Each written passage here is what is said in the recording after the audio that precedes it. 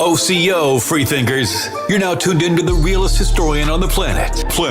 This brother, he is raising some serious questions. He's here to make you think. What I'm trying to do is get our people to understand that we have been lied to all the way around about our history. Can you name any other group of people, no matter their skin complexion, that are being labeled primarily as the name of two continents? Not two countries, two continents. It's up. That is called a misnomer, which is the act of applying a wrong name to some person or thing. The best teacher you wished you had in school. Have your pens and paper handy and get ready to take notes. I want y'all to check out somebody named Dane Calloway. Dane Calloway? Look into Dane Calloway. He has a lot of information about how this whole shit was told in reverse. Okay? Where they say, oh, we came from Africa over here. No, a lot of us was already here. And information that was put together by a man by the name of Dane Calloway, who is also questioning the slave trade. And he's done some remarkable videos on the history of the slave trade in the United States. And he's gone back down the food chain and gone back down the line, and he's realized that a lot of the so-called African Americans in the United States are not African at all. They're actually Native Americans, because the slave trade did not happen the way we were told that it happened. It's Dane Calloway. Go and watch this man's channel, man. This dude is phenomenal. I'm not saying African American because they're not African American. They're the Aboriginals because they were the true Native Americans. Set it on fire. They're the copper color race. Look up Dane Calloway and watch his fucking shows. That man, Dane Calloway on YouTube, oh my God. He is fucking beyond brilliant. The research he does, whoo, he goes way deep into this shit. Relax and take notes. It's Dane Calloway on I'm Just Here to Make You Think Radio.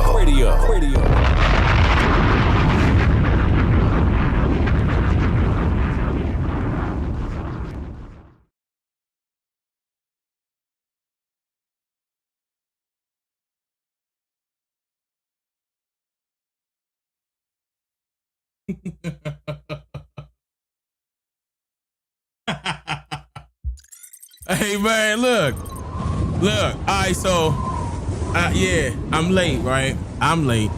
I know. I'm late. But so what? Okay, so what? We here though.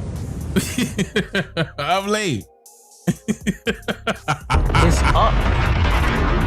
I appreciate y'all coming through, pulling up. It's late night. We got a lot to go over. You know, some of y'all probably gonna fall asleep watching this live stream later on, because I'm probably gonna be live streaming for a little minute.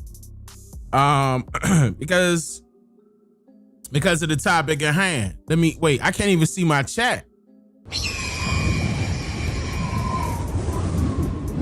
Wait, I don't even have sound. Okay, there we go. Yeah, we live for real. We live for real. Yeah, man. What's going on? Yeah, we don't do no pre-records and act like it's live. This is live, baby. Blue Dreamer, thank you for the super chat. Hold on, let me throw my glasses on. You said it's go time, Slim. Happy birthday to all the Scorpios. Yeah, shout out to all the Scorpios that's out there. Happy B-Day to y'all. Yeah. It's go time, Slim. I can't even find where. Okay, It's go time, Slim.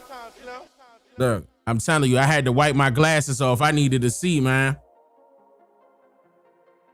How y'all feeling out there? It's late. This topic is on fire. But there's many topics within this live stream I'm going to be going over. But I said to myself, let me just go over the topic at hand right now. Because this is happening right now. I think we should, not wait until the late in the live stream to go do anything about that. Nah, let's start it off with it. You know what I mean? Callie's. Oh, no. What'd that say? Damn, see, I can't even see this. No, Callus King. Thank you for being a member for 41 months in a row. I appreciate that. Set it on fire. He said keep the movement going, Dane. Absolutely. Joseph said, talk. Thank you for the super chat, Joseph. Yeah, don't get me to screaming. Y'all done got me to screaming already in here.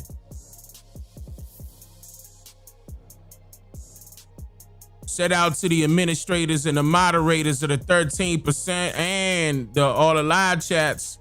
I appreciate y'all. Hold up. Let me cut that music off. Let's if y'all can. Oh, I'm lagging. No, that's me. Hold up, my computer. Hold up, let me let this thing catch up. I got a lot popping off. There you go. Hold up, I got some things running in the background at the same time. So I'm gonna let it catch up with itself. It should be good now. But can we spam the chat up and let them know we in here? Turn up. If you don't mind, spam the chat with a bunch of indigenous emojis to let them know we in here, baby. I mean, whether if it's fires or, feathers, bow and arrows, whatever it is, spam the chat with it. Let me see. Turn up. Keep spamming emojis and flatten the chat. Hey. Don't forget to put your city and state in there. I'm about to shout you out before we get started. We're going to have a nice one tonight. Central Cali in the building. I see you. What's going on, Cali? Yes, it is Niji Takeover Tuesday. It is Tuesday. We do it every Tuesday and every Thursday. Shout out to all the Niji all across America. Yes, all across America. All right, so we got Louisiana in the building, Richmond in the building, Charlotte, North Carolina in the building, North Dakota in the building, Chicago in the building, Memphis, Tennessee in the building, Nashville, Tennessee in the building, Jacksonville, Florida in the building, Vegas in the building, Minnesota in the building. I see you, Texas in the building, Duval is in the building, VA is in the building. What up, Virginia? I see VA in here, heavy. Detroit, Michigan, heavy. I see you. Bridgeport, Connecticut, what up? Richmond, California in the building. Georgia in the building. Gary, Indiana in the building. Boston in the building. Miami in the building at 305. What that say? I think you said South Georgia, Little Rock, Tennessee. If I missed it, put it in there. Atlanta, what's going on? ATL. Tallahassee, Florida in the building. Dallas, Texas checking in. I see you, Dallas. H-Town in the building. I see H-Town in the building. Every time we do that, right? Let me go to it. Do I have it? I think I got it, right? Let me double check. I might have moved it. I think I took it. No, I got it. I got it.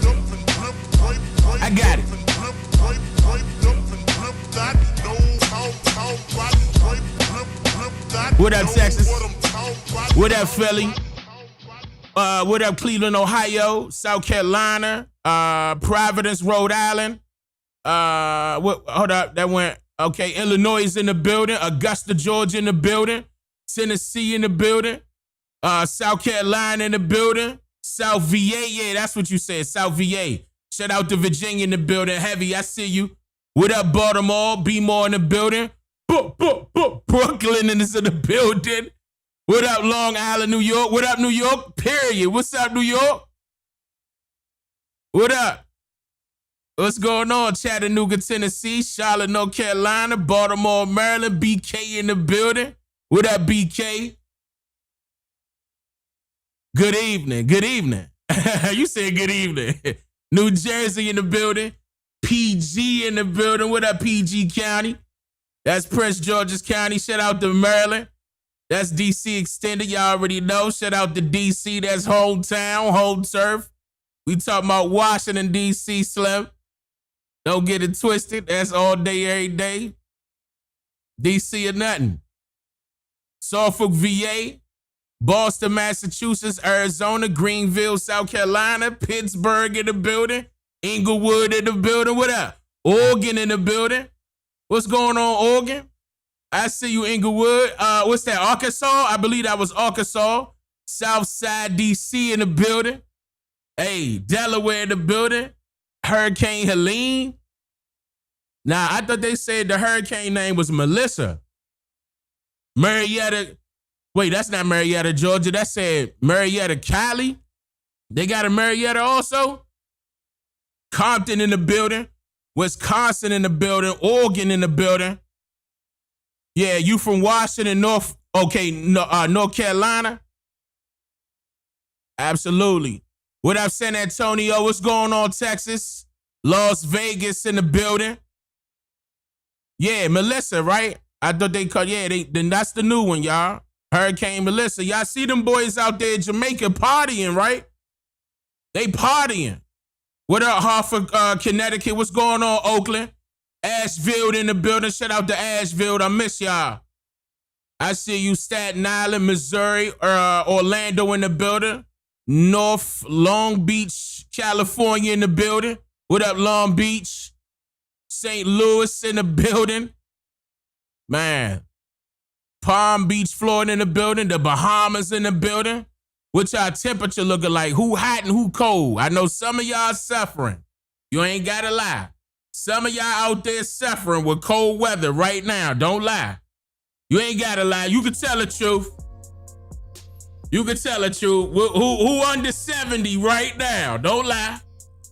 Yeah, it's hot in Texas now. Texas, don't say nothing. Don't say nothing, Texas. Don't say nothing. Who freezing? Huh? Who cold tonight? Hershey, Pennsylvania, what's going on? Columbus, Ohio, cold already?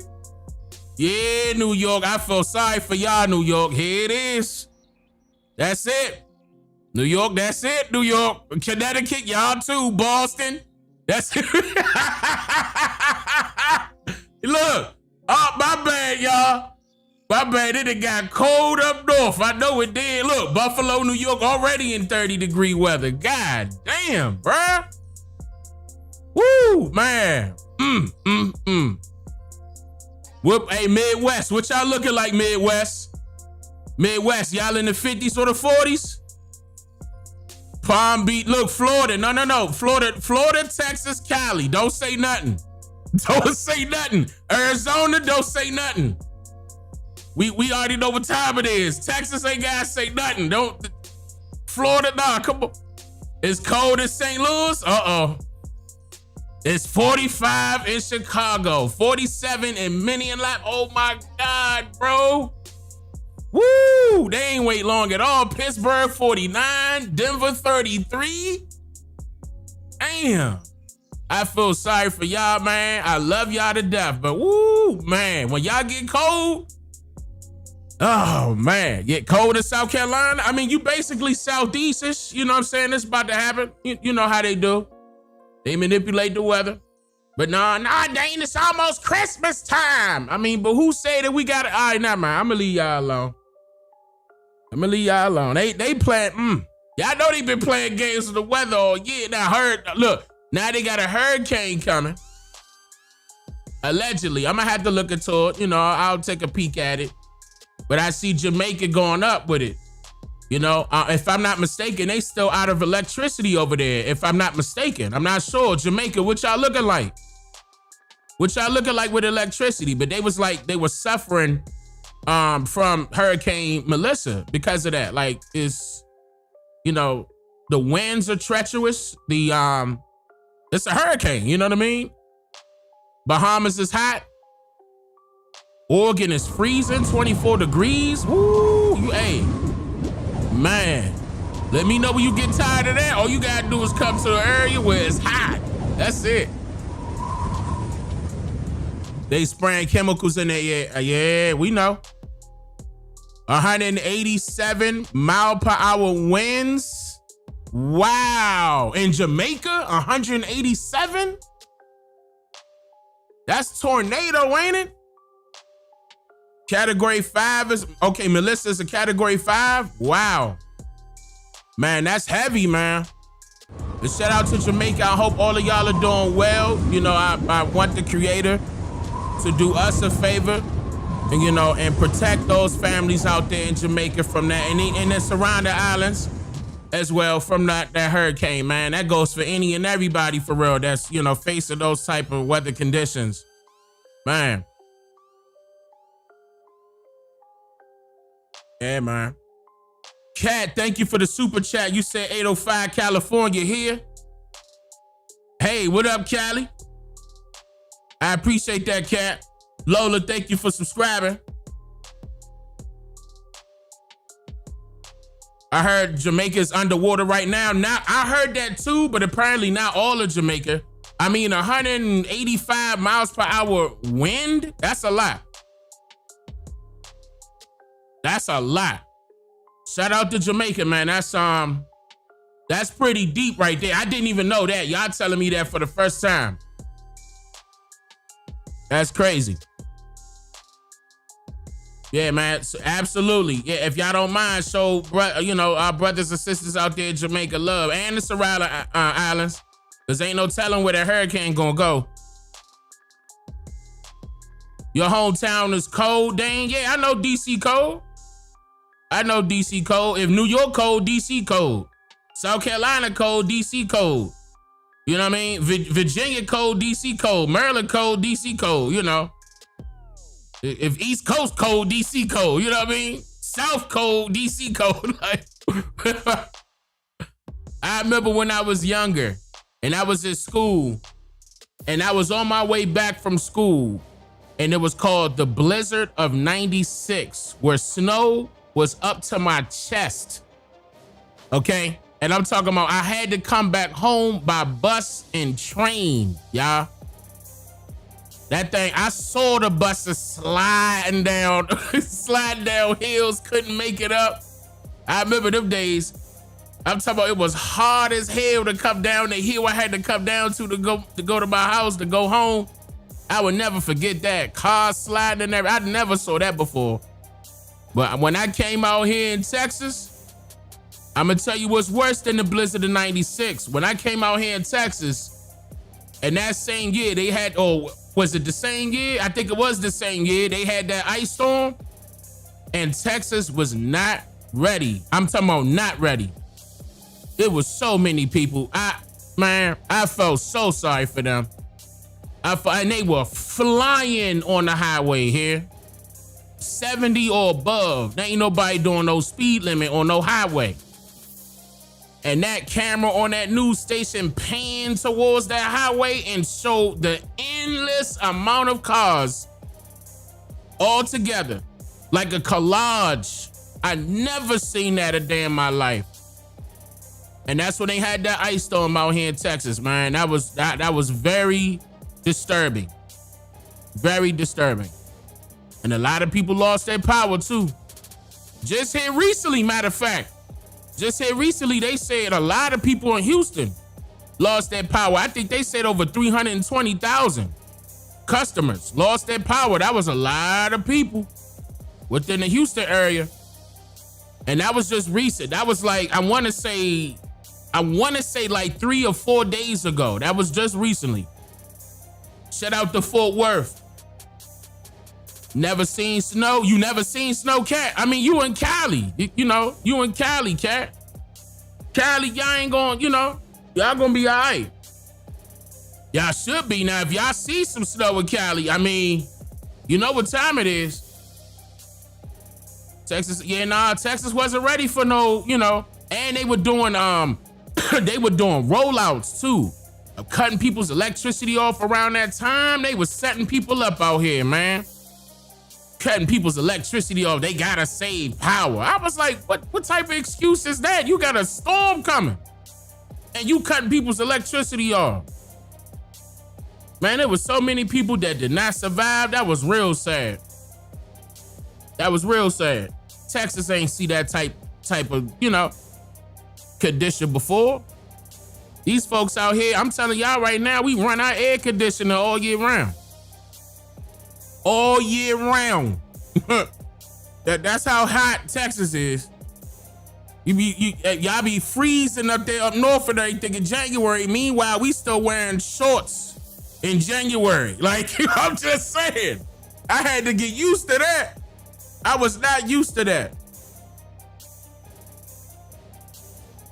Don't Cali get snow in the mountains? Some of them do. Nah, but she Southern California. See them Southern, you know how they spoil you. They Southern California spoil you. They look, Northern California too. They spoil. Cali spoil you. Okay, Cali spoil you. Okay? And I'm gonna be the one to tell you, Cali spoil you. That's all. If anything, what they do get is wildfires for sure. They definitely get wildfires because that's how hot it get, you know, and they can't even water certain, and even if they water certain areas, it's still popping up, you know. They trying to throw water in. That's a whole nother story. You know, people be doing some things for tax purposes or insurance purposes. You in Southern California, it was 90 today. Shh, don't say nothing. You gonna make these people mad. You better stop. It's people over here. Somebody said 26 degrees. You gotta stop. Chill. All right, look. All right, come on. Yeah, they do get earthquakes. Oh, I forgot about that. Yeah, Cali get earthquakes for sure. Yes. Cali definitely get earthquakes for sure.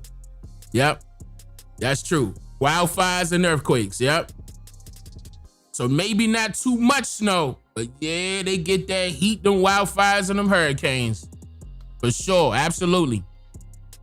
You don't have to rub it in, Dane. Look, I'm not rubbing it in. Like, you know, I'm trying to get them to be quiet about how much. That's why I told Cali, Florida, Arizona, and Texas not to say nothing. Not to say nothing, because everybody was, we up. You know, we was 80, 90. You know, with the wind blowing. Woo, Texas wind was up. That's one thing I love about Texas. When it's hot and the wind blowing. Man, bruh. I never felt that type of weather before. I love that type of weather. When the wind is blowing. Like when you get out here in Texas and the wind ain't blowing, and you ain't never felt that heat before, yeah, that could choke you up a little bit. You gotta get used to that. Like, I had to get used to that. You know, I had to get used to that. That took me a little second. I was not used to that. But when the wind blow, like they got the spring type weather, but it's still hotter than spring right now. With the wind blowing, it feel real good. In 2019, 2020, it snowed in Cali. But we spoiled. No, y'all spoil you. No. Cali spoil you. I don't want to hear that crap. Y'all spoil you. Cali is spoil you. Ain't nobody changing my mind about that. Van, thank you for the super chat. You said Emilio, Texas gets 3-digit heat. Man, Texas, man, listen. Stop. 50 to 60 mile per hour winds. And ice and snow, bro. Yeah, I mean, now I'm not trying to say that Texas don't get snow at all, but they were not ready for that ice, bro. That ice storm, when I first moved to Texas, that hit them, bro. That hit them real bad. Maybe not in a really Emilio or that Texas. They not a part of it.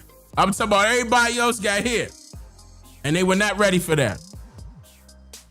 That was sad, though. It really was. Yeah, Cali is spoiled. I'm from San Diego and miss it. Yeah, Cali spoiled. That's why they be tearing y'all tail up in Texas. Tearing y'all tail up. You hear me? I'm Aurelio. Right? I said that. If I said it wrong, y'all get on me in the comments. It's okay. It's late night. I can mess up. I can tear your name up. 98 blizzard. I'm Colorado, 8 feet of snow. Stuck in the house for 4 days. Yeah, the blizzard of 96 had us. We were stationary for about a week. It took a while. It took a long time for all that to melt down.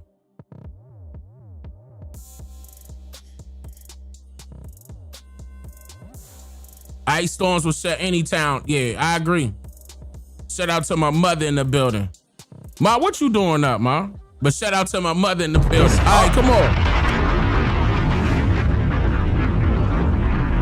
The 2 L's make a Y sound, Dane? Oh, for real? Okay. Okay. Yeah, I never even heard of that part of Texas. I'm gonna tell you that right now. This is my first time seeing it. I would love to go visit. I'm pretty sure it's decent. I don't even know where it is. I'm gonna be honest with you. Texas is major, like big. It's huge. Look, I went to an area by mistake trying to get away from a tornado. Did we go east? I forgot which way we went, but it was 4 hours away. And then we went into a town that looked like the Wild Wild West. It was literally looking like a Wild West movie. One street, and it was called Main Street, and that was it. I'm talking about small knit town. We thought we ran into a movie set. I would never forget that. That thing was hilarious. But at the same time, it was nothing but white folk. And it was nothing but mounds and mountains all over the place. I never forget it. But yeah, that's when they was talking like a tornado was coming. You know, me and Tanisha looked at each other like, we out of here. I appreciate that y'all showing love to y'all say Mama Calloway. Yeah, that's mine right there. Yeah, I definitely said, to say, I wouldn't consider it prayers. Send your positive affirmations to those who are in Jamaica for sure and the surrounding islands. Absolutely. My mom watches you too, bro. I appreciate that. I mean, it's a lot of people's mothers and fathers that watch. I appreciate that. I get that a lot. And then they pass it down to their children. It was people's children that were watching me when they were 13, 14. And I ain't trying to tell my age or nothing, but now they 20s and they up there. And I appreciate that because they learn. I appreciate that. You said what now? You going against donate? I don't know who that is. Who was donate? What you talking about there?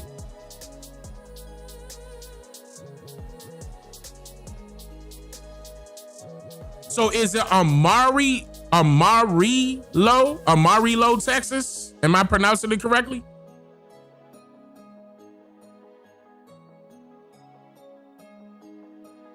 That's it? Jermaine, thank you. Every day I look forward to you, Dane. I appreciate you, sister. Thank you. I appreciate that, Joseph. Joseph said the Mexicans got Cali taxes sky high. Man, I wouldn't put that on the Mexicans.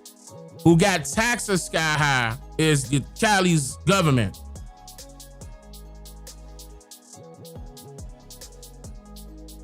Look at how everybody trying to have me. Look at chat.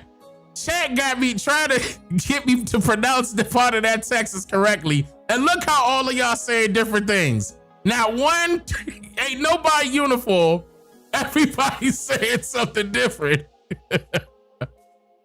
Everybody. I should have screenshotted that. Everybody commented something different. That was funny. Oh, it was a short A in pronunciation? Okay. I'm not trying it again. I'm not doing that because somebody could be clipping me right now. Look at how many times he got this name wrong. Hey, man. I'm sure it is pronounced one way, but everybody got their own way of trying to,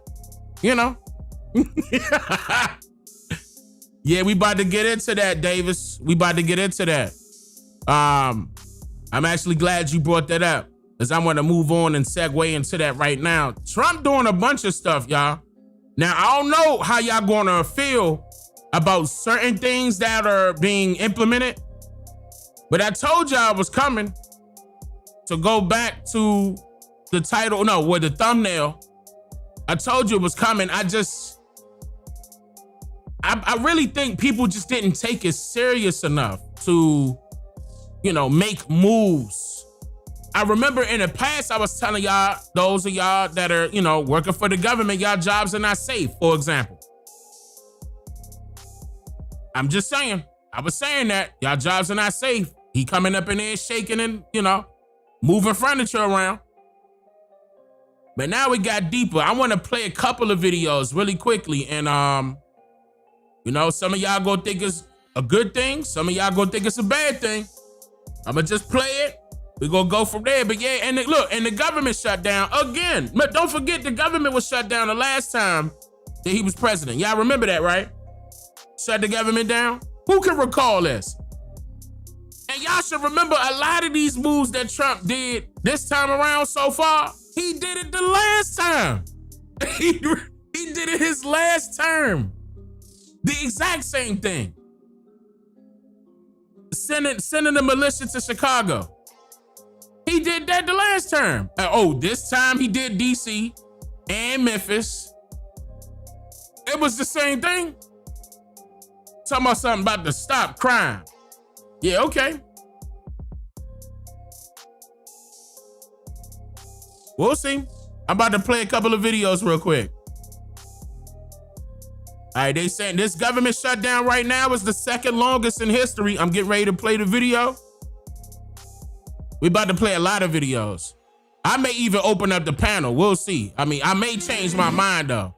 It depends, because if y'all coming up on this panel with your breath stinking, all right, here we go. Here we go. Welcome to the Daily Report on Wednesday, October 22nd. I'm Lindsay Reiser, live from the CBS Broadcast Center in New York. Pressure campaign. The U.S. announces new sanctions on Russia amid a push to end the war in Ukraine, plus another deadly strike. The U.S. military hits an alleged drug boat, this time in the Pacific. And the White House's entire East Wing is now set to be demolished by this weekend. What we know. The White House's entire East Wing is set to be demolished by the weekend. Yeah, I want y'all to, because see, look. Okay, I'm not playing these videos for the obvious reasons. I'm playing these videos so y'all can hear how fast they skipping over things that are very important. When I say he moving furniture around, significant expansion plans. And OpenAI enters the chat, how it's trying to compete with the likes of Google Chrome with its own web browser. Russia launched a fresh wave of strikes on Ukraine overnight. Ukrainian President Volodymyr Zelensky says at least 6 people were killed, including 2 children. Moscow's latest attack comes as plans for a meeting between President Trump and Russian leader Vladimir Putin appear to have been shelved, at least for now. 12-point peace plan. It's crafted by Europe and Ukraine. It calls for an immediate ceasefire based on current battle lines. I have total confidence in President Trump, and he is the only one who can get this done. Defense Department confirms the U.S. has struck another alleged drug smuggling vessel, this time in the Pacific Ocean off the coast of Colombia. 2 people were aboard that vessel. 2 of them were killed. 34 people so far have been killed in this armed conflict. House Democrats heard from Americans impacted by the government shutdown, now entering its 4th week. Bro. Our job is to... Hold on, get to the report. Okay, web here we browser. Go. We begin with President Trump and the head of NATO discussing what's next for Ukraine. CBS News White House reporter Aaron Navarro joins us now. Aaron, what's inside this peace plan? The expectation was a 12-point peace plan from NATO Secretary General Mark Rutte, or at least presented by him, with input from Europe and Ukraine that included terms on the prisoner exchange, the return of deported children, and security guarantees for Ukraine, though it became evident during that Oval Office meeting that they just want to reach an end to the war, at least get a ceasefire done. You saw the NATO Secretary General agree with President Trump that they should have a ceasefire based on where the battle lines currently are. That's been something that Ukrainian President Zelensky has said is a good compromise. What you heard from President Trump is an acknowledgement that the talks, at least with the U.S. and Russia, don't really seem to be going anywhere. He said he canceled that anticipated meeting with Russian President Putin potentially as soon as this week in Budapest. It didn't feel like we were going to get to the place we have to get, so I canceled it, but we'll do it in the future. And said at one point that every time he speaks to Putin, they have good conversations, but they don't get anywhere. We did see the administration and the White House and the Treasury Department did take action against Russia today with some pretty significant sanctions. The Treasury Department has also announced new sanctions against Russia. Who's being targeted? They are targeting 2 of Russia's major oil companies, the Rosneft and Lukoil oil companies, as well as their subsidies, with direct sanctions. In the past, the administration has floated secondary sanctions on countries that buy oil and gas from Russia. This time it is applied directly to those Russian oil companies in the goal of trying to make sure that they don't have the revenue. And what's going to happen when he doesn't funding the war that they're waging with Ukraine? That has been something that Treasury Secretary Scott Bessent said, while also noting this is the largest sanctions package the U.S. has ever had on the Russian Federation. You don't got to listen to that. Thank you. Later this hour, we'll take a closer look at where the fighting in Ukraine stands today and what it could take to bring back go to the government shutdown table. The Defense Department says the U.S. struck another alleged drug smuggling vessel yesterday, this time off the coast of Colombia. Secretary Pete Hegseth said 2 people on board were killed, labeling them terrorists. This is the 8th known U.S. attack on an alleged drug boat since early September. The other 7 strikes targeted vessels in the Caribbean. At least 34 people total have been killed in these operations. The White House says these attacks are meant to combat drug smuggling. It is day 22 of the government shutdown. That's 22 days of uncertainty for federal workers who don't know when they'll get their next paycheck. The path to reopening the government remains unclear. CBS News congressional correspondent Nicole Killian joins us now from Capitol Hill. Nicole, what's the state of play in Congress as this shutdown drags on? Yeah, well, this is now the second longest shutdown in history, eclipsing the one that occurred during the Clinton administration back in 1995. And we did see the Senate try yet again to vote on government funding. They took a procedural vote, but that failed yet again, pretty much with the same dynamics. Only 3 senators, 2 Democratic senators, 1 independent, who voted in favor of this House-passed continuing resolution, joining Republicans. But nonetheless, it doesn't do anything at this juncture to help reopen the government. And it actually took the Senate some time to even have that vote, and that is in part because Oregon Senator Jeff Merkley filibustered on the floor. He delivered this marathon speech, speaking for over 22 hours, eclipsing the record of the late Oregon Senator Wayne Morse. So the senator just got off the floor a short time ago and talked to reporters about how he did it. Take a listen. I mean, long-winded can't even be. My last sip of anything, well, I might have had a micro sip, was breakfast on Monday morning on the plane. That was my last food, too. And I wasn't really sure that was going to work out. And I was like, I hope I'm not fasting for no reason. So Merkley's record falls just short of Cory Booker, who, of course, earlier this year held the floor for over 25 hours. But the senator there explaining that he took a similar strategy to Cory Booker in terms of trying to dehydrate himself, not eating or drinking before holding the floor for nearly a day. But more significantly, part of this was a protest on his part against the Trump administration policies. Some Republicans criticized him for doing this, though, at a time where the government still remains shut down. Nicole Killian, thank you. President Trump has confirmed the entire east wing of the White House will be demolished. A significant expansion. Okay, I'm gonna play this real quick. I'm gonna play this and I'm gonna move on to the other part. 2 senior administration officials tell CBS News there were always plans to modernize the east wing to enhance security and technology. But they added during the planning process that apparently became clear the entire site had to go to create space for a new ballroom. CBS News senior White House correspondent Weijia Jiang spoke to Brian Green, a former commissioner for the National Capital Planning Commission, about how a demolition like this typically plays out. It's hard to see something that's such an important part of American history. You know, I mean, this was built during 1942, built during World War II, built during, you know, one of the most challenging moments of the war. 1942 is not that far ago. Do the needs of a new ballroom outweigh the historic significance of the 1942 edition? CBS News has also learned the White House will introduce an updated tour route for visitors amid the construction on the East Wing. The demolition is expected to be finished by this weekend.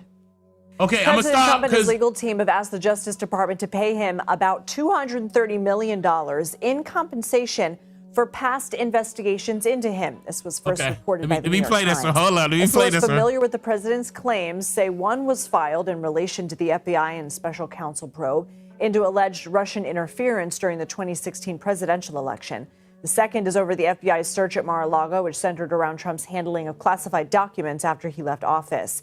The president argues his rights were infringed upon during these investigations. President Trump said yesterday he would give the money to charity. Okay. Vice President Stop. All right, hold up. Stop. Because I'm going to come back to this video. Some of that stuff had nothing to do with the government shutdown, but some of it does correlate. Like, I even went over a different video showing you the Director of National Security exposing that they were investigating previous administrations that were spying on Trump and, you know, and sending some things over to Russia. And they started name dropping, and Obama was one of them. Now, the news, remember, I played that for y'all, right? And the news people were saying that, you know, they may get him for treason. Y'all remember that?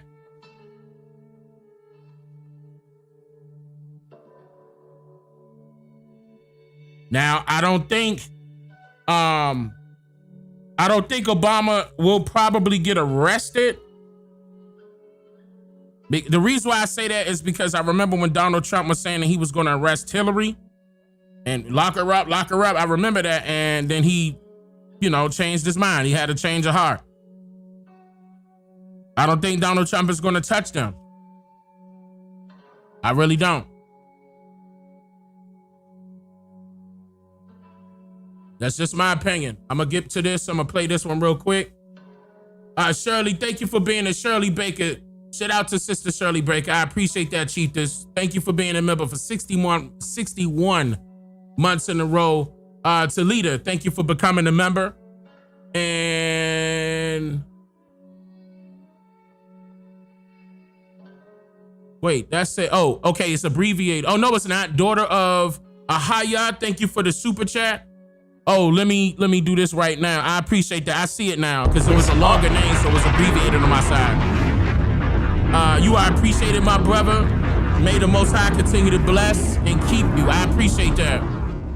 So I'm going to get into some things that happened with the Trump. Okay, I'm not trying to say that the government shutdown had anything to do with this, but there's a few things that happened.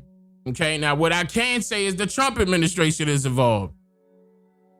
Y'all heard about the fact that there was a new law that passed. Let me start with this one. A new law passed that made it illegal for someone to be homeless. I'm gonna play the clip real quick. Well, here we go. Okay, so in the U.S. currently, folks, there are approximately 771,000 people who are considered as homeless. Either they consider themselves as homeless, or the state has put them into a bracket which says they do not have permanent housing. Today, Donald Trump signed an executive order that makes homelessness illegal in the United States. And those 771,000 people I just mentioned have just become criminals. Folks, the source for this is ABC News. I guess where's every day. He said ABC News. Let me verify that.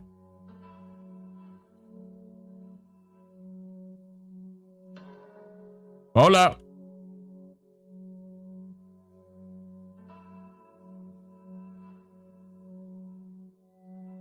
I'm a look for it live.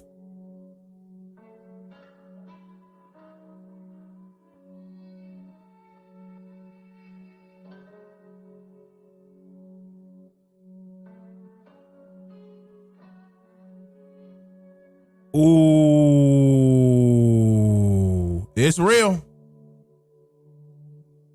Everybody covering it. CNN, USA Today, Southern Poverty Law Center, NPR, National Homelessness Law Center, Fox News, CBS, AP News. This is real. This is real. So, and shout out to Papa Duck. Let me play a little bit of Papa Duck. What up, Duck? Duck? Back with another video, man. Make sure y'all like, comment, and subscribe. Go to ubuntuapparel.com. That's how y'all can help me with this journey, man. And to my monthly subscribers with subscriptions, thank y'all so much, man. I really appreciate it. Basically, man, if you paid attention to the video I just showed you, they're forcing people to be slaves, basically. So if you didn't want to work, you didn't want to buy a house, a car, you didn't want those responsibilities, you just say, hey, I ain't into that.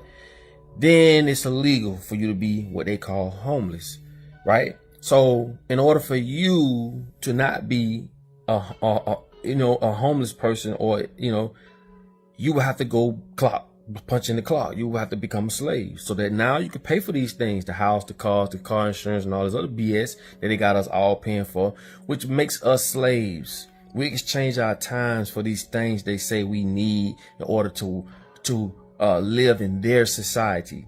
So you got to go to work if you want to pay that phone bill. You got to go to work if you want to drive that car. You got to go to work, which keeps us as slaves. Remember, money is fake. Slavery is just cheap labor. Let's keep this in context, okay? Yep. So by you being homeless, which most people think people become homeless because of drugs and child abuse and all that. A lot of times people become homeless, mainly more men become homeless because of divorces. Man. You go look this up yourself. when a man go through a divorce and he lose everything, a lot of time they just give up. So, oh my God, bro. Thank God. I'm going to tell y'all right now, thank God that I have my children, that I'm in a way better position, because I see a lot of men are suffering right now. And, you know, if y'all don't know, I already broke the news. I'm not getting into that again. I'm not doing that, but I'm going through a divorce. Okay. And it's not a game. It is not a game. When I tell y'all that this is a trend for some odd reason, I mean that. I don't know where this came from. Now, all of a sudden, couples that you thought would never separate are separating. And both sides are suffering, the men and the women. This was not supposed to happen, but it's happening. What I'm telling you is this. It's crazy for these people to just have the audacity to say that, you know, you're going to go to jail if you sleep here, or if you do this, if you do that. And we look at people like that in society and look down on these people, not knowing their situation. You got to remember, drugs are put here by these same people that's writing these fucked up laws. That's right. So the ones who have gave up because of drugs, it didn't come from them. It didn't come from me. It didn't come from you. Think about the rat trap we in. All this shit is one big trap, bro. It's a setup. That's Name absolutely one person correct. you know, like I always say, that could take a coca plant and make coke. Hey, shout out to my brother Duck. That's absolutely correct. Bro. This is a trap. And we're talking about traps by men, not God, not no deity. We're talking about men. And the crazy part is this, I always told y'all, right? I would call them cowards. The reason it's illegal to feed the homeless is because you're aiding them, which stops them from going to commit crimes. And when no one is committing crime, guess what? They're losing money. Yep. They're losing money. I told y'all in Arizona what happened. They signed the deal when the prison came up. They signed the deal that this prison will be occupied 97% of the time. And when it fell below, they fined the state. Excuse me.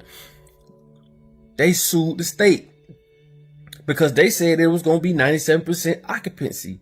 But when it fell below that, they sued them. That's crazy. How can you sue a motherfucker for people not going to jail? So when you go give them food and toiletries and all this stuff, you're stopping them from committing crime. And guess what? Someone is not making money. This is a trap, bro. It is. I've done Private 1,000 industry. videos on stuff, and it be simple stuff. I could talk about more complex stuff, but who gives a fuck about all the people in the White House? Hold up. Y'all want Papa Duck on the channel? Let me know right now. If y'all want Papa Duck on this channel right now, let me know. It's long overdue. We should have been collabed. But that's my brother. You know what I'm saying? Like, he been doing this thing. We show each other love. We show each other support. So what y'all think? I'm talking about alive. You know what I'm saying? Man to man, face to face, camera on, And we talking about, y'all want that? Okay. All right, Papa Doug, you see the chat, right? You see the chat, right? Yeah, if y'all don't know about the fact that I'm divorcing, you know, going through a divorce, go to my community tab and read the message that I left. It's still up there. I'm not getting into that tonight. We're going to stay on a positive note, even though we still talking about the negativity that's happening. But, you know, I got to keep that level head with it. You know, I'm a Libra. Everything got to be balanced. When I feel uneven, it's going to look like that. It's going to seem like that. And it will probably be like that if I keep my mind on it. So I ain't trying to dwell on, you know, spilled milk. I'm just pouring another glass. You know what I'm saying? We going to keep it pushing. When we know the whole organization is full of bullshit. You feel what I'm saying? Like, you have to understand, dog, like, the world we live in and the people that's governing the world we live in are soulless people. These people will sit there and watch you hump your mama just to try and create another you. They've done it. That's where the word motherfucker comes from. They should put bags over slaves' heads. Back then, they bred them like dogs. You understand me? So with muzzles on. That's right. When you go and they put a bag over your head and you have sex with your mama, they trying to create another you. Remember, back then, the bigger the slave, the more they can sell them for. That's where the word motherfucker come from. Sad but true. It's just like breeding dogs. You want to keep that bloodline nice and strong, so that's what they used to do. I'm talking about these are soulless people. These people don't have no soul. You're talking about cutting people nuts off. Where do you think the word picnic come from? They pick a nigga and they sit down and have lunch while they watch you hang. That's where picnics come from. And they still sell picnic cloths that go on the ground on Amazon right now today. What I'm trying to explain to y'all is this, bro. Black folks, we got it the worst. All folks got it bad. And the ones at the top are the ones we should be after, not each other. Yep, I agree. Think about what I'm telling you. I agree. They keep us fighting each other. They keep us discouraged, entertained, while they continue to do what they're doing. You got to think, man, how you think this shit gonna look in another 100 years? How you think your children's children gonna survive in this shit? These people give money to other countries, our money. Yep. And we can't even come together long enough to stop it. Why do we pay taxes? If we all stop paying, what the fuck they gonna do? See, they don't control. Hold on, bro. Hold on.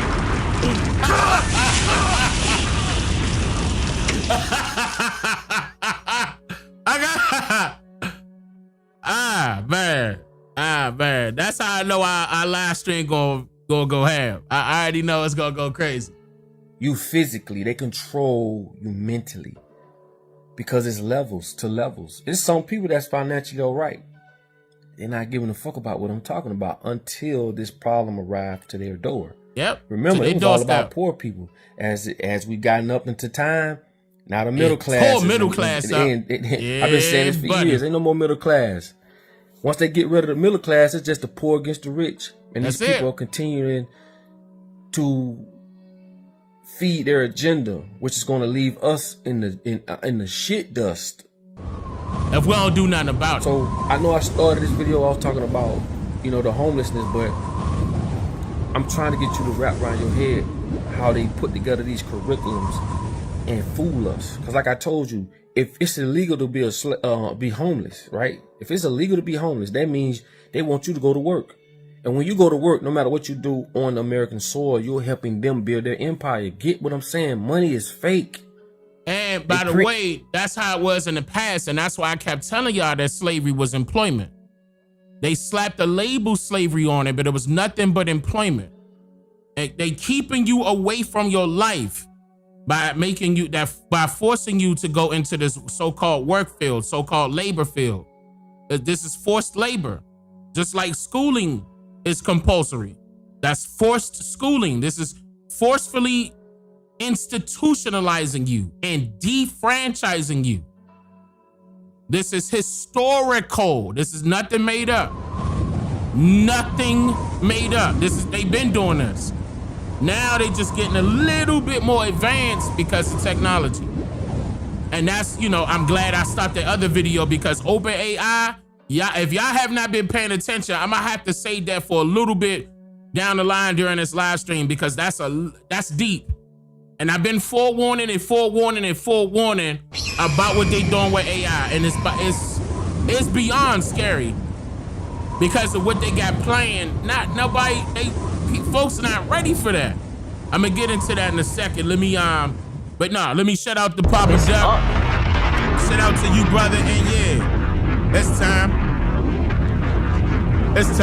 Let's make it happen. The Blackfoot Indian, thank you for the super chat. You said I need your help, Slim. All right, Slim, well, talk to me. Get us out of the 13% community server. Exclamation point 13, please, so they can click that link. Pay attention to the chat. The link is going to pop up. It's going to say 13%. It's going to say discord.gg/13%. Get in there. Do what you got to do to get up in there for security reasons. You're going to understand what I'm saying when you get in there. Do the security portion. Get up in there and then, DM me. DM me in there. Faith is all we need. What's going on? You said all these celebrities are invested in private prisons. Yes. Yeah. Not all of them, but the majority of them. Yeah, they got that. Because they have no choice. It's a part of their contract. Some parts of their contract are stating that they got to date outside of their race in order to keep it up.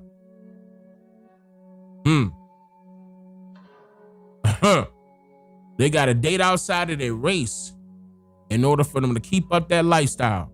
It's in their contract. Going back to what Papa Duck was just talking about, dealing with slavery. That's slavery right there. That's a part of slavery right there. All right. Let me move on to this other one. Now, this one right here, same topic, but it was the Breakfast Club. Now, it's been 28 days. Now, remember, I played that video where they said it was 22. It's been 28 now. So let me play this real quick. It's an all-new episode of 106 in Sport. Hold on. Let me come up. The Dodgers won 6-5. It was not do that. You definitely can't do that. Like, if you can take a break and go watch a movie, I didn't know you had. Now, the American Federation of Government Employees, that's the union that represents more than 820,000 federal workers, say it's time to pass a short-term funding bill and get people back to work. Now, the union... Keep in mind, that's what they're attacking the most. They're attacking the government workers. And what I mean by it's the Trump administration, downsizing. Y'all, this is nothing brand new. He already said what he was going to do. This was well known. We knew about this before he became president. This was a part of his agenda. Downsizing. Y'all saw the task force that he put out there. It wasn't called a task force. It was called Doge. Doge came in there and started swinging. Y'all saw that already, right? But now everybody want to panic. They want to force y'all to, make it seem like it's about to affect y'all because the government is shut down. No, what affects the people is something that the government will be doing directly, against the people. Now, when it comes to his federal workers, he got the option to get rid of people, just like businesses does. Like if they want to downsize, save money, budget properly for the next years to come, they will get rid of certain things that's costing them money. Because you got to think about it. Not only are you an employee of that company and they got to pay you, they got to pay the insurance of keeping you. They got to pay the insurance of keeping you around. So when you hear that a certain amount of people losing their jobs, they should have known better. There's no ifs, ands, or buts about it. You were forewarned a long time ago. Why are you sticking around? And I'm not trying to say that, I'm knocking them or anything like that. I'm not saying that, but you should have known. You should have been prepared. You had enough time to prepare yourself for the worst. For the worst. You should have known that. He told you what areas he was going to hit. All that. He said it. I seen it. I got the videos. I seen it. He put it on blast. So yes, those of y'all that lost your government job and y'all thought y'all was doing something because you had that good paying government job. I told y'all that you shouldn't be trusting the government. I've been saying that. But that's crazy. He wiping it, shortening it up because they not going to need y'all. You got to look into that. The majority of those jobs are getting filled up by AI. Y'all keep forgetting that. They replacing human laborers with AI. That's why they trying to hurry up and make AI way more advanced. What y'all think AI is for? Oh, for your benefit? You thought AI was for your benefit. You really thought that AI was, designed to be for your convenience. No, it's not. Why you think OpenAI, the creator of ChatGPT, signed a government contract with the government, not nobody else? The government, they took that government contract. Why? Because the government has the money, has the funding, when it comes to things that they need, okay? They need control. They need power. They need people's attention. They need to control the narrative as well. Because so that control thing gets a little bit deeper. Not only do they want to control the people, they want to control the narrative that controls the people. And AI makes it simple. AI simplifies everything for them. They'll be able to narrow it down based off of whatever they made the algorithm learn. And yep, they got a very good. I went live when they got that contract with the government, Department of Defense. They're using it against you, people. You gotta understand. And now ChatGPT about to come out with a browser, just like how Google is. I told y'all that ChatGPT is the new Google. I told y'all. ChatGPT is the new Google. Sooner or later, that thing about to have cell phones and headsets. Watch. We about to have, look, watch how they try to merge. The government got control over TikTok now. If y'all don't know that already. The government has control over TikTok now. Watch how they change that algorithm. Watch. Look closely at TikTok's algorithm. Watch how it's going to get changed. Anything that they want you to see is going to be in the forefront. No ifs, ands, or buts about it. The old days of TikTok long gone. It's been infiltrated now. The things that you want to see, you got to go look for. You know how many subscribers I got? And people still to this very day have to type my name in to look for me? You think that was done by coincidence? What?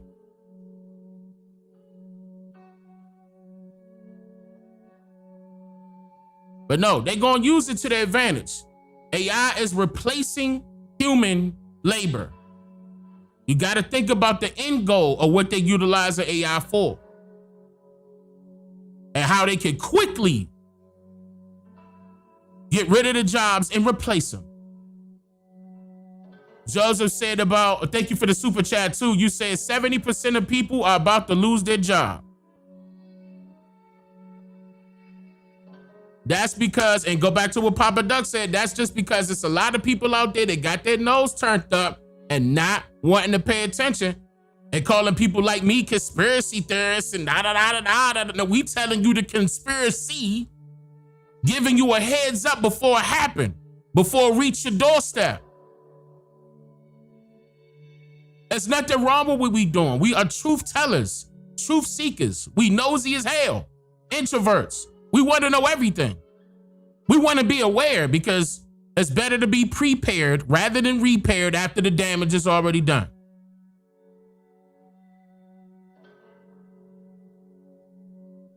We got a plan for these type of things. How you going to unify and you ain't unified mentally, individually? So, President says both parties have made their point, but federal workers should not be the ones paying the price. Now, federal employees, they missed their first full paycheck last week, and many are now lining up at food banks to feed their families. And the union is calling that situation. Now, some of y'all gonna say that some of them not gonna have a choice, Dane. Some of them did not have a choice. They couldn't get another job, and I agree with you.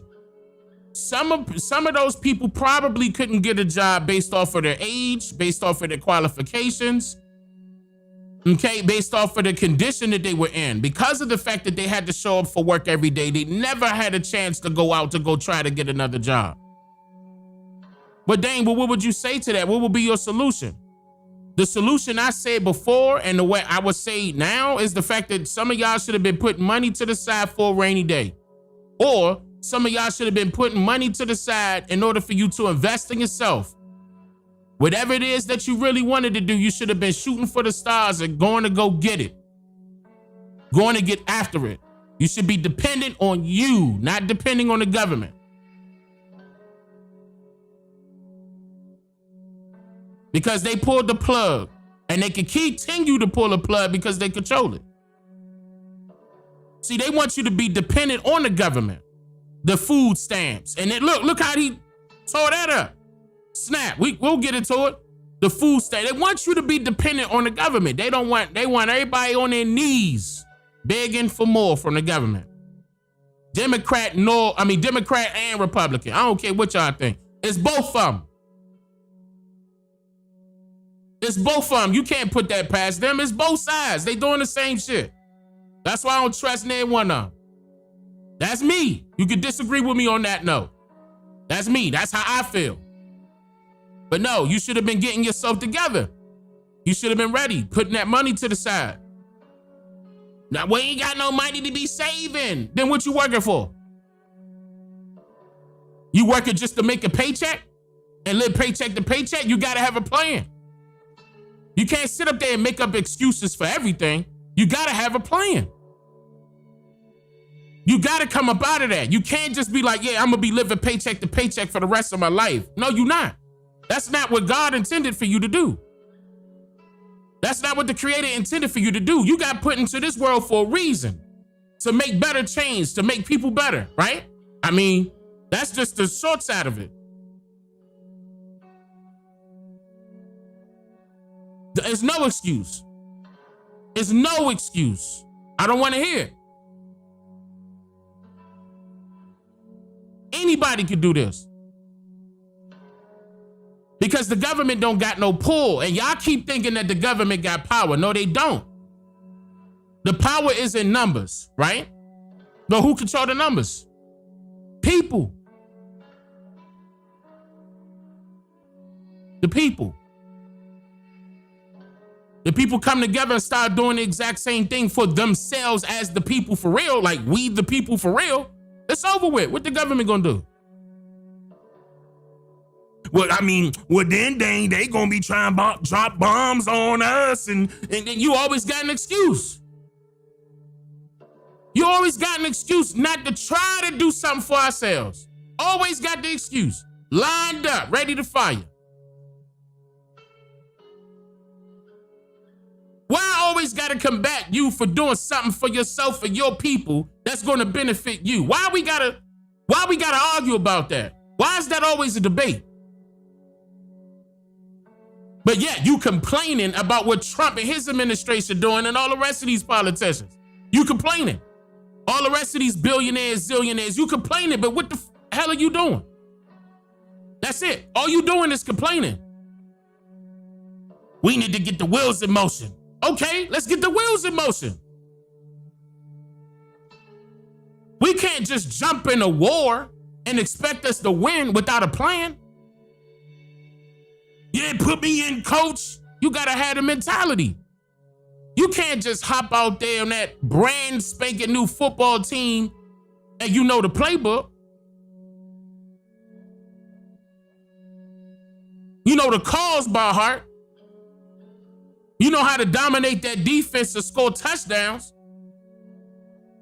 That don't work. It don't work like that. It don't work like that for anybody. That even a job trains you to do the job, regardless if you applied or not. Regardless if you had previous experience, they still training you, right? You got to learn their way, right? All the way down to the card that you got, the entry card that you got to use to get in the building. Tell me I'm lying. Just the simple things, but all of it count. All of it count. Is it a big deal that this government is shut down? Yeah. Yes, it is a major deal. Is it going to affect people? Yes, it is. But just like the tariffs affect people, and y'all was hard-headed enough, didn't want to listen to me, and I told you that in turn is going to raise the prices up. And what the hell happened? I know, I'm talking about we eat out and we eat in. Do you know the price of eating out and eating in are the same nowadays? It don't matter.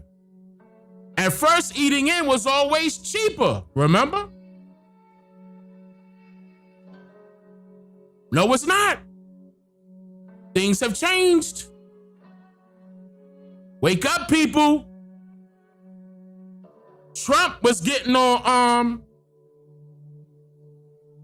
what's that girl's name, y'all? Kamala, for being vice president and allowing, about to call him Bill Clinton, and about to allow Biden's administration to raise all the prices up.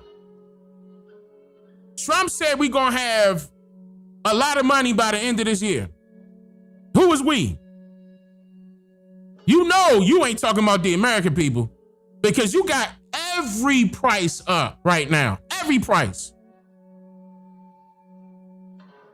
And then you talking about putting sanctions on people on their oil. You know what you going to do. You know the backfire. Listen, y'all, that's a domino effect. Every time you hear the word sanction, think tax. And every time you hear the word tax, just know it's hitting you. Y'all talking about something, what they do with your tax dollars. You ain't investigate that. You just assuming. Now the tax dollars go to the fire department, Dane. The tax dollars go to the roads and the government doesn't know the hell it don't.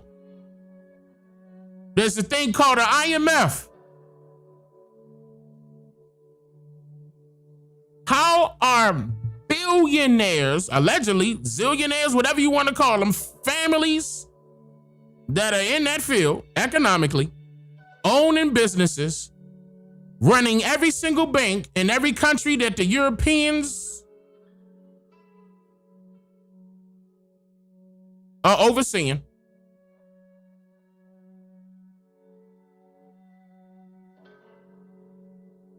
They're going to tell you that a piece of paper is a value, slap a value on it, keep reprinting it. Listen to how they did that. And you trust in the same government with these same people, and you think something gonna change because one person became president. It ain't like the Trump administration is a group of people that think and act and walk and move just like Trump. Trump got advisors.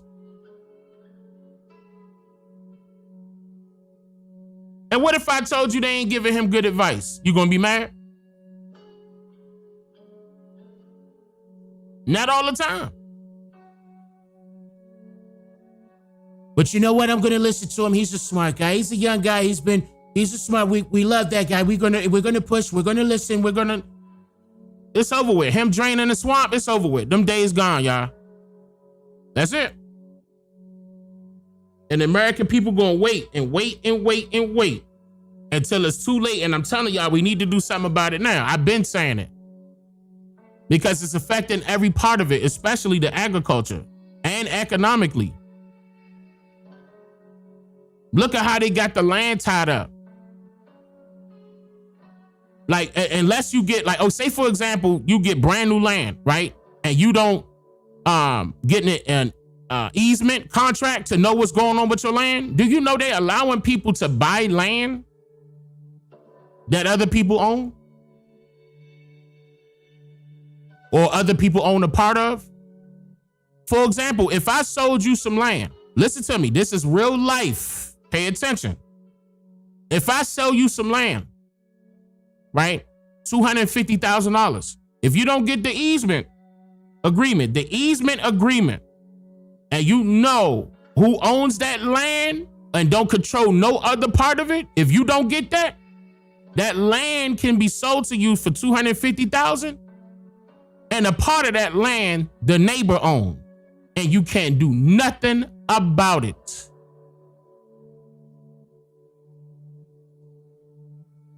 After I done told you the lot number, you signed the deed and it's too late. You can't do nothing about it. This is legal.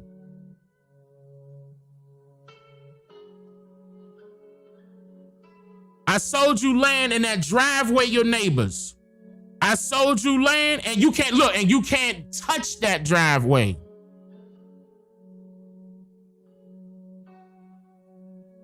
And you own the land. That means you don't own it. This whole system is fraudulent. We got to get rid of it. It got to be revamped. I can't wait till y'all start buying land to understand where I'm coming from. I know that flew over a lot of people's heads. They don't know about the easement agreements. I know that flew over a lot of people's heads. When you start getting there, because we got work to do. We got work to do. This is a big deal, and it's beyond Trump. It really is. Okay? Because y'all keep thinking, y'all thought that Trump was untouchable. Man, they got him. He can't do nothing. He can't. He really can't. He can't do nothing. He could try.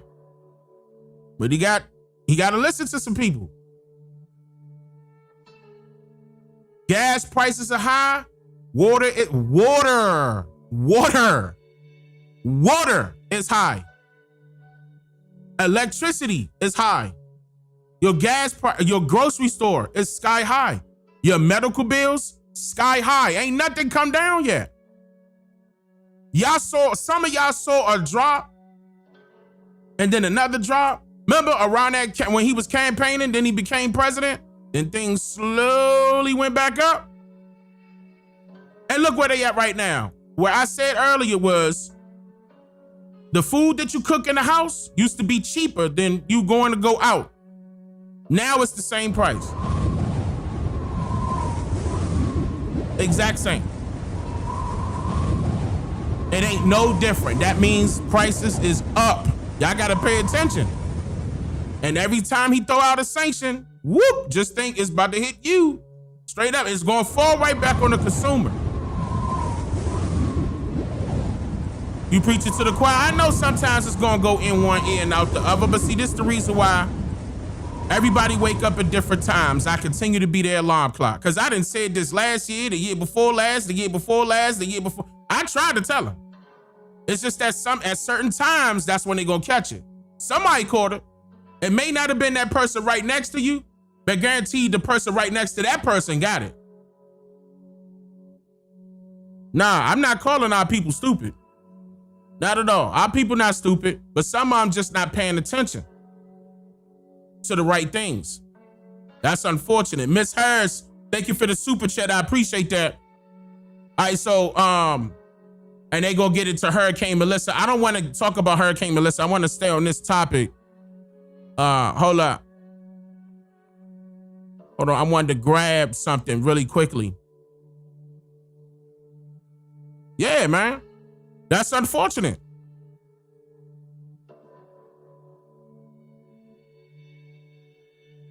We need to separate.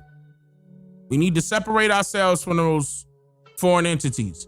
Oh yeah, which reminds me, let me play this elder real quick, talking to the youngins in the street. Listen to what he said real quick. Running with everybody who don't want to move, you gonna stay right where they stuck. I ain't saying you better than nobody, but you can't grow keeping the same company. Listen to me. Sometimes elevation requires separation. You hear me? Yeah. That don't mean you don't love it. It mean you love yourself enough to step higher. You want to. Woo! One more time, elder. Running with everybody who don't want to move, you gonna stay right where they stuck. I ain't saying you better than nobody, but you can't grow keeping the same company. Listen to me. Sometimes elevation requires separation. You hear me? Yeah. That don't mean you don't love it. It mean you love yourself enough to step higher. You want to. Woo! All right, one more time. This up. One more time. Keep running with everybody who don't want to move, you gonna stay right where they stuck. I ain't saying you better than nobody, but you can't grow keeping the same company. Listen to me. Sometimes elevation requires separation. You hear me? Yeah. That don't mean you don't love it. It mean you love yourself enough to step higher. You want to. Man. You know what he talking about now. Elevation requires separation. Go back to that. Yeah, I mean, as soon as we desegregated, we realized that we had a problem. Elevation requires separation. That go for a lot of things too. Sometimes you just got to be to yourself in order to elevate. Shut everybody else down. Sometimes you got to be to yourself in order to elevate yourself.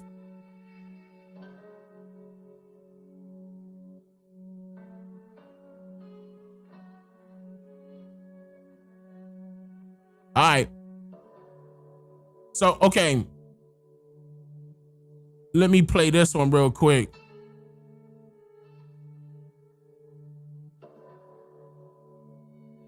Nah, that's that Candace Owens one. I want, hold on, before I play that, it was one I wanted to play before that. Hold on, I'm looking for it real quick. Because, okay, here you go, I found it.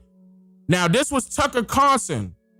I'm not trying to say anything. Let me just play it. Nobody can explain to me who Satoshi was, the creator of Bitcoin, this mysterious guy who apparently died, but nobody knows who he was. You know, I grew up in DC primarily in a government family, so CIA. That's my guess. Can't prove it, but like, you're telling me to invest in something whose founder is like mysterious and has billions of dollars of unused Bitcoin. Like, what is that? And no one can answer the question, including some of the biggest holders of Bitcoin in the world. Do I know personally? They're like, oh, it doesn't matter. It matters to me, right? What y'all think about that? Tucker Carlson is alluding to the fact that he believes that Bitcoin is the CIA.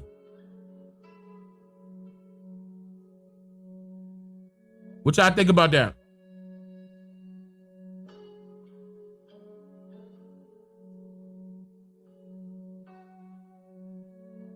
Does he have a point? Type 13 if he got a point. He believes that.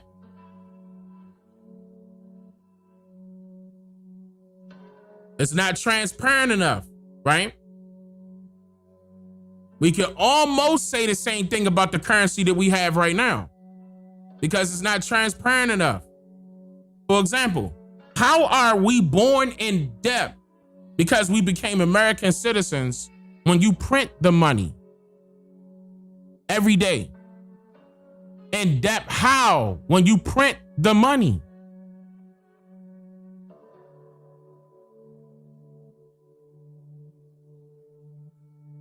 In DC, you could go visit it and you get to see it firsthand behind glass of them printing the money. I remember when I was in school, we used to go on school bus trips going down there to see that. And that didn't stop. Multiple people in one large ass room, literally printing the money. But we somehow in debt as soon as we are born and become American citizens. Are you tired of this yet? So when Tucker Carlson say something like this, it don't surprise me. Nobody can explain to me who Satoshi was, the creator of Bitcoin, this mysterious guy who apparently died, but nobody knows who he was. You know, I grew up in DC primarily in a government family, so CIA. That's my guess. Can't prove it, but like, you're telling me to invest in something whose founder is like mysterious and has billions of dollars of unused Bitcoin. Like, what is that? And no one can answer the question, including some of the biggest holders of Bitcoin in the world. Do I know personally? They're like, oh, it doesn't matter. It matters to me, right? That's a good question too, Chip. Who are we in debt to? That's a very good question. Who? China? China. Who are we in debt with? Who we owe soon as we born and get a social security number? We in debt with somebody we never met. And look, you don't even see Bitcoin. It's digital, right? They hand you the paper money, but the digits is digital. You don't never really see it. The debt, digital. You don't see the debt. You don't see the credit. It's whatever they want to make it. I told you that men lie, women lie, and numbers do lie when it's men and women that controls them.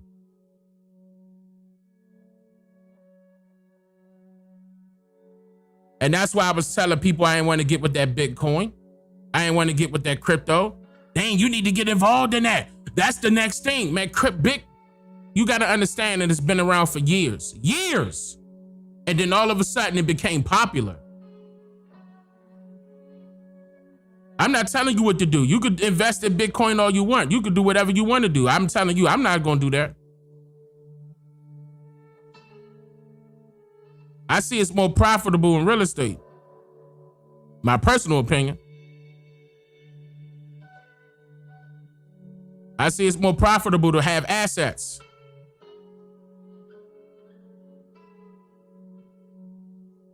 So let me say it like that.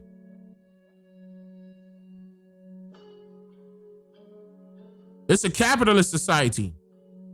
Everybody got their own tricks to the trade. It's all on what you subscribe to. A lot of those people that were at the top cheated. A lot of those people that are at the top cheated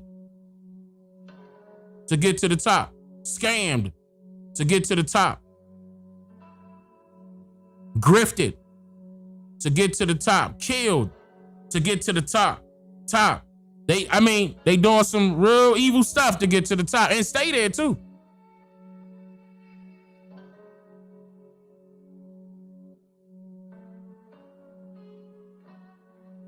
The letter I, the letter M, the letter F.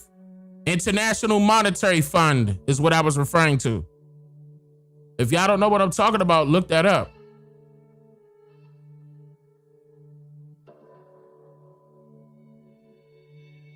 Look it up. Y'all know about the 13 families. How come they bankers? We only dealing with their banks. Who died and made these niggas king? Y'all listen. And we falling for their game. This their monopoly money. They exposed their game in Monopoly. Remember I showed you that? The creator of the Monopoly board game. And this the reason why y'all be getting pissed off at each other when y'all play it. It's a capitalist game. It's a land grab. No matter what. And it can only be one winner. And look how it is in real life. It can only be one winner. And everybody else got to pay their taxes when they what? Land on their property, right? Yes, IMF, International Monetary Fund. Look it up. Look at their history. Look what they've been doing. Why you think they created the United Nations later? Way later. United Nations.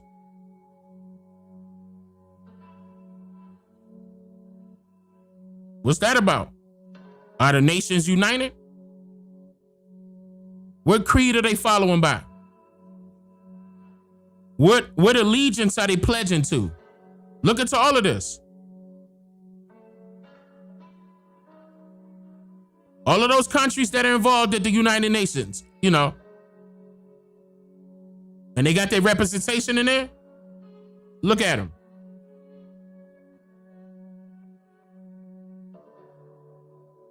You don't see none of them hollering crypto, Bitcoin. No. Remember, we were supposed to be switching over to a digital currency. Y'all missed the memo. We were already a digital currency.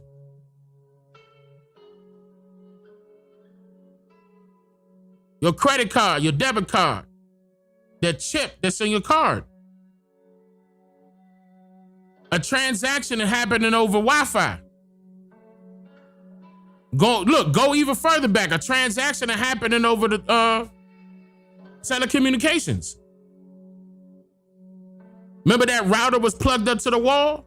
Look, and so was that modem, right? The internet modem plugged up to the wall, ain't it? Been digital. You missed the point. You missed the point.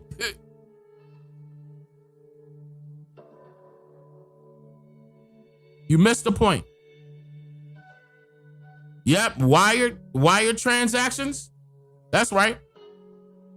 Now they made it allegedly even more convenient for you to walk up to a cash register, yep, and pay with your phone. That's right. Ding. Digital. Some of y'all got some dollar bills in y'all wallet. You don't gotta lie, this ain't nothing to make fun of you. I'm just saying. I know some of y'all probably ain't seen a dollar bill in a long time. Ain't hold a coin in your pocket in years. Am I lying? Some of y'all out there ain't seen a coin. I'm talking about quarter, nickel, dime, penny. You probably ain't seen it in years. And you ain't even pay attention. You're not even paying attention. You like, why? Wait a minute, they phasing that out. Why? Because it's been digital.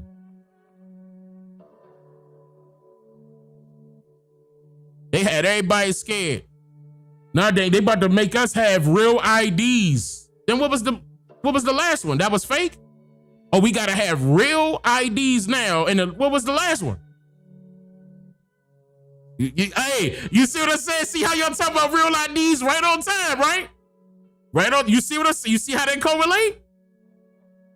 You see what I'm saying? Right on time, chat. I'm not playing. Real IDs. They ain't telling y'all to go get the passports and the booklets no more. You gotta have a real ID. Listen to what they did, y'all. And look how, watch this. Watch this. I'm gonna close this part out with this part right here. Do you know all of that correlate with that COVID-19? Watch this. Ooh. Who showed me that video? I don't have it. Who showed me that video? Hold on, I'm trying to think of who showed me that video. There was a video floating around. Hear me out, because I don't have it in front of me. Whoever showed me that video, send that to me right now so I can show everybody. There's a video out right now of a young boy. A mother is recording their interaction. The mother held up a fork, a utensil that you utilize to eat your food with. So his left arm? Yeah, his left arm. Then it fell on the ground. Made him turn to the side to his right. Put up a fork to his arm where he got the shot at. And it stayed there like it was a magnet was in his skin.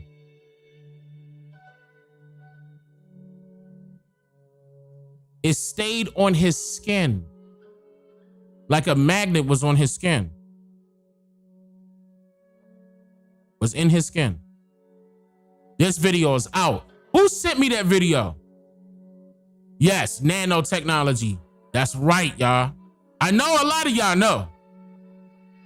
Who sent me that? Because can y'all send that to me again? I want to show that. They need to see that. They need to see that. Hold up. Let me open up. Hold up.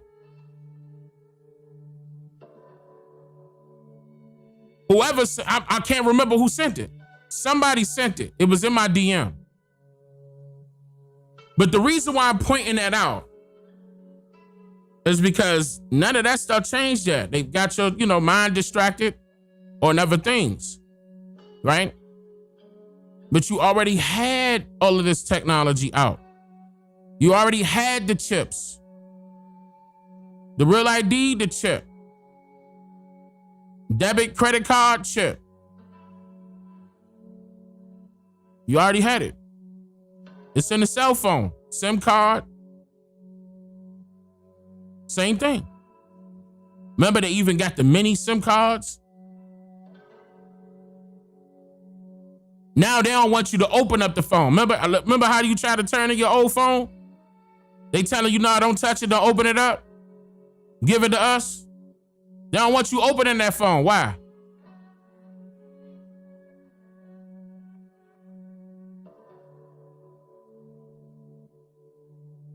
iPhone. I ain't gonna start a war. iPhone. I'm not gonna start a war. iPhone, am I lying?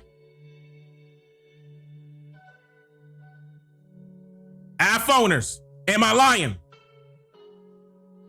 Are they opening up your phone? Go ahead and lie, iPhoners. Okay. Chips been out. Chips in the computer. Remember the chip shortage? They was blaming China and Japan. We need to put sanctions on them. And the prices went up on everything. Graphics cards over $600, $700, $1,000. This is still happening. Remember when PlayStation had a hiccup? Because of the chip shortage? Prices went sky high for the PlayStation, remember? People had to wait a whole year before they got the PlayStation 5. Y'all remember? That wasn't that long ago. You think this stuff don't add up? Original Farmer, thank you for the super chat. You said Real ID got passed in 2005. It's old stuff. Been happening. But they scared everybody. They about to go digital now, like they didn't do this already.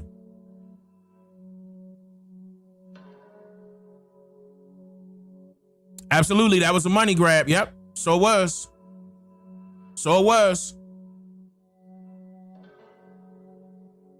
Rel, thank you for the super chat. You said, hold up, your message. Man, I've been saying this since elementary with the simple shit like how if nobody in class did, how for the year, would they go to, or would they going to fail us for that? Oh, why? Are you saying why? Okay, apply that to this insurance and tax shit. I'm just saying, yeah. Oh, okay, I see what you're saying. I see what you're saying now. Yep. And it's another reason why they're not trying to teach us about economics in school. Like I'm referring to elementary, junior high, high school. Some of y'all may have got taught that, but you know, they try to force you to go take a class about that in, you know, colleges and universities.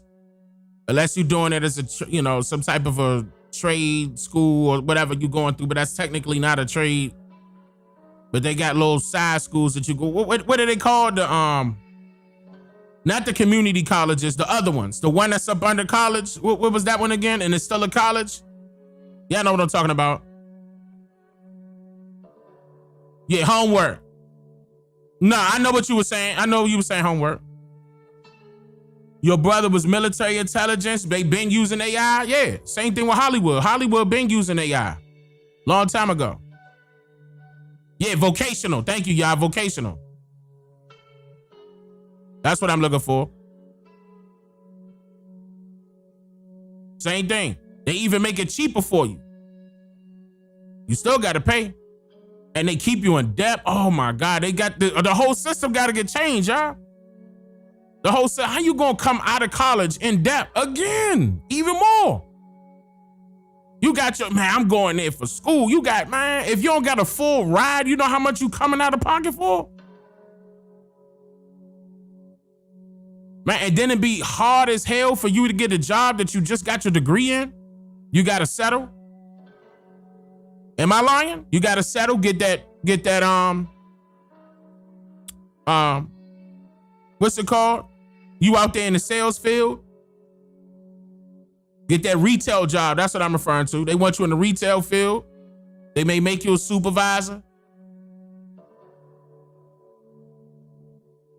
They doing that on purpose.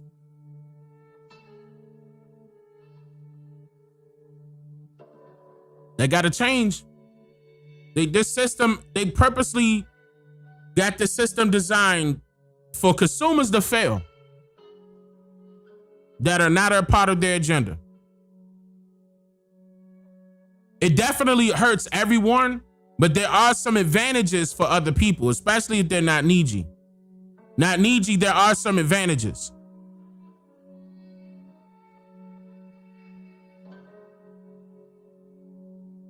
You said I'm preaching your story? Oh, no, I know that's true for a lot of people. Unfortunately, I know that is. And you worked your ass off just to get that degree, and then all of a sudden, you come out there and you can't get that job that you wanted, that you just worked hard for with the, you know, for that degree, and that's sad. And then you got to settle just to pay the bills because you already in debt again. Got to pay back these loans.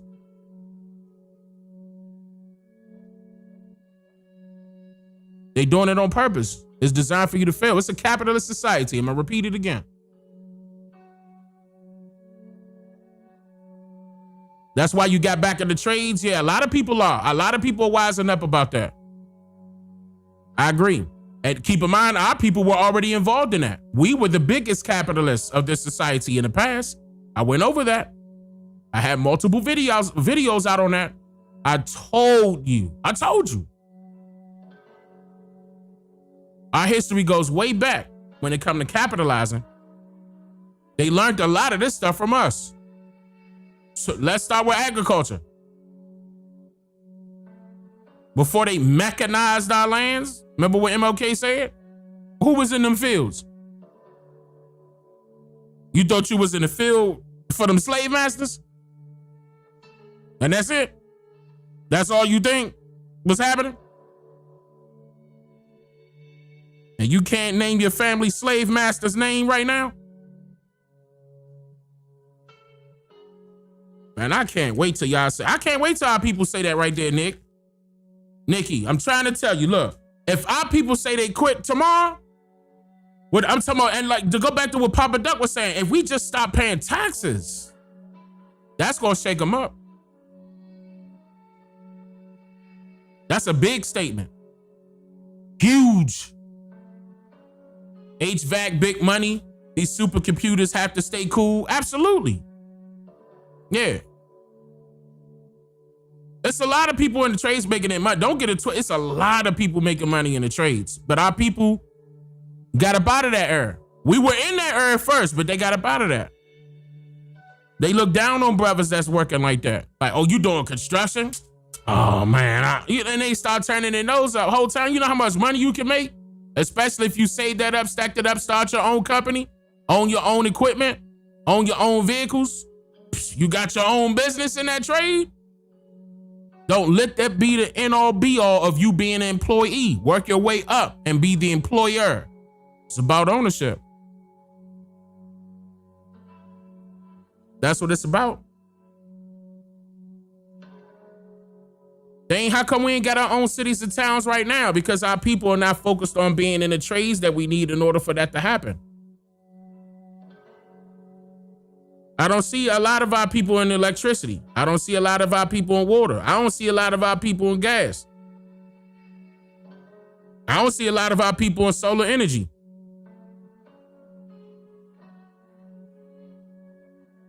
Let's just name them real quick. Let's start right there. I'm saying we created the Ford company. We created cars. How come we not doing it again? Huh? How come we not doing it again?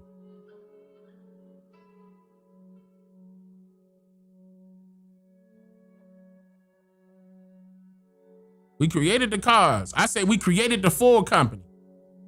How come we not doing it again?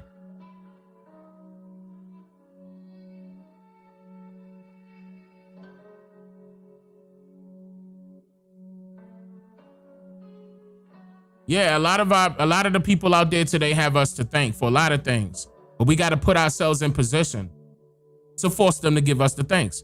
Like straight up, otherwise they're trying to walk all over us because they feel as though we're not fighting back. Well, all we doing is talking. Action is action. Now, I'm not trying to say that talking ain't action. It could be a part of the action, but it's not the full deal. It's just not. All right, and speaking of which, I'm actually about to get into that right there. Let me get into that. That's a good segue.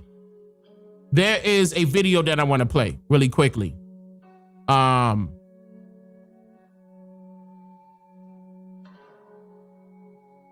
Where's that lady at? Now this gonna be a little weird, okay, because of what I'm getting ready to play. Let me explain real quick. Let me get y'all heads up, okay? They taking money from y'all.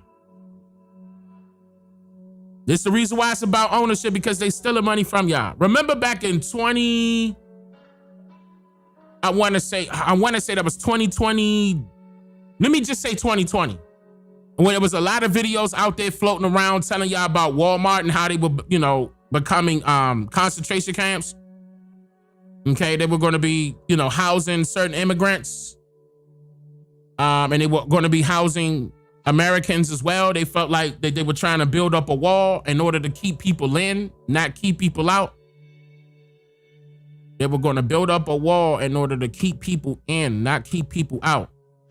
Y'all remember that, right? Okay, and y'all know about the technology that Walmart started implementing. They had the cameras, and the cameras were following you around.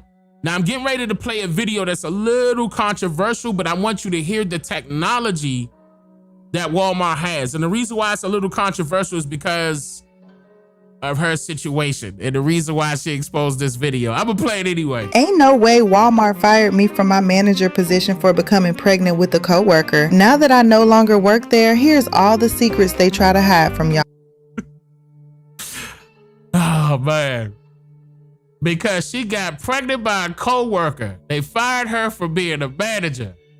Here go Walmart secrets, y'all. I started laughing when I heard this. Oh, hold up. I got a couple things doing in the background. Let me let my graphics catch up. Okay, there you go. I'll go back up.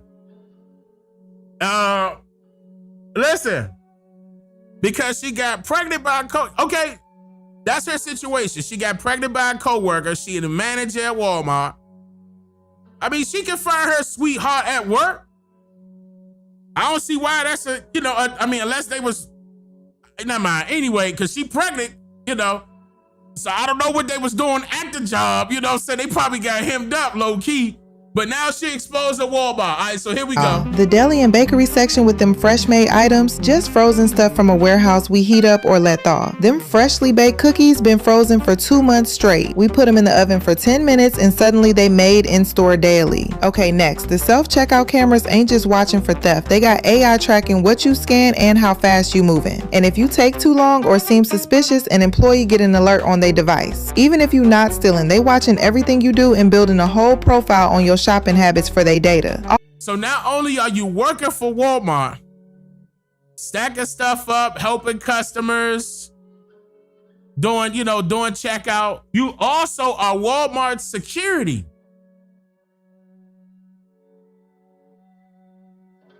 At the same time, you getting dinged on your pager, whatever they got, little tablet they got.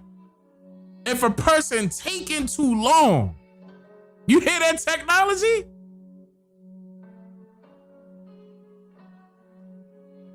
If they suspect that you're being suspicious or not. Yeah, Walmart got you on camera. And look, don't get it twisted. Target got it too. Target got it also. Target is not out of the, Even though Walmart started the trend. But yeah, right. Now they top flight security. That's what's going on now. Walmart can't, so they can't be messing with each other? Is that Walmart's policy? But how you a manager and don't know that? I don't know. I don't know. I don't know. I mean, y'all should have kept that quiet. Something. Somebody open up their mouth. That shouldn't have happened.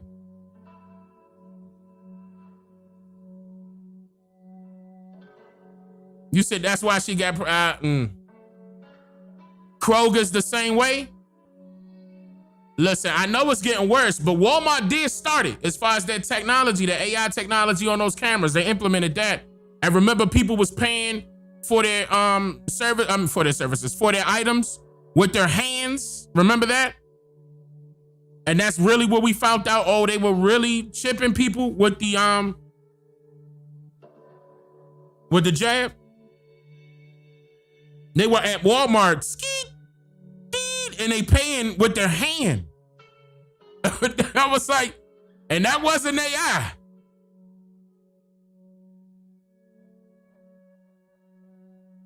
But yeah, they got that type, they got that type of technology. It's sad, but they trying to make hold on, I'm trying to grab this other video at the same time. They trying to make it seem like it's convenient for our people. We're not going to think nothing of it. Meanwhile, their algorithm is learning something. It's an algorithm. Learning your behaviors, learning your habits. You know what I'm saying? And they got the humans involved. Next thing you know, those humans going to be replaced by robots. One day that robot not going to be able to tell the difference whether if you stealing or not. And then what? Some of y'all, I'm going to shoot that robot, Dane. What you mean? I'm going to shoot that robot. Yeah, all right. You better. You better. They already got Walmarts in stores. Correction, they already got robots in stores. They got robots at gas stations. They got robots in hospitals. Working on people. I'm telling y'all, that's where it's going. They're trying to get rid of the human labor now. That's cheaper on them. Watch they do it with, watch how they go do it with the government.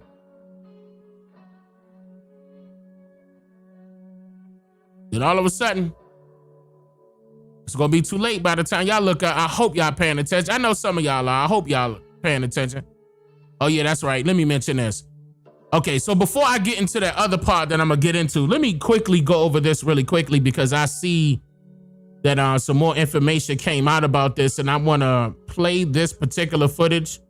That Candace Owens released dealing with Charlie Kirk. I mean, I know it's kind of, correlating a little bit, but it's not referring to the government shutdown. But I do want to play this piece because I find it suspicious that this particular person, I'm trying to grab his name. Okay, he was a staffer at Turning Point. This was the day of the shooting. And after Charlie Kirk was shot and killed, he went live, face camera, and started talking about it. And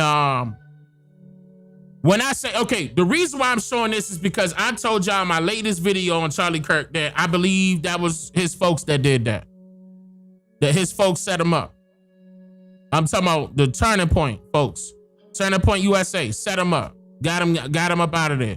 They got paid off, for sure. And not one tear was dropped right here. They just shot Charlie. They just shot Charlie.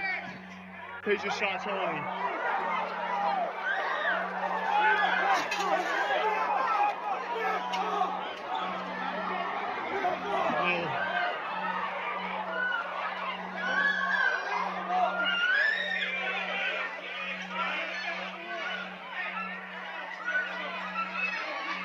They just shot Charlie.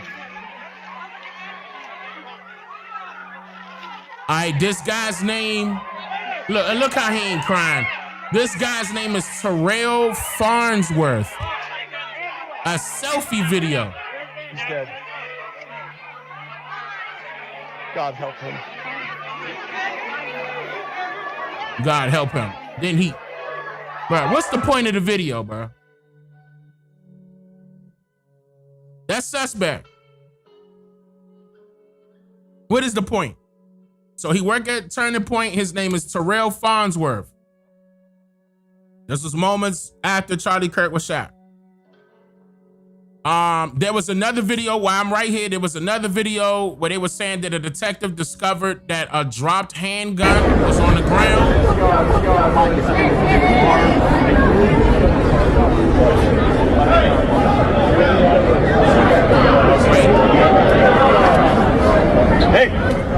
Hey, officer,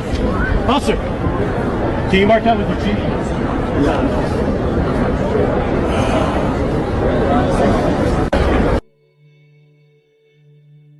Wait, hold up, huh?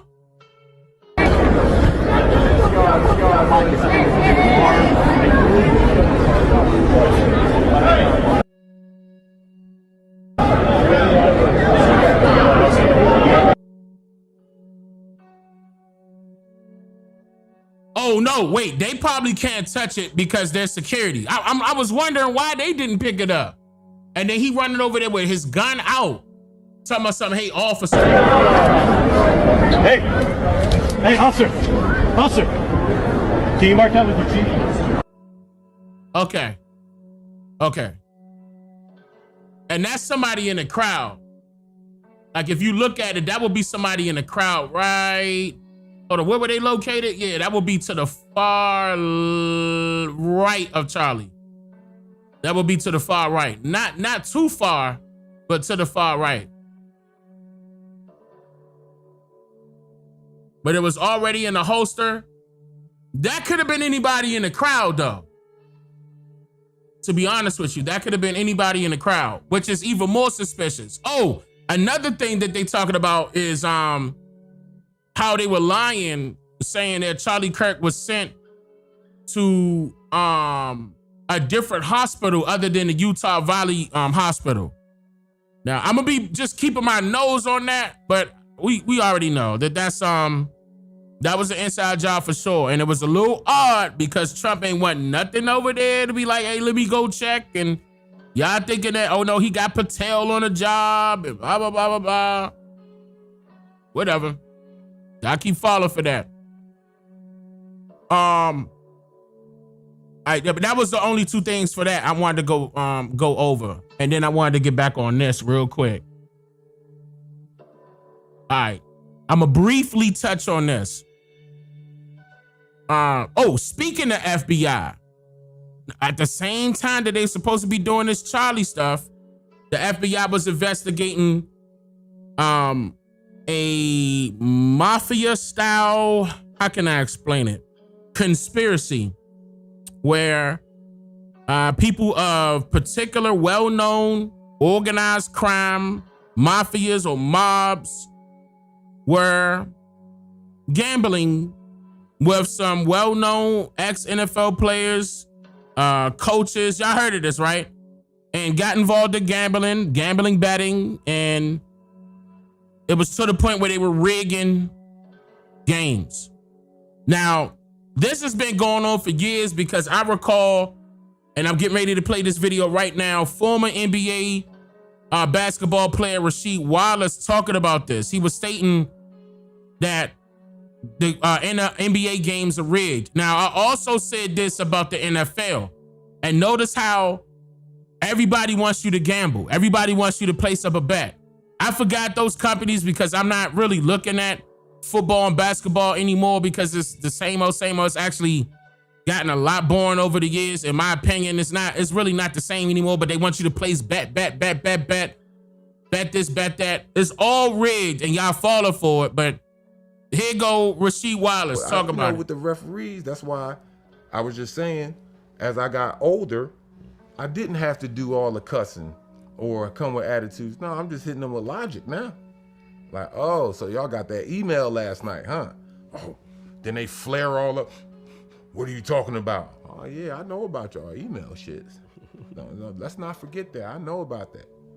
Man, look, it's been an ongoing you're war. Referring to emails from the league with, this is what we discussed in Whistleblower, but emails from the league that are telling the referees to officiate the game in a certain way and against certain players. Yeah. And so you were cognizant Okay, of that. so not just referees, they got coaches, they got NBA players, you know, and allegedly the FBI investigated this and found that out. You know, Patel was crediting his crew and Donald Trump bigging up Patel for doing that. Now, do I find this odd? No. Here's the reason why. Because Trump was always against the mob families for years. He didn't like them in the casino business. He felt as though they were legally placing themselves in the casino business by getting good with them folks on the reservations, them so-called Native Americans that own casinos.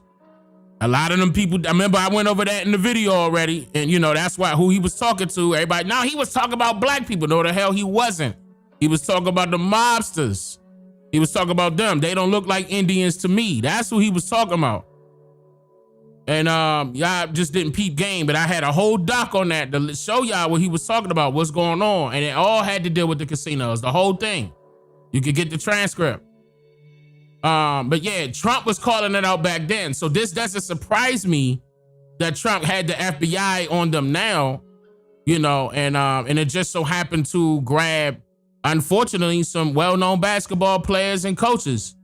Unfortunately. Oh, yeah, I was very, because to me, I saw it. And he'll tell you what I always used to say, y'all making it too obvious. I thought he was crazy. Y'all making it too obvious, too blatant. Y'all making it too obvious. Yeah. I said, y'all want the fans to be able to watch the games, but y'all sitting up here calling a lot of these bullshit calls is doing what? Slowing down the game. Y'all want the fans to see the dunks and all that shit. Yeah. So call that shit both ways or don't call that shit at all. But they can't because they being paid off. They being paid off. Some of them probably their lives got threatened because of the money that's involved. They were getting paid millions of dollars because of this. They're not thinking about everybody. They're only thinking about themselves. So that's another thing that Trump doing. Trump got his name. We already know that Trump is involved in that because of his previous history on that. So he never liked them because of that. He felt as though they should have to pay taxes. I remember when he called out the nations. He called them out. He was like, well, now they're nations. Come on, who does this? They're nations now. They weren't nations last year. They weren't nations before. He went ham. He went ham. He was telling the truth. And he's right. That's why I wasn't afraid of them so fake little. They're the pretendians. The Native Americans, they're the pretendians. They pretending to act like they're a nation. They pretending. Whole time the federal government got their finger on them. The entire time. Yeah, they got mad at me because I was exposing them, showing people that they not real. Matter of fact, let's go there. Let's go there real quick. I'll get into some other stuff later, but let me go there right now because there's some few folks I want to get ready to play. We'll be talking about this particular topic. Hold up. Let me play that. Where that one at?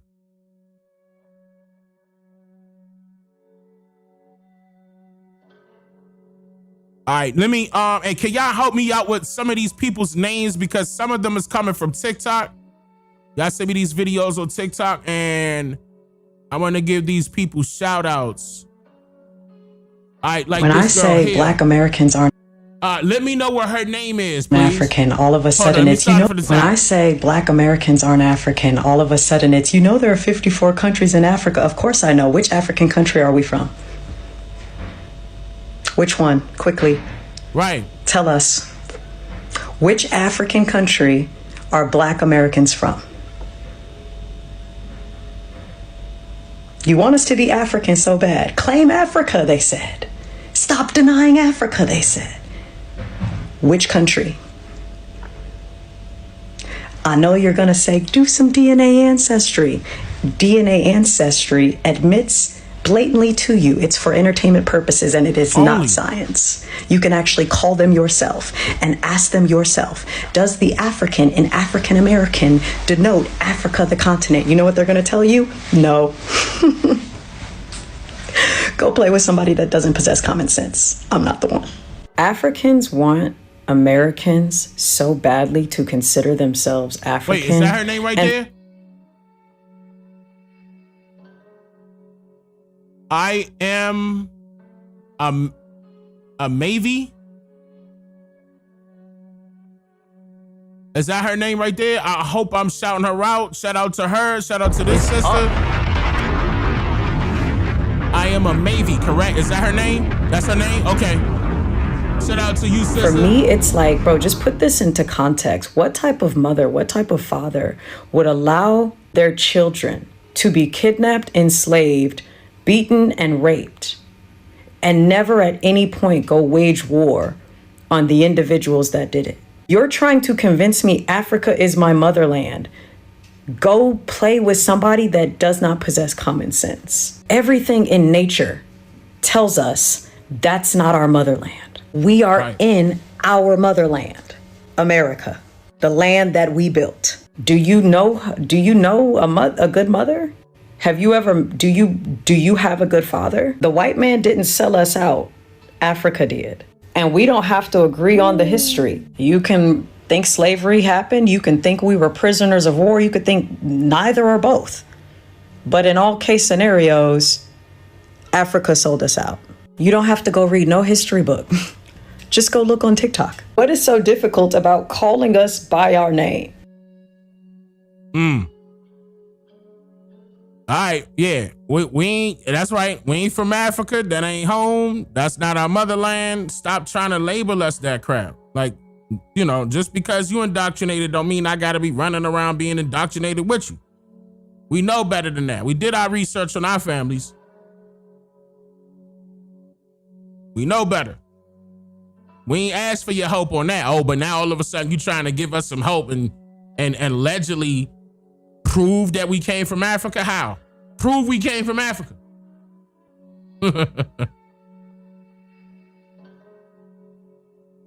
I find it hilarious. All right, let me see. And it makes no sense to me because you're trying to steal their culture. So, and see, that's another thing. What makes you think that we trying to steal whose culture? Steal whose culture?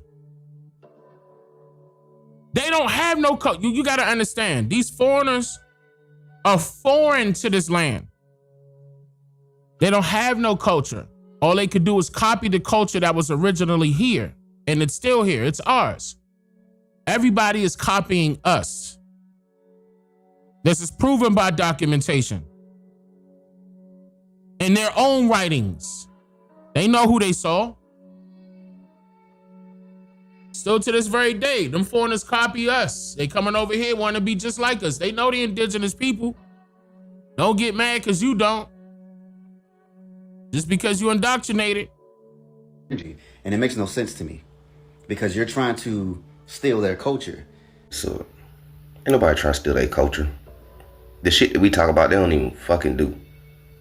Right. If you want to hide something from a Negro, put it in a book. And obviously, your ass don't pick up no books.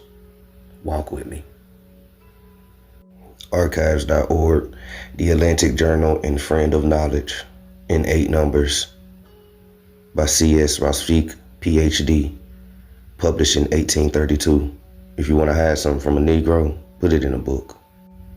The Primitive Black Nations of America by Professor S.R. Rosfique, published in 1832.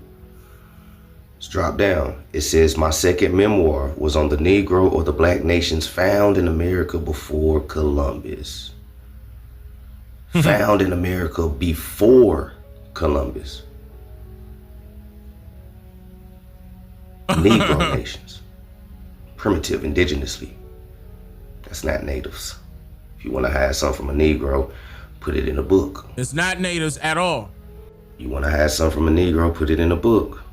To many, this fact, not a theory, not a hypothesis, not a guess, nothing pseudo, this fact of old black nations in America will be new.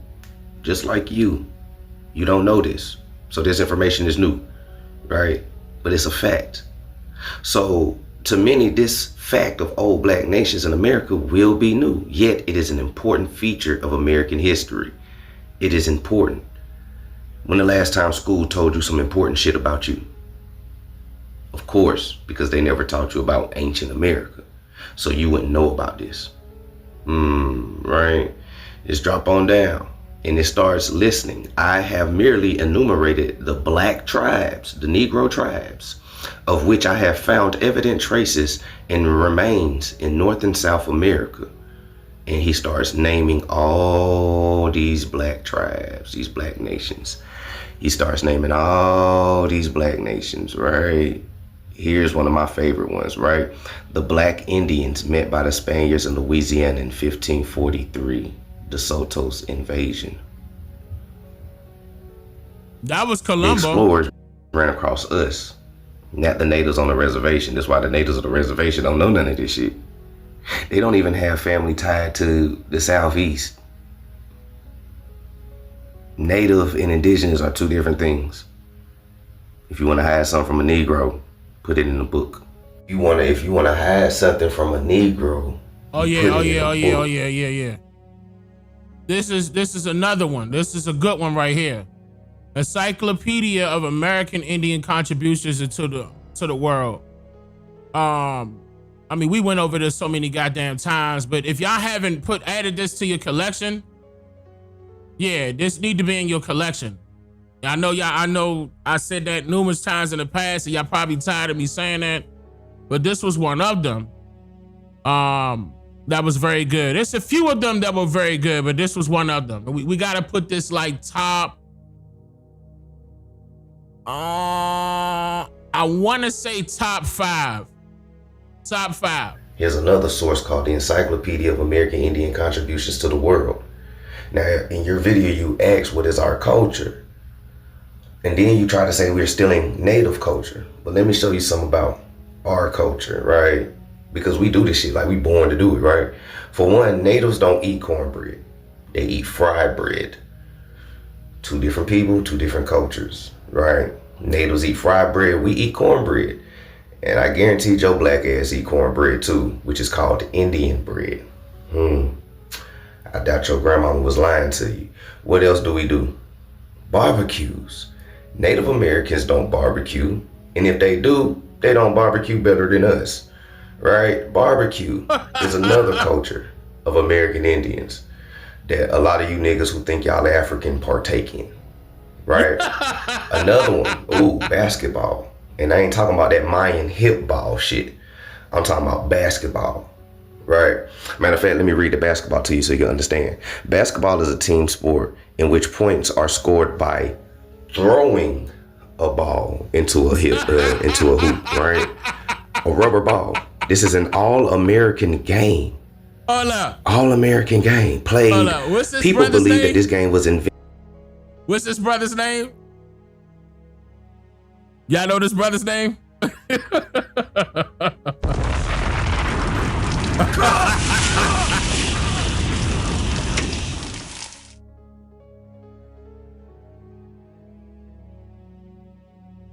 Signs are for the conscious mind. That's his name?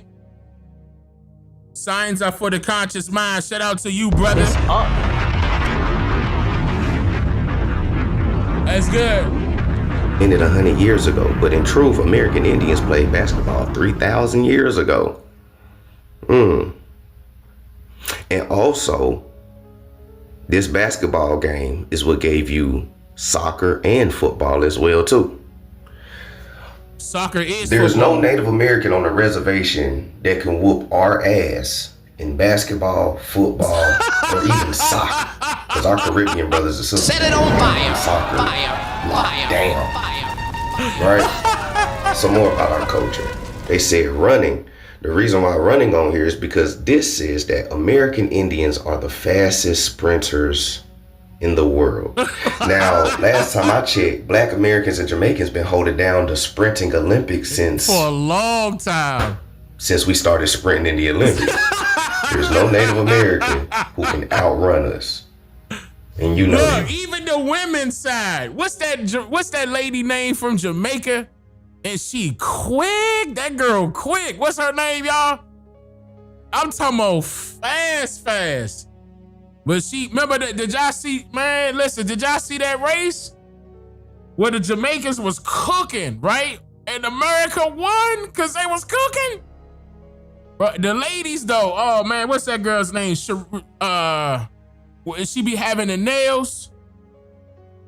Yeah, I believe, if I'm not mistaken, the girl from Jamaica be doing the nails, something, I forgot, they do different things to express themselves.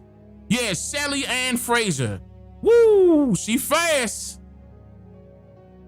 Yeah, Sha'Carri, woo. When I see her hit third gear, when she looked to the right and made that face and swept her forehead like she ain't breaking the sweat, I was like, oh my God, they going in. They going in. Both of them fire, in my opinion. Both of them fire. They go But ham. again, if you want to hide something from a Negro, put it in a book. The last one that I'm going to give you, since you said culture and stuff like that, cornmeal, which is grits. A lot of you niggas still eat grits today. Fish and grits, shrimp and grits, salmon cold crack and grits, or whatever the fuck, right? Sausage and so eggs and cornbread, grits. barbecue, basketball, sprinting, cornmeal. And if I was to flip this page, it'll tell you grills. Some of you niggas got grills, right? Tattoos, niggas is tatted up and everything like that. Jewelry. Apartment buildings. American Indians built apartment complexes. That's what we lived in. We ain't living on teepees. Native Americans lived in teepees. We lived in apartment complexes because we built. We be wildin' up and turn wildin'. Them squatters had to stay in TPs.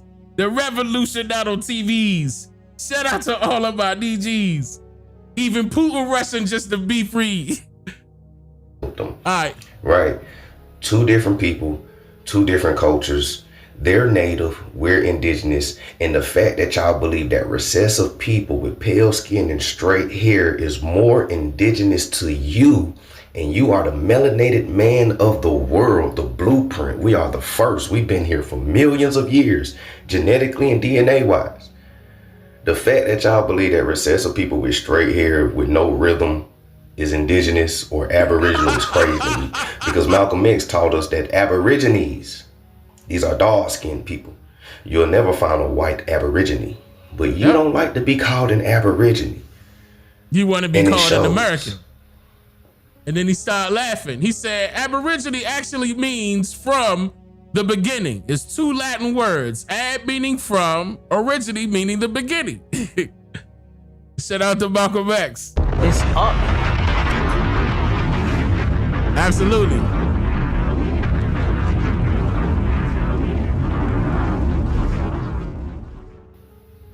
And it shows. Ain't nobody trying to erase them. And again, if you want to have something from a Negro, put it in a book. Because my last source actually is just said it verbatim. Malcolm X literally you want said to that. hide something from a Negro, put it in a book. Because niggas don't read.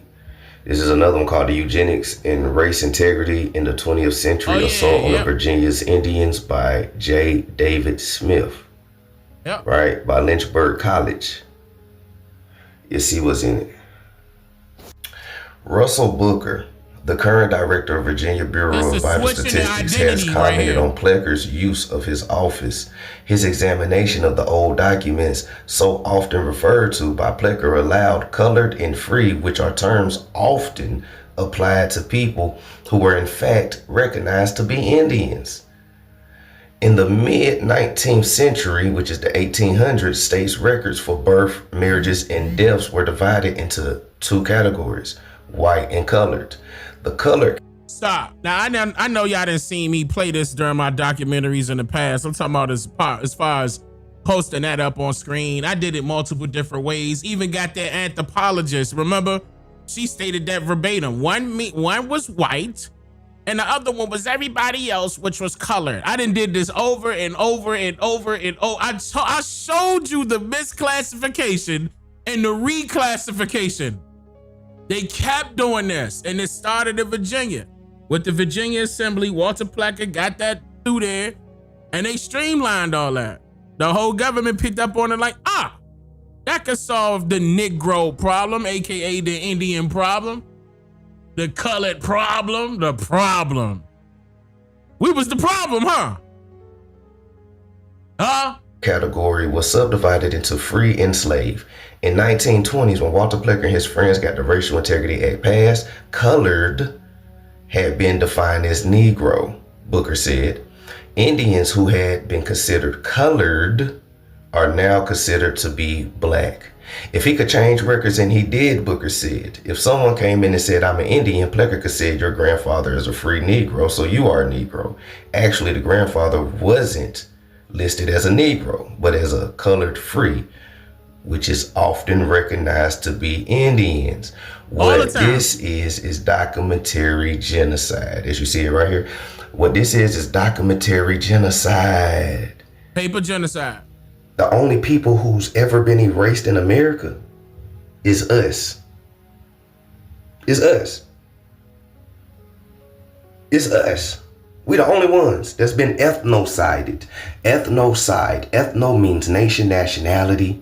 Side means to unalive. We went through an unaliving of our nation and nationality as Indians because they reclassified us to colored and Negro. Now, if you pull up pictures from 1920, the only people who's drinking from colored water fountains is who? Ain't no Native Americans because they already on the reservations. 1920. Notice he said 1920. Hold on, I'm gonna show y'all something. Hold up. Let me show y'all something. To add to his point, which everything is valid. Everything he's stating is right and exact. Everything he stated is right and exact. If you got a problem with that, come to me. Right now.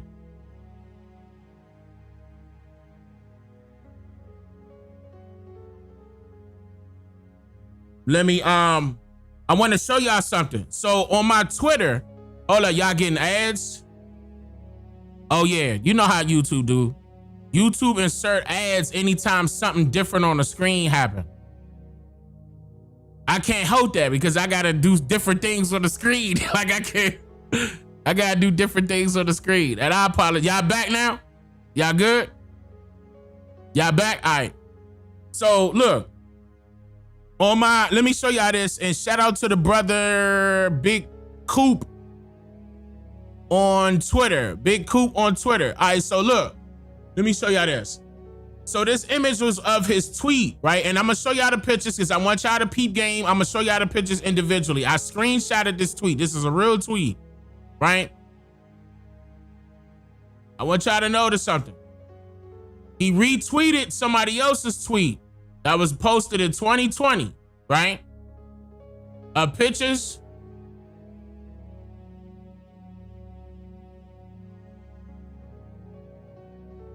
Look, y'all. From the 1900s and 1910s. Now, I'm going to zoom in on these pictures as I grab them so we can check. But check out what he said. The Africans came way later, just like Dane Calloway said.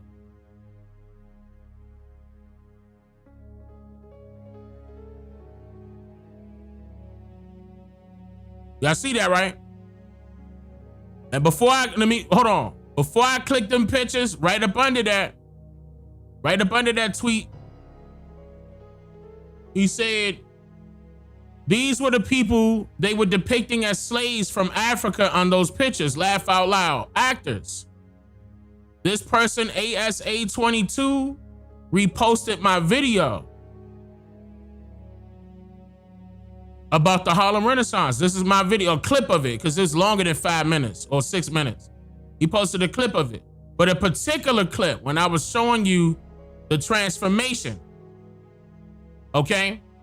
He said, all right here, Dane is on fire. How they made the Negro from indigenous North America. I told y'all, I don't play games. If you're paying attention to what I'm posting in my documentaries, I'm teaching you. If you missed it, go back. And that's okay, because I got more things to come out in documentary format. I break this shit way down.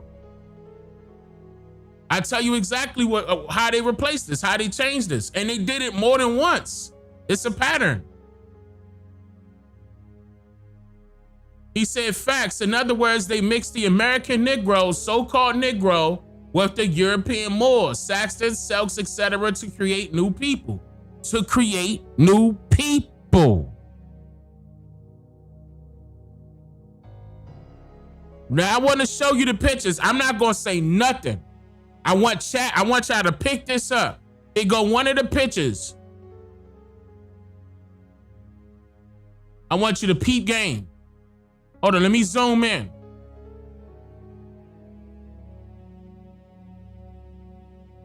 Look, y'all. Come on, chat. Peep it.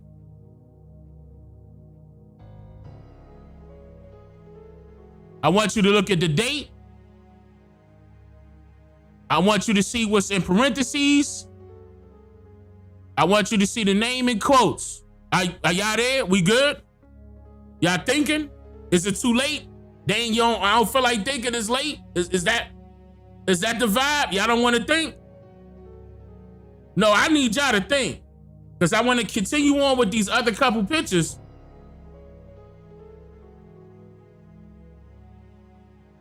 That says French West Indies. French West Indies. West Indies. Corona. 1911.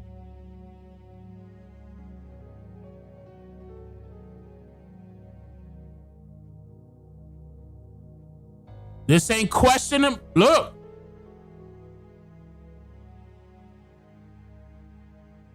Guadalupe. Exactly. Deep game. Nah, not Jamaican. Well, some of them could be Jamaican, yeah. Some of them could be Jamaican, but Haitian. That's right. There y'all go.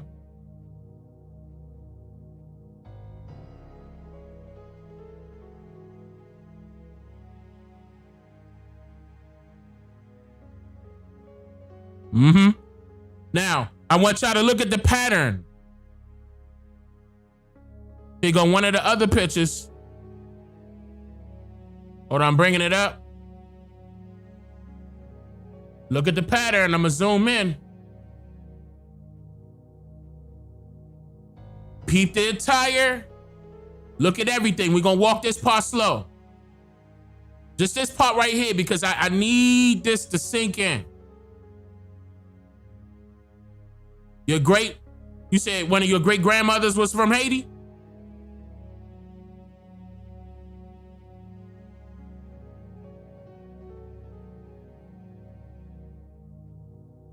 Yeah, West Indian. Mm-hmm. You said those flip-flops?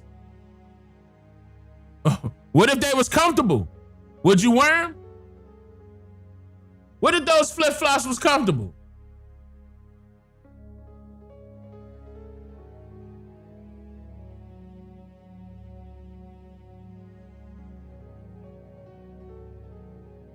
Why they wrapping themselves up?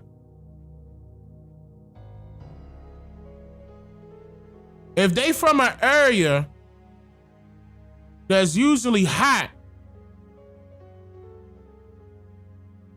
Uh-oh. Can we go there, y'all? Can we go there? Are y'all ready?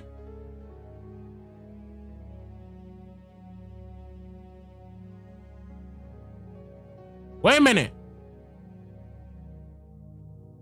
Shoes.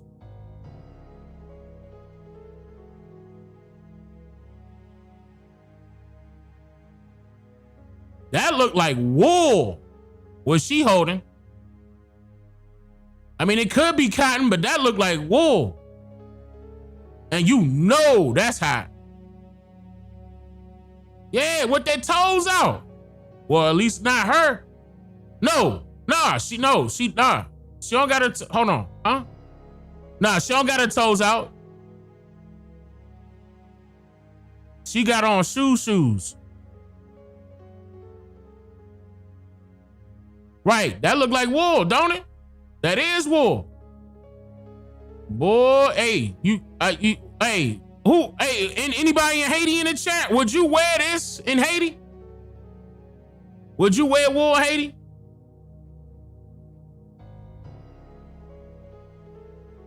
I'm talking about hot outside. Like if it's hot outside in Haiti, are you wearing this? They look like old Crocs. No, the hell they don't. They look like they hurt. At least Crocs are a little comfortable. Them Jones look like that's straight leather. That look like straight leather to me. Leather shoes, wrapped up pants, and all the way up to the top, to her neck. And she got wool draped over her. Do that add up to y'all?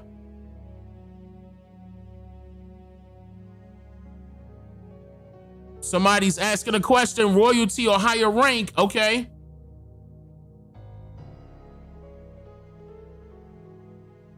I want you to peep something else. Look at the style. Don't that look like a noose around his neck? Look at his belt. Look at his attire.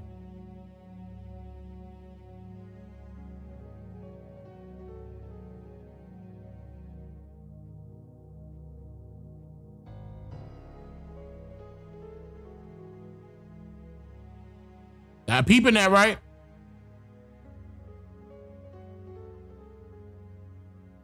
You said it ain't even, but it's a fro with a braid on top. Yeah, the other guy doing that too. He got the bush. All right. Yeah, I'm glad somebody pointed that out. Right here. He don't got on rings. He do. They almost got a Japanese style to me. Okay, I can see that. I can see that, especially with his shirt right here. That one. Even hers too.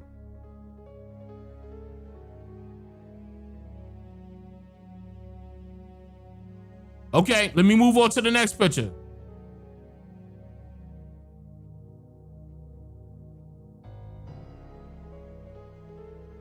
right, here we go.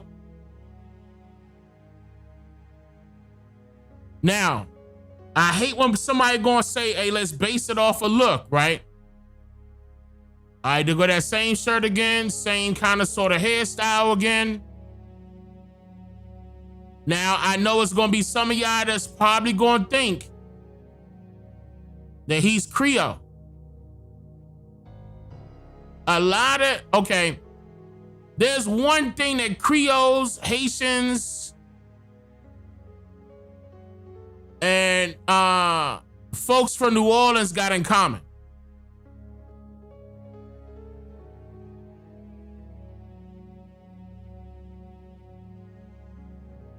I'm not trying to base it off a look, but this one time that I am. Nah, not Arabic. The reason why he could be, okay, the reason why I'm saying that is because they got that chin. Their chin is always shaped the same, in my opinion. Folks in Louisiana, Haitian, Creole.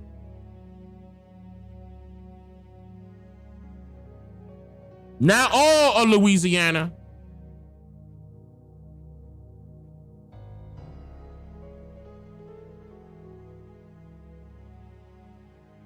It's that chin. Now, as far as her, I'm not gonna lie, I don't know. See, that's why I can't base it off a look. I don't know.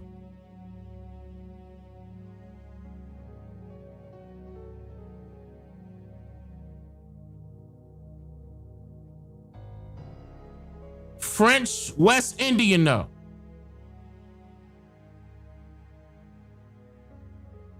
Yep, that's what they saying. They said French West Indian. Look, they doing it again.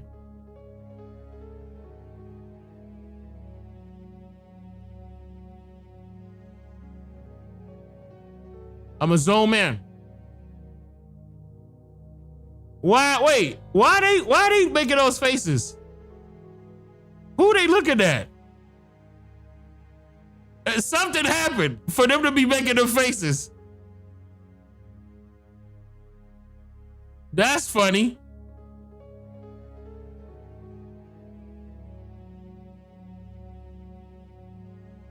Look at what they got on, y'all.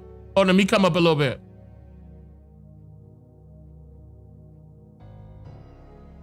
I'm gonna be honest with you. This don't look like a school, in my opinion. This look like a job, in my opinion.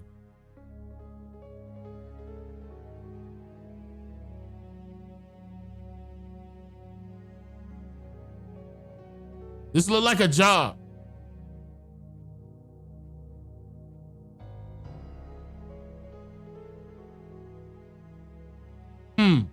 Corona. What if they are nurses?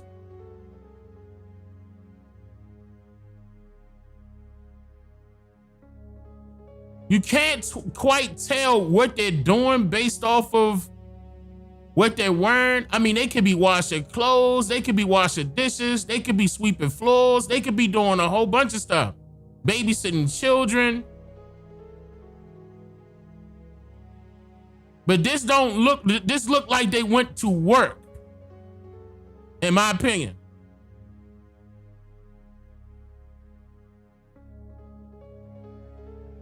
They look a lot cleaner right here.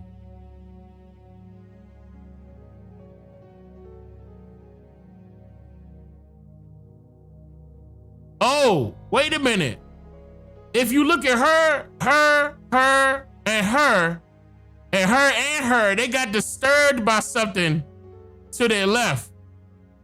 I wonder what that was. Her. All of them. She side-eyeing, so is she. She looking directly at it. Side-eye. I wonder what happened. Something was done. And they caught that moment. Could be a couple things. These two ladies right here looking off to that way. Everybody looking their own different way. Some folks looking up front.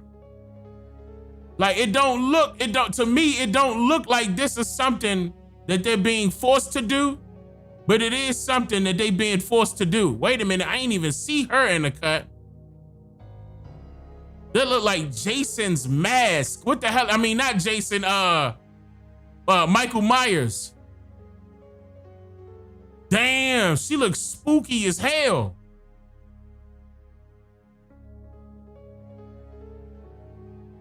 Where her eyebrows at, bruh? Where her eyes at? She looks spooky. In a cut like that. And he in the cut too. I ain't even peeped that. He in the cut. He could be an overseer. Notice how he prominently right here leaning like, but nah, whole time this is different. Wait, is it all women? Yep. Interesting. This is all women. She looking directly at him. He covering himself. He definitely dressed. That look like a whole suit.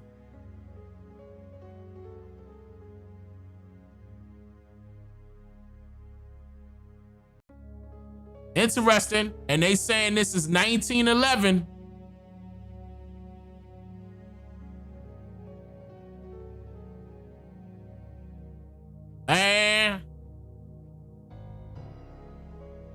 And I showed y'all during that part with, about the Harlem Renaissance, how our people was easily able to blend in. Correction. Certain people were easily able to blend in with our people. Meanwhile, they were sending in other foreigners in, okay, from totally different countries, and they was pale skin. I showed y'all that too. They were doing that right at the same time, and they took over Harlem. Took over Manhattan, took that whole New York over. Copied you too.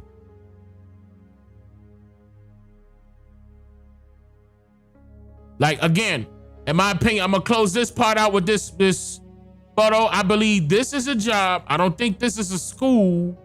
They doing something, some form of job here. I believe he's an overseer and he's an overseer, and she worked too. She damn near got on the same thing everybody else got on. She's spooky as hell though, but she a worker. She a worker. I don't think these two boys work. That's just in my opinion. You said it's a restaurant? It could be. But that's a lot of white for a restaurant.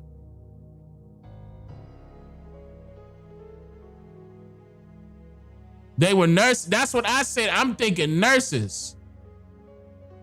I was thinking, I was leaning towards nurse more so than anything.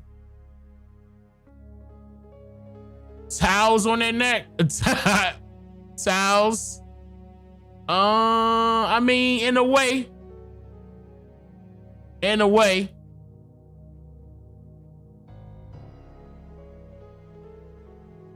Seamstress? Could be.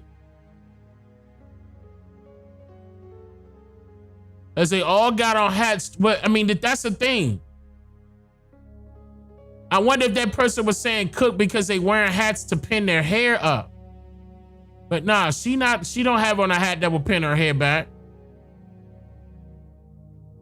She don't either.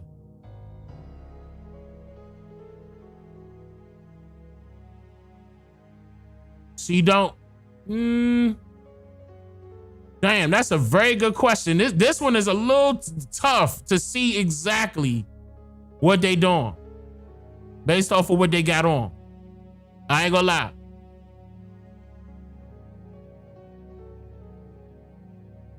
Nah, I don't see no sign on no building. Ants? I can't make that out. But that's 1911. It gotta be documented. I'll find it. But nah, let me move on.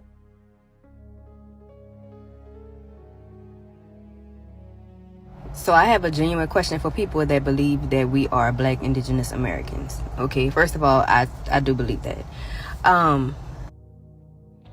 So I want to say thanks to everybody who's been supporting, getting the word out there. And, so like I said, it's a feel-good moment. I had a few naysayers, and I even saw a naysayer say that this was a trend. Black Americans being indigenous is a trend that's going to go away. I think they wish it would go away, but it's not. I don't see how finding unmarked graves and our indigenous ancestors is a trend. I don't see how finding out land without corporations on it is a trend. I don't see how finding out some of our enslaved ancestors were actually from tribes from North America or even the Caribbean was a trend. I'm not really sure how this works, but they once again want to see the Indian just go away. Right? It's the only way you can make America work. It's the Indian go away. Black Wall Street that sat on Cherokee territory, I don't think that was a trend. But it was a very well-known documented attack, right? The Osage Nation, I'm pretty sure they can tell you a little something about it, being that they also had the same issue, being attacked for resources beneath their land. And we've seen Black Americans lose 90% of their land since the year 1900, right? The Negro question. It was always a very prominent question that even to this day in 2025, it still is unanswered. And they have been trying multiple times to get Black Americans to relocate off this land, i.e. the Liberian experiment. About in 1894, Senator John Taylor Morgan, who wanted to petition, and did petition the Congress, that Black Americans should be relocated to Hawaii, Cuba, maybe even the Philippines. And they were always trying to relocate Black Americans out of colonies. Today y'all call it. Going back all the way to the American Colonization Society. This was always documented. Before it was the Negro question, it was the Negro problem. That's what they said at first. It was the Negro problem. The problem was it was too many of us. They wanted us to leave into different land masses. That's what this was about. Yeah, not only relocate, another word for that is what? Immigrate. Immigration. Migrate. Migration. Great migration.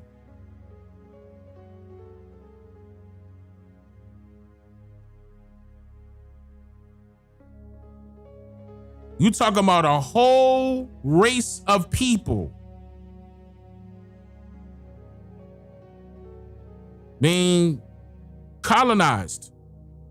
Those that they didn't want to keep and felt like they didn't, had nothing to do with,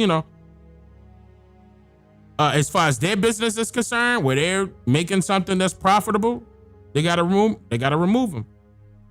Hey, it's too many of those niggas down there that own lands, that own farms, that we gotta get rid of them. Force them off this land, make it law. That's what they were doing. Make it lawful. Force them lands west of the Mississippi River. Then, and then force them lands on the west coast of Africa.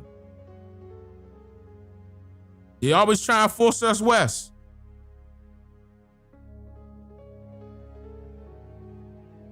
Remember when I told you they came east? Oriental?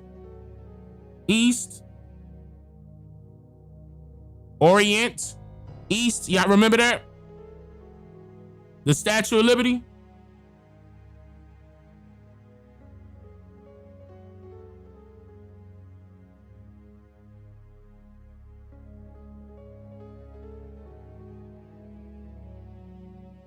I'm glad this is happening. I'm glad this is happening. A lot more people are waking up. A lot more people are doing their research. And I'm actually glad that I'm seeing younger brothers and younger sisters doing it too. And shout out to her. What's her name? It says Shania. Love Shania. Is that how you pronounce it? Because you say XO, I'm thinking that's love, right? Shout out to her. No, let me. Oh. Wow. Why am I? Okay, there you go.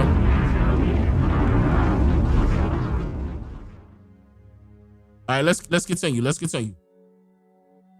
Gentrification.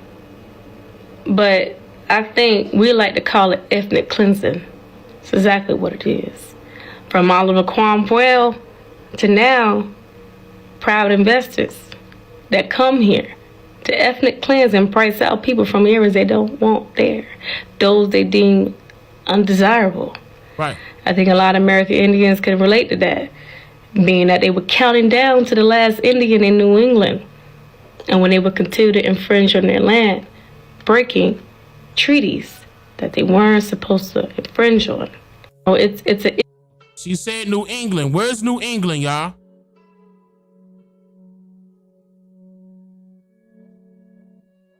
Watch this.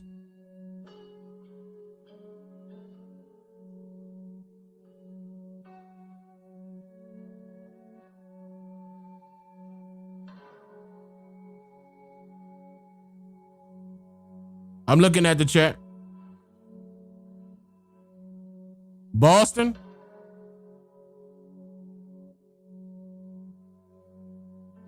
Connecticut. New Hampshire. Maine. Massachusetts. Keep going.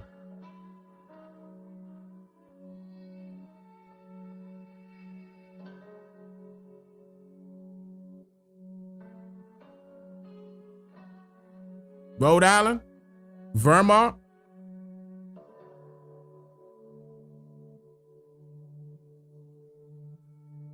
New England is New England, where the Anglos went.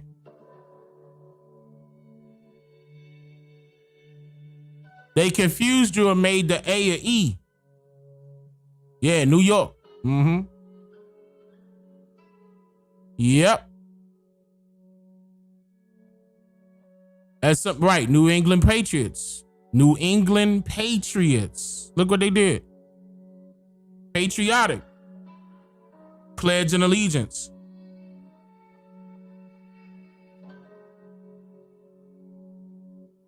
Yep, goes back to the 13 colonies.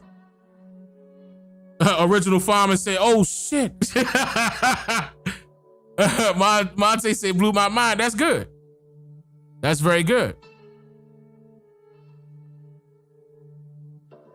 I made you think. Look, New York was called New Amsterdam. Everything that I ever stated, everything that I put out there is publicly verifiable. You don't believe me? Good. Write it down and look it up.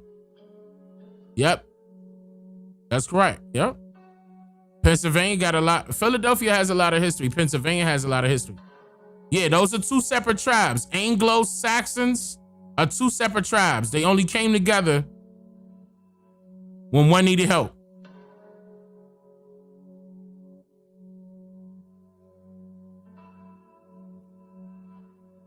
But the Angles was a separate tribe.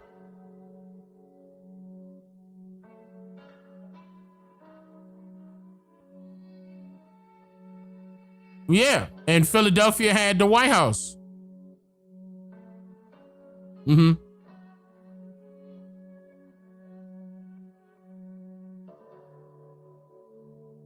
Yep, y'all can look it up. This is publicly verifiable.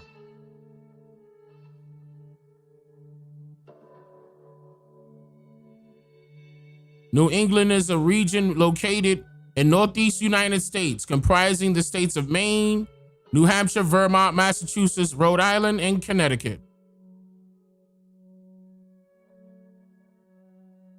You see what I'm saying? Yes, that's the Anglo land. That's them, y'all. That's them. This should also make you, I ain't gonna go there. I went there before, but this should also make you question the Civil War. And I need you to look it up because it's probably, I'm not trying to, be funny here, y'all. It's probably going to be hard for you to find it now. Okay? Because we didn't tore that up to pieces. But the Indian Civil Rights Act. Indian Civil War. No, Civil War wasn't about slavery. That's right. The Civil War was never about slavery. I showed you that. That's very good, though. I'm glad that y'all putting it together. Yes, the Silver War. That's very good, Jermaine. And shout out to you, because now you remember my dad. That's my old shit right there. That's my old shit. You've been around since day one. You a day oneer when you saying that. That's very good. They took that video gone. That's not on my channel no more, Jermaine. That's one of the ones they took. That was back then when I didn't know I should be saving my stuff. I don't have that. Yes, the civil rights movement. Yes. I broke that shit down. I called them out. And that was around that same time when I started teaching y'all about the banks, the Freedmen banks. The very first time. Yes, disenfranchisement. And I was going over what happened to our money. And I was telling y'all that it was still there.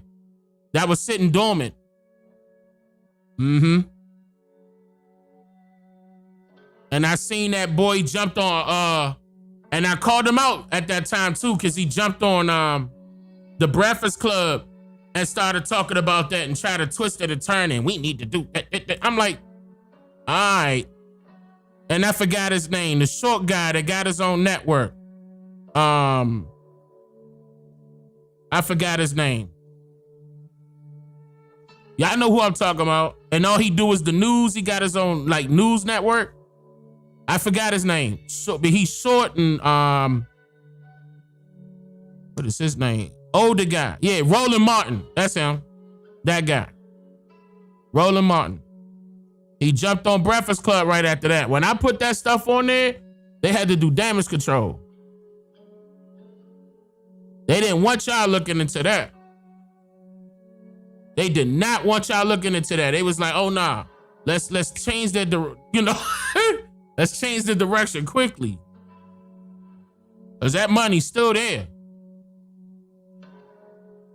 Even Tanisha was telling me, she was like, just give up trying to tell them. They not gonna look. It's not gonna be too many. I'm gonna be interested in that. They thinking they need to get reparations from the government. She was right though. Tanisha was right. Because I tried it anyway. I went against what she was saying and kept trying to tell y'all, look, we need to look into that.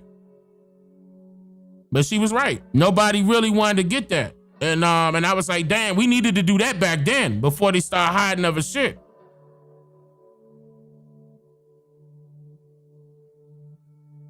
Yeah. And it's headquartered in Washington, D.C. And see, he based out of Washington, D.C. And keep in mind, I'm from D.C. So I know where, that's right across the street from the White House. You know what I'm saying? Like, we needed to get that done back then. And I was trying to tell folks that. Man, they sent that nigga in there. I was so mad, bruh. Threw everybody off. Hiding that fucking money. And it was not just people that opened up, banks that, just after they got finished with a war. It was a lot of our people who were capitalists at that time. And they opened up banks. Or accounts, rather. Let me say it that way. I'm sorry, y'all. Let me say accounts. Bank accounts. Not banks. Bank accounts.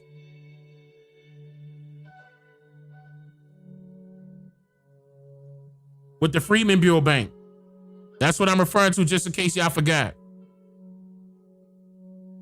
But issue with paper genocide and the way how you can reclassify people to take on a identity that's not their own. With words of languages they might not quite understand. That within 100 years that they descendants will now have this language that they are following by. And little do they know, they will really usher themselves out of their own ownership in their own land. Why must you be reclassified so many times if you were just a slave? A slave was a slave. You don't need a name. But apparently you needed multiple. Woo! Very good point. Why is that? Very good point. Wait, hey, hold on. Hey, what's the sister's name again? Let me make sure I'm pronouncing her name right. Is it Sean Jor?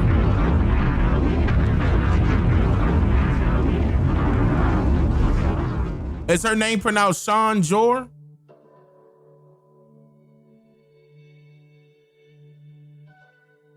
Shan Jor?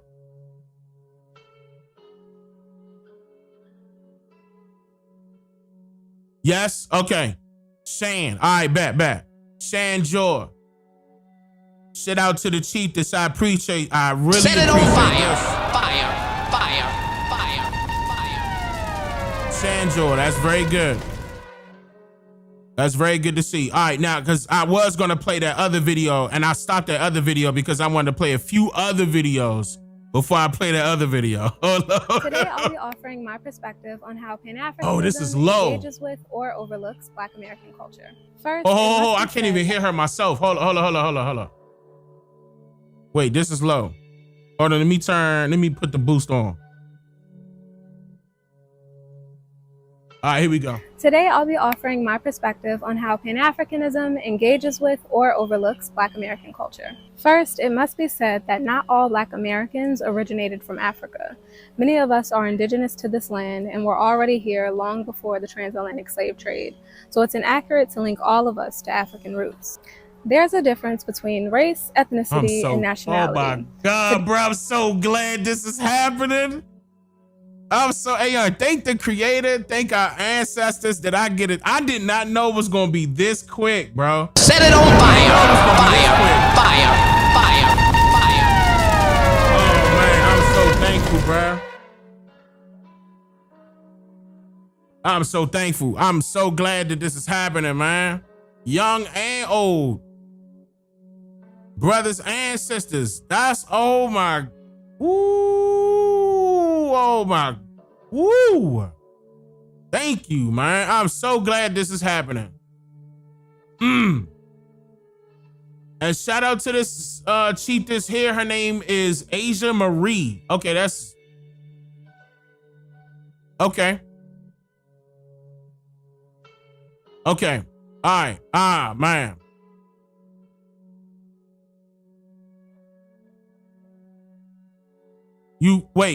Y'all said somebody was trolling? Who was trolling? Y'all saying is she trolling this girl here?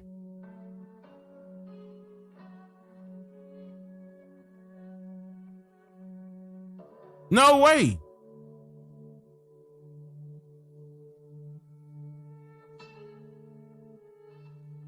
No, right? Okay. No. Oh, someone in the chat? Oh. I'm about to say, bro. Today, I'll be offering my perspective on how Pan-Africanism engages with or overlooks Black American culture. First, it must be said that not all Black Americans originated from Africa. Many of us are indigenous to this land and were already here long before the transatlantic slave trade, so it's inaccurate to link all of us to African roots. There's a difference between race, ethnicity, and nationality. Today, the word Black is used as a racial category, but that wasn't always the case. Originally, Black was used specifically to identify enslaved people in America and their descendants. Black Americans have been reclassified many times, from slave to colored, Negro, Black, and eventually African American. Black indigenous people were included in this reclassification. When anthropologists and racial scientists came along and began categorizing people, the term Black expanded to describe everyone with darker skin, certain features, and physical traits. However, for a long time, up until maybe 2 years ago, Black was still used primarily to describe Black Americans, descendants of U.S. slavery. When someone said, "Oh, such and such is Black," it was generally understood that they meant a Black American. Other groups would typically identify themselves by their nationality or ethnicity, like I'm Jamaican, Nigerian, or British, not simply Black. And a lot of people still use the word Black in this way. There has been a long history of other ethnic groups distancing themselves from Black Americans. While part of that is about wanting to be recognized as their own identity, much of it stems from not wanting to be associated with the stigma attached to being a Black American, stereotypes of being lazy, violent, uneducated, or ghetto. This view towards Black Americans came from Europeans and, due to colonization, was internalized by other nationalities. The frustration many Black Americans express towards Pan-Africanism is not random or rooted in division. As I said, over time, Black Americans have encountered dismissive attitudes from other Black ethnic groups who view us through negative stereotypes rather than as a respected people with our own culture and legacy. There's also a reoccurring tendency to center African roots whenever Black Americans come together to celebrate our Blackness. The focus often shifts towards African traditions rather than honoring the beauty of Black American culture itself, as if our culture alone isn't enough. Meanwhile, other groups can celebrate, be respected for their distinct cultural identities without being told to trace every aspect of their expression back to Africa. Black Americans, however, are frequently required to prove our culture's validity and that it exists outside of African traditions. It also comes. That's why they want you to use the term Black, because they don't want it to exist. We know that it exists, but the term Black is working against us for that reason. That's a negative.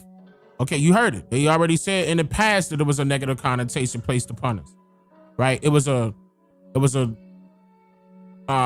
more than just a misnomer, because our skin complexions are not the color black. It was a lot deeper. They wanted to, what I want to say, integrate. There we go. They wanted to integrate other races with that terminology. Just wrap y'all up into one. Y'all black people. Black people. It's a difference. And even this sister, look at her skin complexion. She's a shade of the color brown. Her hair on point, by the way. Her hair on point, like going up to the sun. That's actually pretty good. I wish y'all would go back to this. I'm not gonna lie. I wish our sisters would go back to this. I ain't gonna lie. That's one thing that I liked back then. The afros, I used to love that. Okay? But that's another thing. That was another one, calling us Afro people. When Afro was never a people, it was always a hairstyle. We got to get rid of these misnomers, these misclassifications, do away with it all. Yes, we have a culture, but they don't want, they're misrepresenting your culture by slapping a label on it that we didn't come up with for ourselves. The term black, we did not come up with that. That's the problem. Comes from the fact that we're often told that we have no culture, or that what we do have is undesirable or ghetto. Yet the whole world participates in our culture daily through our food, music, fashion, language, dance. The same culture people imitate is the one they claim doesn't exist. And that contradiction shows an unwillingness to acknowledge Black American culture and its global influence.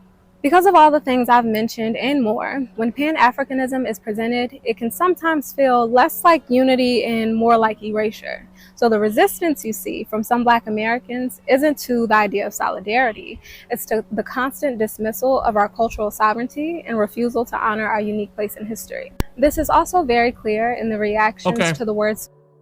My point exactly, as far as the erasure part, my point exactly. That's a negative. Oh, there it is. It's a negative affirmation. When you're saying the term black, you're erasing it.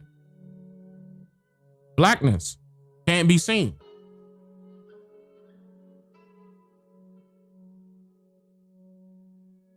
The Oli Mook Fest, thank you for becoming a member. I appreciate that. Original Farmer, thank you for the super chat. Salon and the Black American heritage flag. People are trying to make them universal or Pan-African, but both creators blatantly stated they have nothing to do with Pan-Africanism or Black immigrants. They were designed specifically to represent Black Americans descended from U.S. slavery. So when it comes to the song Sexy Solon, I think when we heard it due to the verse Sexy Solon, Black American Princess, and the name of the song being Sexy Solon, and the fact that none of this has anything to do with Pan-Africanism, I think a lot of us rightfully assumed it was specifically about Black Americans and Black American pride. And that doesn't mean it's inherently anti-Pan-Africanism. It just means it's not about that right now. But the video comes out, and due to the imagery in the video, some Black Americans got upset. Now, I just explained how Pan-Africanism can be like erasure for us, and this constant need to link every display of our proud Blackness to Africa and the whole diaspora doesn't provide space for our cultural autonomy. Also, others don't do that. Whenever they make a song about their ethnic pride, it's always just about them, as it should be. So I think that's where the frustration with the song and the video came from. Hold on. I'm missing something. So was there something wrong? Somebody had an issue with the word salon? Is that what I'm hearing? Salon. That's Algonquin. No, the video. It was a song. A music video. Okay, well, I don't know. People are talking about it. Wait, so are people upset because it's Algonquin? Or no, the video was Pan-African. Oh, so the fact that she used an indigenous word and she misrepresenting it? Because what did a fee? Is that a male or a female?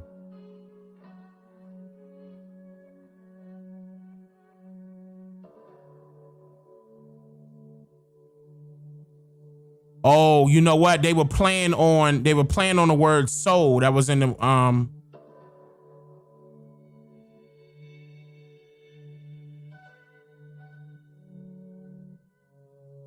Oh, so they borrowing. Okay. See, I had no idea. I had no idea what they were doing with it. She's from Houston. Oh.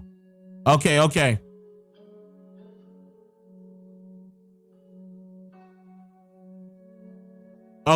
I would have to look into it. Like, can y'all send that to me? Let me see what it looked like.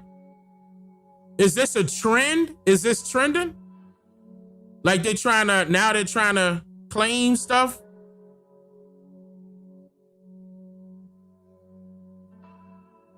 She used salon to push Pan-Africanism. Huh. She tried to steal the term salon from the Democrats.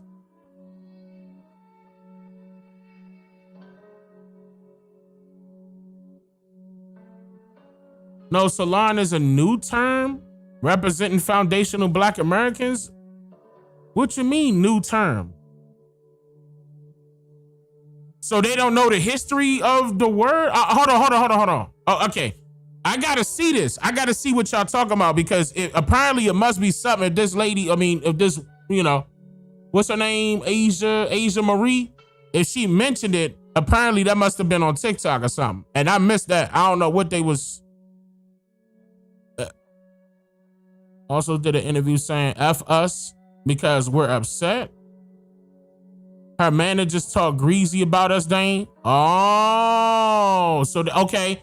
That's what it sounded like they did. They trying to take something misnomer. They probably didn't know what it truly meant, or they could have known what it truly meant and tried to misrepresent it.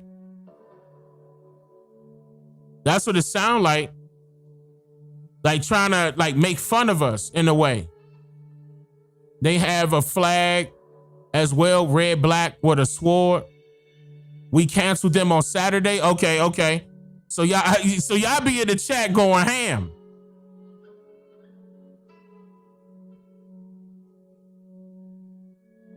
Yeah, they added an extra A. Okay, so it's now Solon. Oh, okay. Representing a whole word for a group of people, like-minded people. Yeah, they disrespected our flag. I got a seat. Okay. Mona Leo's manager from 2011, 2012 saying, a Taka killer. Oh, nah. I mean, a Kacha killer. We be warm with them on TikTok, Dane. Oh, okay.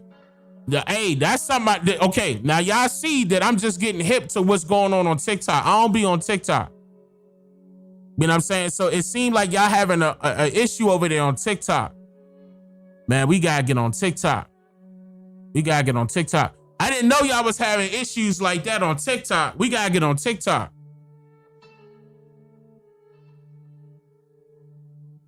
Dang, you been under a rock? Nah, I'm under my own roof that I bought and paid for. You don't find me up under a rock. You could probably find Patrick.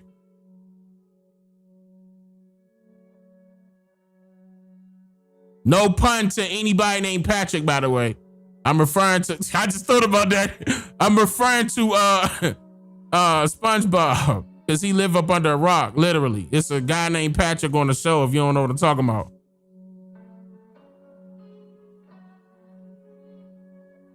But they're Niji who were misinformed too, though? Okay. Okay, so it's a need, okay. So, but they're Pan-African, apparently, right? Or is it where they're not trying to claim Pan-Africanism and they're misrepresenting themselves? I don't know. Let me just see it. Let me see it. Let me see it.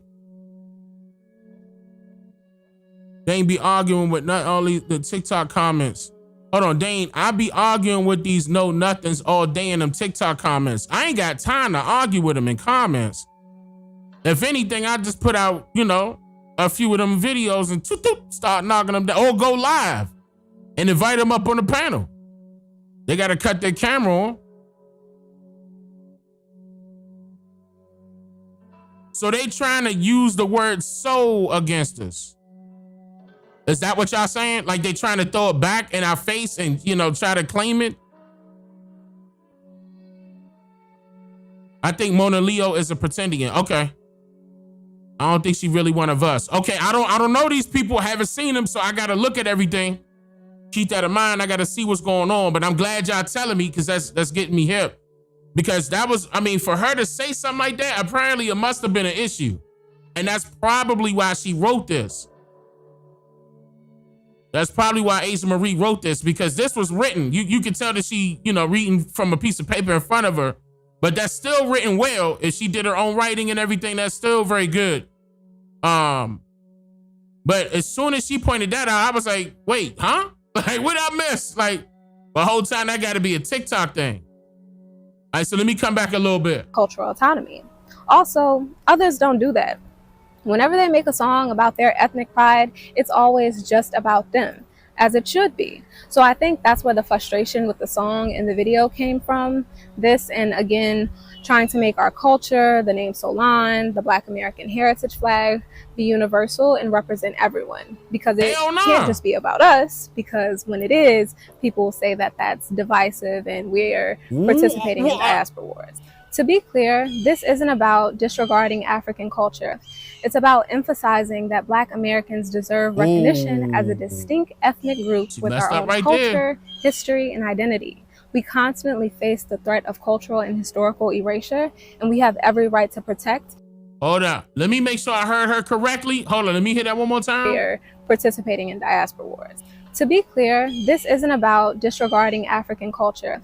It's about emphasizing that Black Americans deserve recognition as a distinct. Why is this show acting like that? Culture. It's about emphasizing that Black Americans deserve recognition as a distinct ethnic group with our own culture, history, and identity. We constantly face the threat of cultural and historical erasure, and we have every right to protect and define what belongs to us. When people celebrate Mexican, African, or Japanese culture, it's clear who those cultures belong to. But when it comes to Black American culture, she's absolutely correct. But my thing is this: so is that what they're doing on TikTok? Are they coming at y'all like saying that y'all can't represent? And you know what? They were trying to. Okay, TikTok, y'all. If y'all on TikTok and y'all listening to me, hear me out. I was getting that same thing over here on YouTube.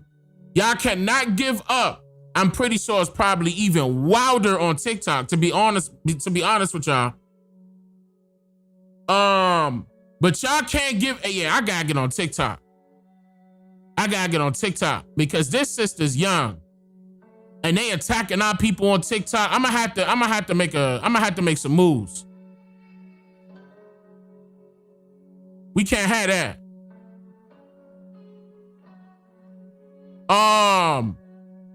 Hey, we gonna have to, hey, remind me, Blue. Remind me real quick, because this is very important. I didn't know they was going like this on TikTok. Now, I know they was hating on us. That's the reason why I'm not on TikTok, because they kept, getting my shit, messed up. They were doing they were false reporting. They were for. I sound muffled. Oh, my bad. I had the mic on the other side. Hold on. Wait. Hold on. 2. Hold up. What about now? Hold on. Yeah, I'm good now, right? We good? Tariq is literally running the Jesse Jackson play. Tariq Nasheed is literally running the Jesse Jackson play. Yeah, Tomcast was telling me that Tariq Nasheed went to TikTok. They ran him off of X, and now he on TikTok. I'm clear? Okay, good. Okay. Yeah, we gotta make a move. I'm gonna be honest with you. I wish Top Cat would have told me this. I wonder if Top Cat even know about this. That this is what's going on. Because, okay, I'm gonna tell y'all right now. Top Cat was saying that they divided on TikTok. And I'm trying to understand what he meant. Because to be honest with y'all, I don't be on TikTok to see what's going on to y'all. And what y'all doing on TikTok. I gotta pay attention. On that note, you know what I'm saying? Like, I didn't know that was a narrative that they were trying to come up with and try to combat y'all with. And that gotta stop. That gotta stop. No. You good. I'm not trying to tell you to run from YouTube to go to TikTok. What I'm saying is, I'm talking to the people that's on TikTok. Hold up. Let's work. I'm gonna work something. Let me figure something out. Because I didn't know that's what was going on. Like, this is my first time hearing about this, and I ain't even see anything just yet. But off the authenticity of where she coming from, that kind of got my attention. Like, that was like, damn, you know.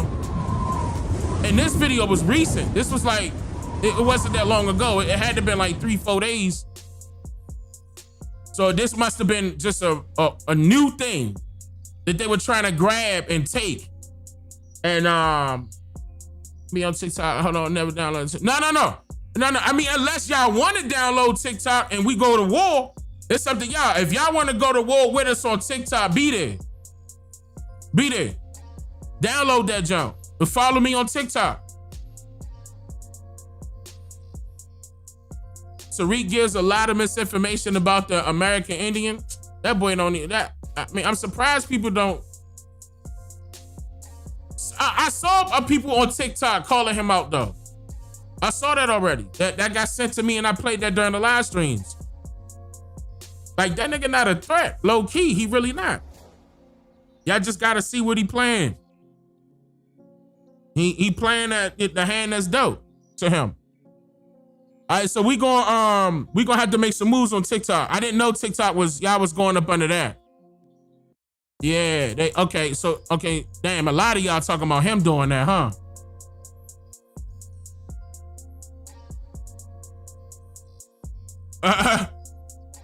Okay. Yeah, I'm still on TikTok. I just haven't posted. I am still on TikTok, though. I just haven't posted on TikTok.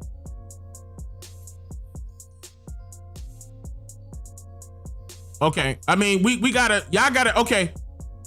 If anything, the moves we gotta make gotta be behind the scenes and then bow. Okay? Y'all need to join the 13% community server. Sarika, Rudy Poo candy ass. Rudy Poo candy ass. Yeah. I didn't know that this is what's going on. And can we get in contact with this lady here?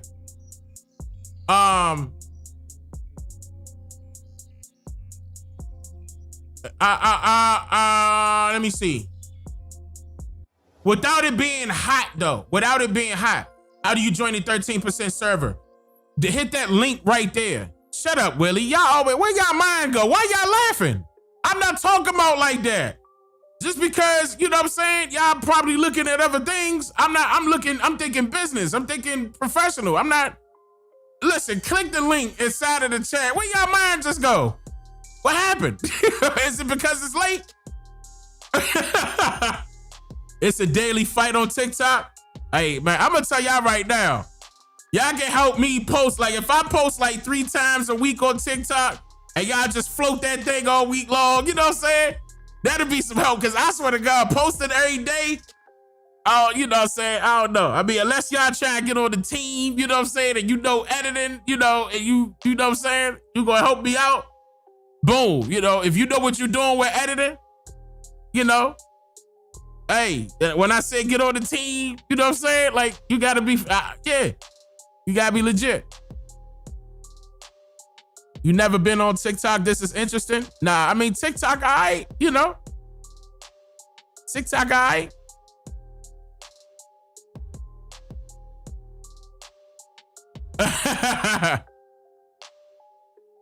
Yeah, absolutely. I appreciate that. I appreciate that, man. All right, because look, yeah, TikTok is decent. Yeah, I'm not taking nothing away from it. I just, you know, don't forget that they're about to change that algorithm. Before I did, do you plan on making a doc about William and Mary College? I can. I did tap into that a couple of times, but I can. That's not an issue. I didn't tap into the college itself, but I was telling you about certain ones like the University of Chicago. I can do that. And probably make that a series when I start talking about all the colleges and universities. I can, matter of fact, because they all got history. Especially with William and Mary and their involvement in the colonization part of it. Yeah, I can do that. They changed TikTok a lot already. I'm sure they did, because the government got control over it now. All right, let me finish her. Let me finish this. There's an ongoing effort to detach it from us and make it belong to everyone. Whenever Black Americans speak about our distinct culture, there's always someone who says, well, we're all Black. But that statement serves to silence our specific experience. Yes, under white supremacy and capitalism, all Black people experience oppression, but not always in the same ways or to the same degree. We should be able to acknowledge. Hey, I like I hope, hey, check and make sure to see if she wrote her own. If she wrote her own, I got an idea. You know what I'm saying? I got an idea and I don't want to share it online. You know what I'm saying? But check, when y'all reach out to her, check and see if she wrote that. Like, if she wrote that and she did that, let me. Our shared struggles and our distinct experiences. The fact that Black Americans want our cultural experiences and our contributions acknowledged, not erased, appropriated, or diluted, and that we want our cultural autonomy, it shouldn't be seen as divisive. And when people say it is, it's no different than when we say Black Lives Matter. And then white people pop up and respond, well, all lives matter. They don't understand that we aren't saying that others don't. Rather, we're exerting our right to exist and be seen as equal because there's a constant effort to show that we aren't. Likewise, when we say that we're proud to be Black Americans and we want our culture to be able to stand and have a spotlight of its own, just like everyone else has, we aren't rejecting unity, we're asserting our right to exist as a distinct people. There are many cultures across the African or Black diaspora that I deeply admire and enjoy participating in, but I do so knowing that those cultures are not mine to claim. I don't seek to possess or control them. I respect them. I only ask that that same respect be shown to Black American culture and that it be recognized as its own beautiful original creation born from our unique experiences on this land. Yes, I'm gonna be honest with you. That's very good. She cooked. Hold on. She cooked. She definitely cooked. Shout out to Sister Asia Marie. I like that. Because there is an issue. You know, I do see, I'm gonna be honest with y'all, because I'm getting ready to play this other video, and I see the Pretendians coming at the other Pretendians, right? I saw that was on TikTok. I thought that was just a thing. You know what I mean? I didn't know they was coming at y'all and trying to take stuff from y'all on TikTok and then claimed that it's theirs. I didn't know that was happening. Wait, why y'all saying ban? Y'all ban somebody? Hold up. Wait, Snipers!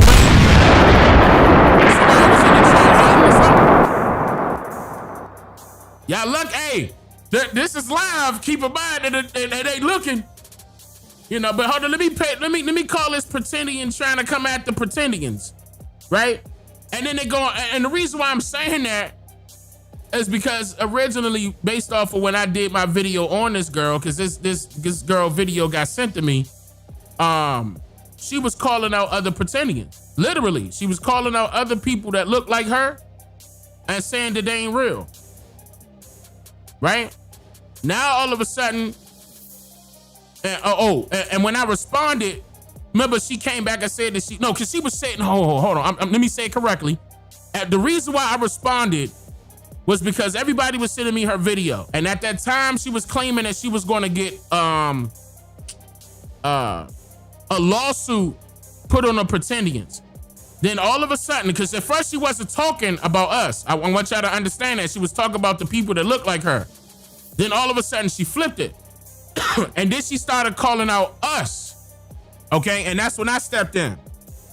Now, and then, they kept threatening lawsuit. Then that disappeared.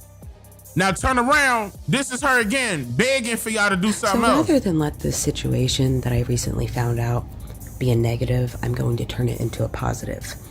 So while this Rumpelstiltskin looking bitch tried to do this, whatever the fuck she was thinking she was trying to do, rather than use it on an actual native, I'm going to ask native TikTok to go sign this petition, right? So the petition's on change. Sign a petition. Lawsuit can't work. Now she downgraded and begging the folks to sign a petition. This is how you know we winning. Right here. This is how you know we winning. They in their feelings.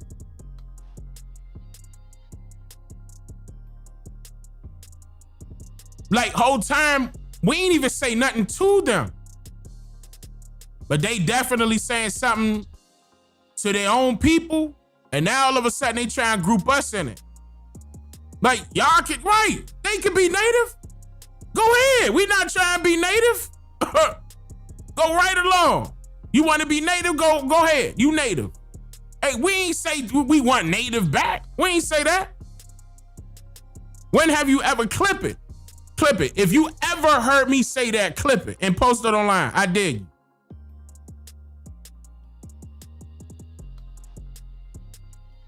We ain't never want to be like you. We ain't never want to be like y'all, pretendians. Pretending to be us. Keep that in mind. Y'all pretending to be us. You want to be like us. Bad. To the point where you need people to sign a petition to get people banned on TikTok. I will drop the link below. Let's stop indigenous erasure. Let's stop the anti-indigenous behavior on TikTok. You're not indigenous. Let's get signatures to actually get TikTok to ban this kind of rhetoric. Not to this lame ass. See it as hate speech and harassment towards the Native community. And speaking of which, y'all know it is hate speech right now if somebody going against you for saying who you are. We already got that passed in the books. We already made that aware. Or awareness happened.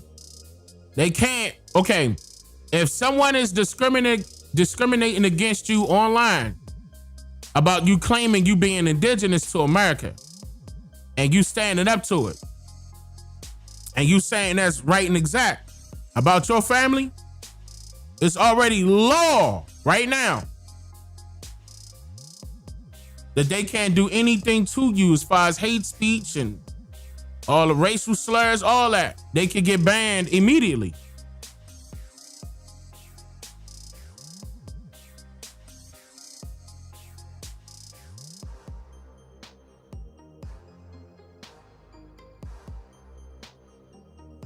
Yeah. Right. A lot of them are Siberian. A lot of them are. A lot of them are Siberian, and they know it. This is another reason why certain ones are quiet and certain ones are crying. They don't want that truth to come out, but the truth been out. You can't change that fact. Actually do something to get change.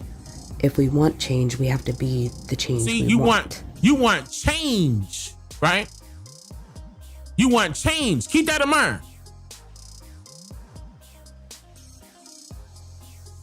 But if you were so indigenous to this landmass, we would be the least of your worries. The enemy would be the government. If you were so indigenous to this landmass,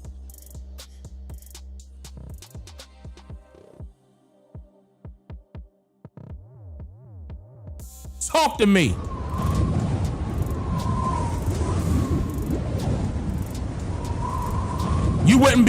You would not need to be doing this. Signing a petition.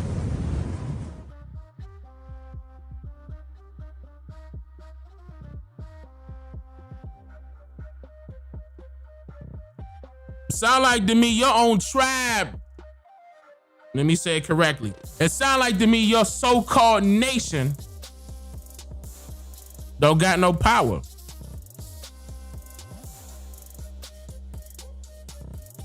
That nation's supposed to have its own government, its own lawyer, its own this and that. Supposed to have a government structure, right? But you asking people online for help.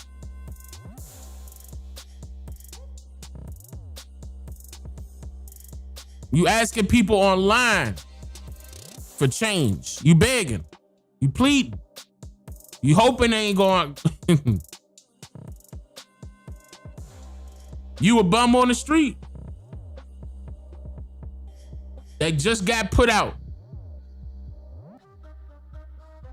Yeah, we about to pop up on TikTok. So that's why I'm asking Native TikTok, regardless if you care for me or not, if you want that change and wanting to stop and the attacks on our people to stop, go to change.org. Attacks on your people? Petition, please.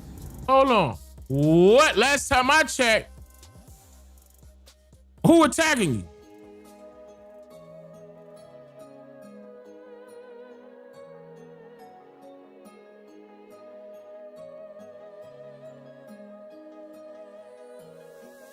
You scared, ain't you?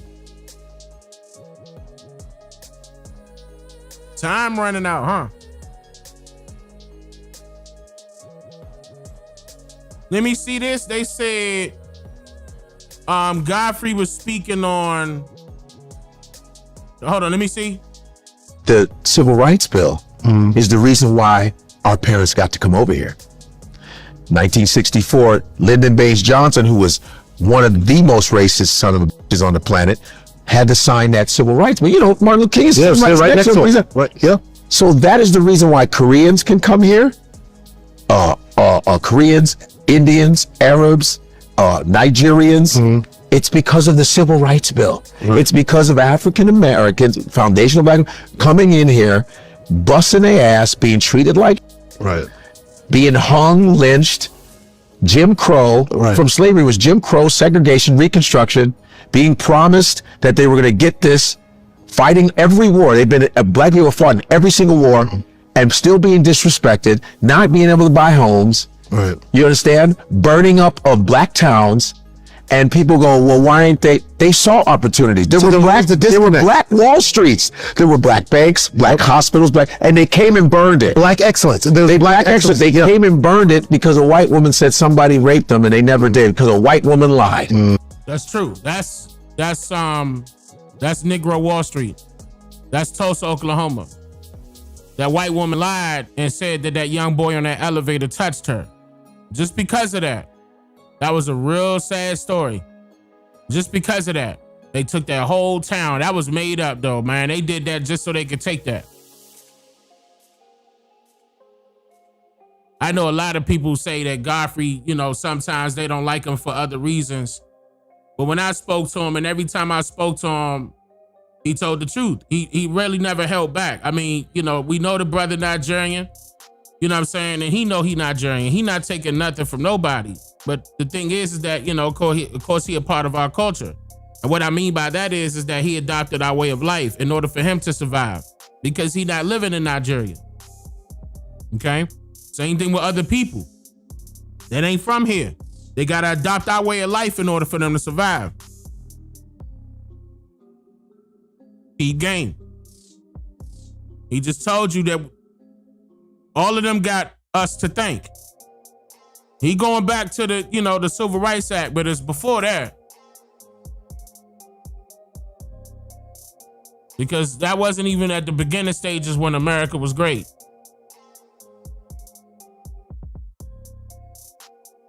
Yeah.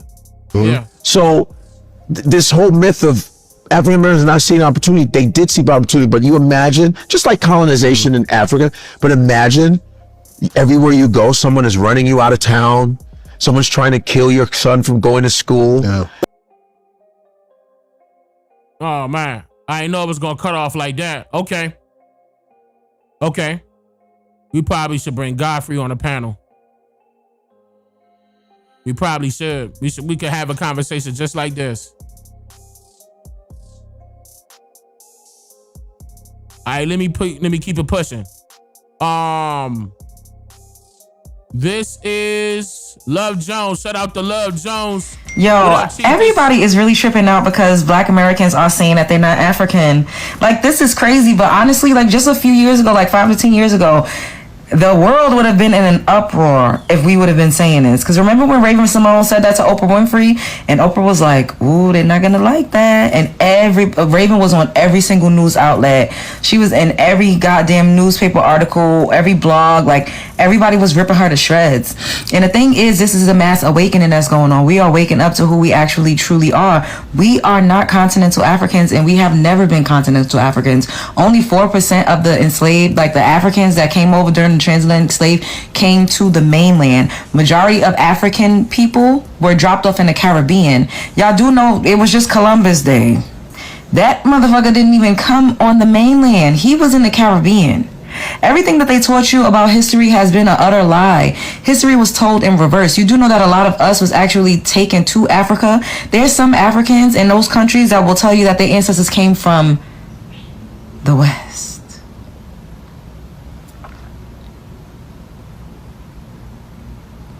That some of their ancestors came from here. Really, really let that sink in. And everybody's like, well, everybody is a descendant in the out of Africa theory, and they don't do that to anybody else but us. There's Pacific Islanders that literally genetically have no trace of African DNA. There's one tribe of people called the Boganese people in Bougainville. Y'all can look them up. They are deeply melanated people, no African ancestry. Look them up. Boganese people. I'll do another video and show you all some pictures of them. Believe that lie. No African ancestry. They got y'all thinking that all people came from Africa. How? When the west coast of Africa wasn't even populated. At the time where, allegedly the colonizers was saying, hey, nobody was there. Allegedly. Lands west was empty. According to them. That's what they said. And all of a sudden, you saying that Africa populated everybody, huh? Everybody African. Huh? You lying. One landmass was able to populate a larger landmass and also keep their population in check on their mainland? You saying that Africa gave birth to everybody, huh? No. It don't work like that. No one's trying to Africanize them. Sentinel Island, they've had no contact with the outside world for thousands and thousands of years. No African ancestry. Aboriginals all over the planet are deeply melanated people. I don't know why it's so hard to conceive of the fact that deeply melanated people also existed in the Americas. All over the world, Aboriginal people are deeply melanated except for the Americas. It's a lie. They just want to trick you out of your spot. They want you to continue to look over there so that you don't try to fucking storm the Capitol. I'm just, using that as a metaphor, and get your shit back. See what they doing in South Africa? The way they revolting? Taking their farmlands back from the Afrikaners? Y'all do know that there was a black family in California, Bruce Beach. They did their genealogy the correct way. They keep telling us to do 23andMe. That's bullshit. That's nothing more than entertainment. They did it the correct way, and they had a whole fucking beachfront. Do you know how many acres of land we owned here? Nobody. We're not talking about. Everybody keep going back to slavery. Fuck that. I'm not talking about that. That was horrific. We're not talking about that. We're talking about all of the land that was stolen from us in the 1900s. All of our communities that was burned down in the 18 and 1900s. That's where we need to look. We need to focus on that. I agree. A lot of us still own land, and whatever was built on it, we need to fucking come to collect our motherfucking taxes, okay? People are tripping the fuck out. Like, how dare the latest black people in the world say they're not us? We can't say they're the fake, generic, synthetic Africans anymore. We can't claim their greatness anymore. This is something very, very much so revolutionary. It's a mass awakening. Spread love is the Brooklyn way. That's true. All right.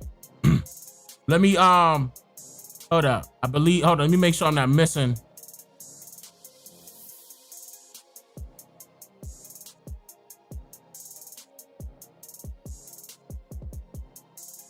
Oh, let me come back to that one. Because that one is, yeah, let me come back to that one. Okay. All right, let me see.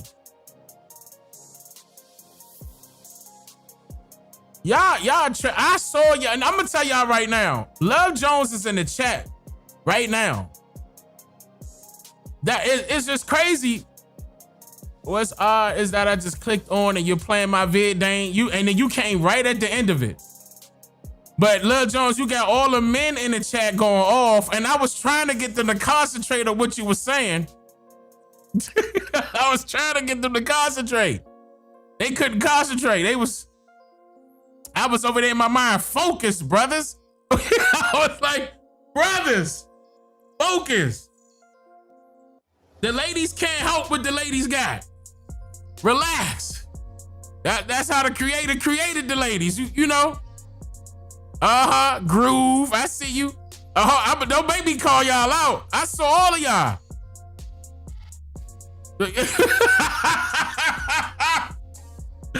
I was like, man, I'm not trying to pause and call y'all out. Listen to what she's saying.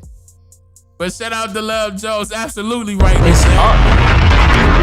I don't know why. I don't know why y'all couldn't just. You say their names. I ain't gonna put them on blast like that. They know y'all saw the chat. I ain't gonna put them on blast. It was more than one fella going off. I'm like, focus. But they was going off on the other lady that we played before that. Her skin glowing. I'm like, listen to what she's saying, fella. Listen to what she's saying. But all right. Matter of fact, okay, I know what we could do. This kind of damn, this actually gonna be super controversial. But I think this is a perfect time now. Damn, this is about to be this is gonna be a little controversial.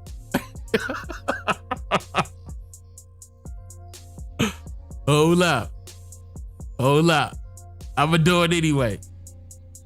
See, they use women like Jasmine Crockett. We need that energy, that Candace Owens energy.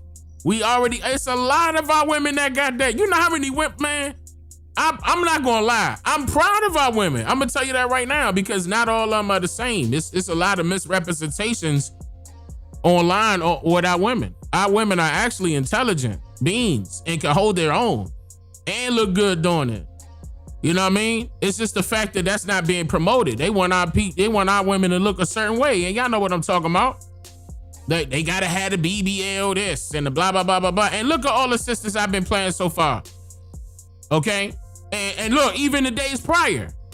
Okay, we ain't see no BBL and all the rest of that, and you know they ain't over here like doing all that. Our sisters being sisters, our cheaters being cheaters, and they leading and they teaching. Like, you know, I thank God that I ain't run into. I remember one of them scared me by the way she was looking, and I had to admit that I judged the book by its cover. I had to admit live. I forgot that lady, the woman's name, but she caught me off guard. I was like, oh no, I know she about, and she went ham. And I had to admit that I was not expecting that to come out of her. I was like, oh, I definitely would never judge a book by its cover ever again. I thought it was about to be something different. And she went ham. You remember that? I wish Jasmine Crockett was on our side. She is a very intelligent young lady. I mean, I believe Jasmine Crockett is on our side. It's just certain things that she gotta do, because that's where she get her bag from.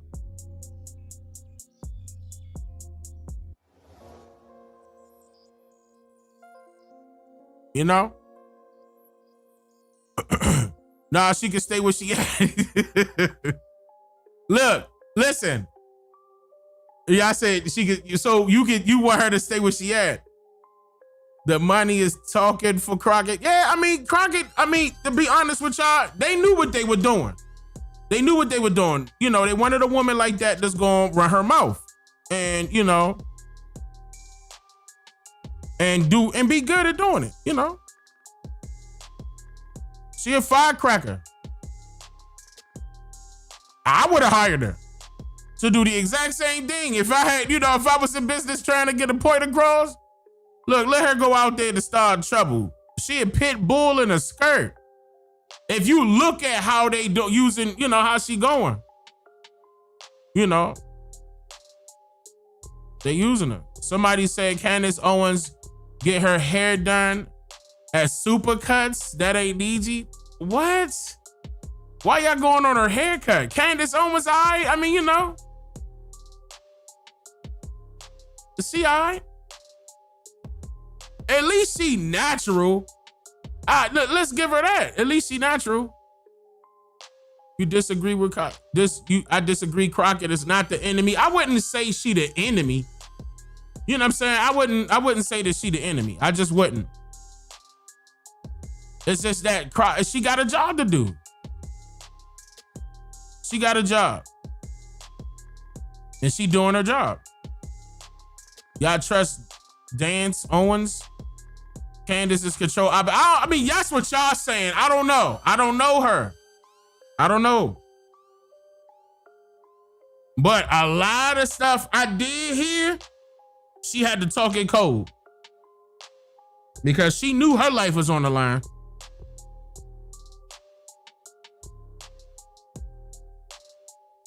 Candace Owens is a pale face. Yeah, I'm here.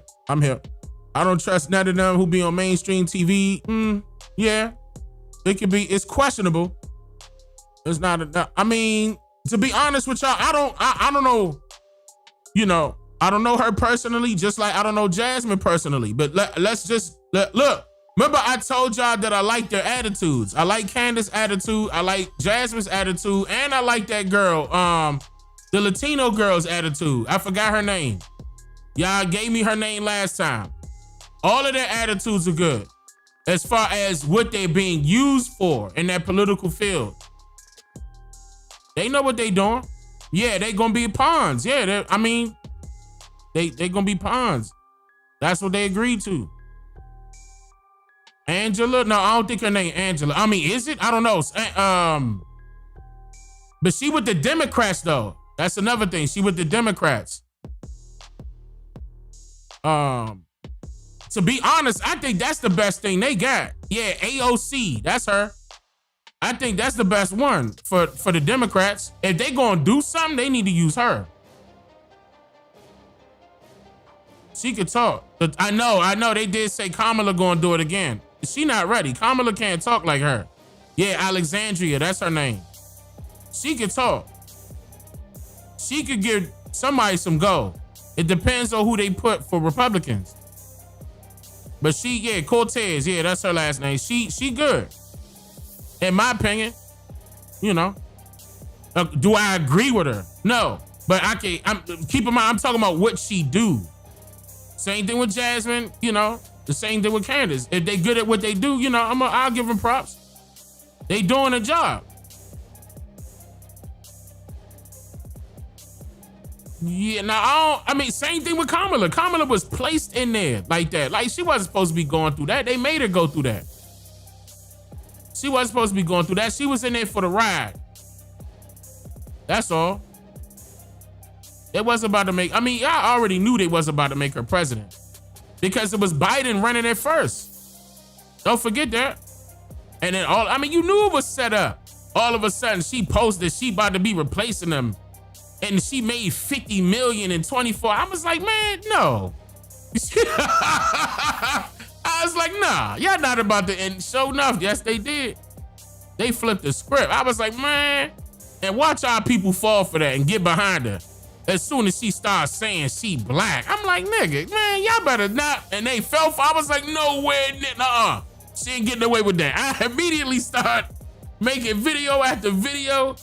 I was like, hell nah. It was people out there thinking I was going for Trump because I was coming at her. I was like, no. I'm like, nah, you gonna see both sides. But no, definitely not her. You tripping. Like, no, don't let her get away with talking about something. She one of us. After what she done said? Hell nah. And what she did in California and all them people suffering, she taking children away from their mothers. I don't respect her. I don't respect her, and that's well documented. Well documented. And then on top of that, you doing it all fast. What if something happened at their house and the mother couldn't take the child to school that day or the next day? You don't know what's going on. You can't be doing that and snatching people's kids up like that. I ain't like that. I did not like that at all. It was a lot of things that she did that I did not like, and that's why I was like, how the hell you gonna make her jump to be president just because she was vice president for Biden and barely did a goddamn thing? And then people be naming things that she did and don't be naming everything that she did. But she always liked our men. Don't forget that she was one of them toys. She was one of the ones that, slept around to get her money. That's well documented. She got a drinking problem and all that. I'm like, man, no, that's not no good representation. You trying to say she one of us and that's her reputation? We don't hear that about Jasmine Crockett. Like, at least we don't hear that. We know Jasmine Crockett gonna have a wig, some, her eyelashes done, her nails done. We just see that she gonna go get herself maintenance every goddamn day. Somebody paying for her. Somebody giving her money. That ain't she. You got $400-500 on the hair, $5 on $400. Like, no, $1,000 on the hair, at least $250 on the nails. She got the lashes. She's setting herself. That ain't cheap. Somebody paying for it. I'm gonna be honest with y'all. I don't got them doing that again. I don't know. I don't think Democrats gonna go out like that and let Kamala do it again. I don't think so. Not when you got Cortez right there. So keep in mind, y'all, this is all entertainment. That's all it is. That's all entertainment. They're actors and actresses. But if you're gonna make it entertaining, use Cortez. She gonna make it entertaining. You better not give it to Jasmine that fast. Cortez been around for a minute. In my opinion. Like, you in trouble. If you get Cortez, she can talk. You in trouble. You gotta have somebody that's gonna be able to catch up with her. You should have used Candace. It probably would have been Charlie. I'm not gonna lie, y'all. I really do think that that's what Charlie was supposed to do. I'm not gonna lie. I really do think Charlie was gonna be like running for president, in my opinion. I think that was his ultimate goal, to run for president. It just seemed like it. It would have been something political. He would have went somewhere, in my opinion. I think he would have went somewhere. He would have tried to go somewhere. Probably Utah. did something. Jasmine from St. Louis with no info in her family. She a tether with no info about her family. That's questionable. Neither Juan Cortez nor Crockett are presidential material. I mean, if they keep in mind it's an act.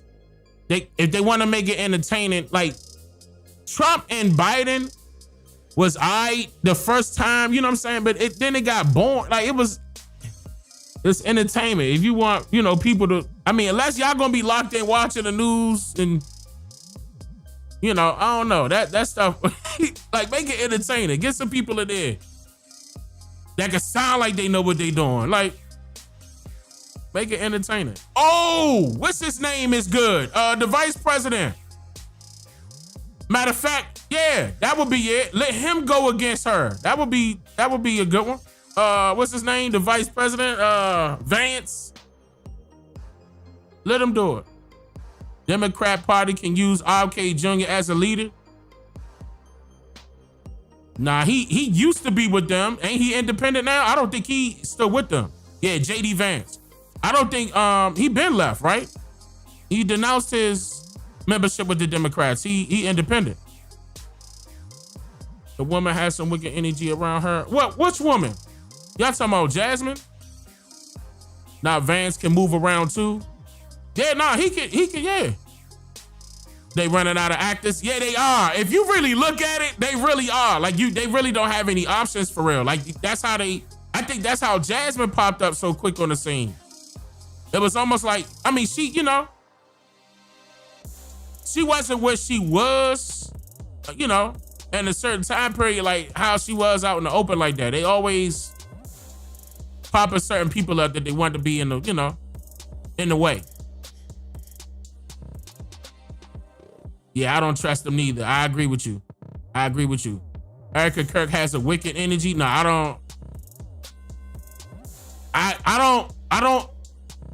I can't know for sure, but I don't put it past her. And that's the part that I don't like that Candace is not saying. I'm gonna be real. That's the part I don't like. I believe Candace calling things out, pointing fingers, in the right areas, but I don't like the skipping past the main character one. I just don't like that. That's the part that I don't like about Candace. I'm like, how you gonna skip her? There's no skipping her. She got paid too. Look at everybody that would get paid and still getting paid. It ain't like nothing stopped. They kept going. They kept posting video after video, post after post. They get money. They didn't stop nothing.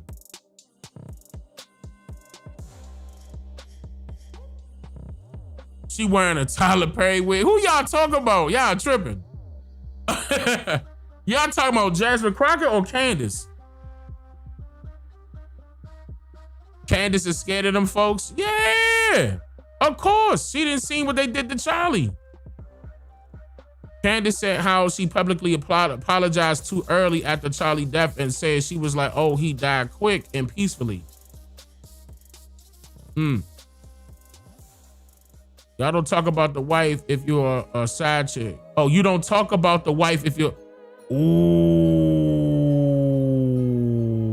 You think Charlie was messing around with was messing around with Candace? Wow, you know what? I'm not gonna lie. Like, if you think about it, she was around him for some years.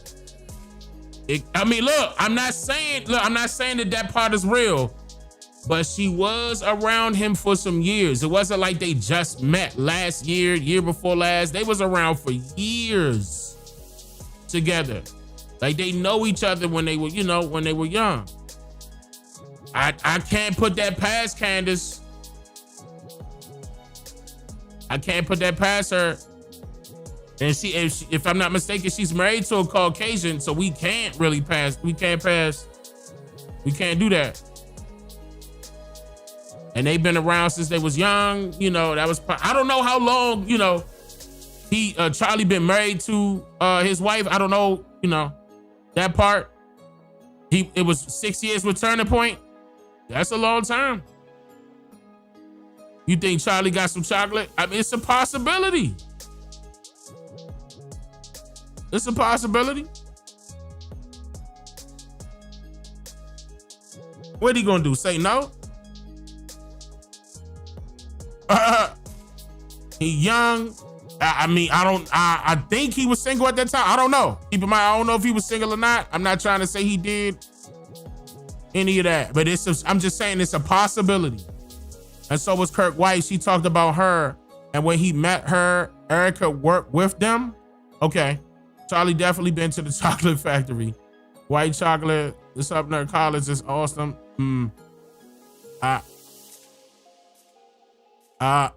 Okay. With the map, even the event started when someone satanic ritual. Candace definitely called out. Wait, why are you saying that twice? Because I don't remember. I'm gonna be honest, real. I don't remember Candace calling out the wife. I don't remember seeing that.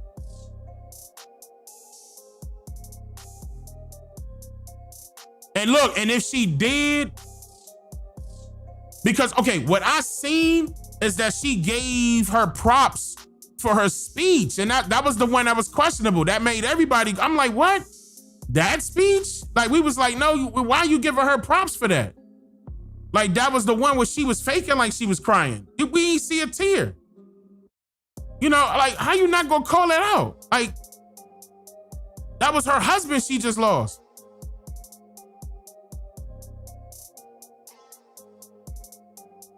I ain't like that. And then, you know, that was the part that I saw. And I was like, why Candace giving her props? That was a great speech. She was blah, blah, blah, blah, blah. I was like, you skipped that. And I seen that. I seen that live. When Candace went live and I saw that, that shocked me. I was like, damn, you lit that slide? Because I was anticipating her calling that out. And she didn't and kept it moving. I was like, damn. Okay. We know what that's about.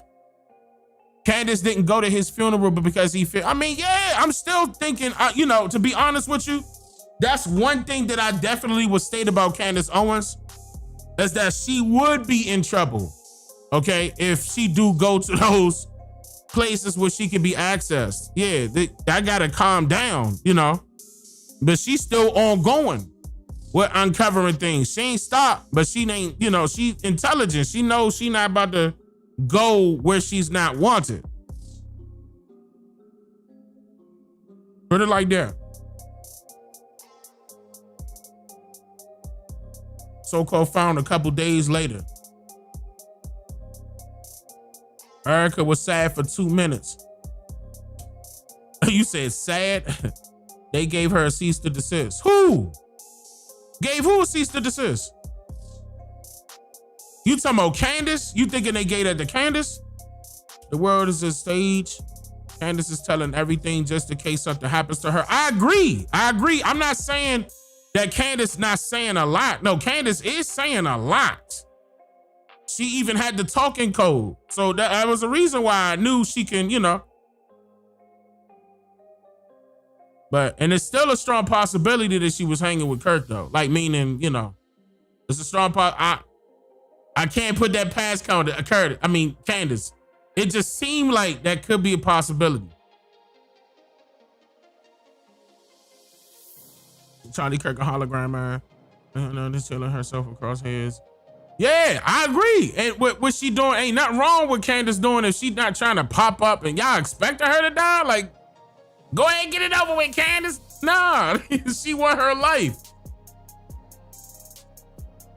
There was no funeral. That's why. Nah, but when she just recently exposed about the hospital, the fact that they were trying to claim that he was, I forgot the other hospital. I mean, they were trying to claim that he was of some other hospital. Come to find out he was in Utah, Utah Valley Hospital. That was the part. I was like, oh, she getting close, you know. That part right there, you know, she couldn't get no paperwork. And it's not just her. She got people on her team. She got researchers. doing certain things. I think she got like 2 researchers with her. But you know, she give them props during her live streams though. She be shouting them out.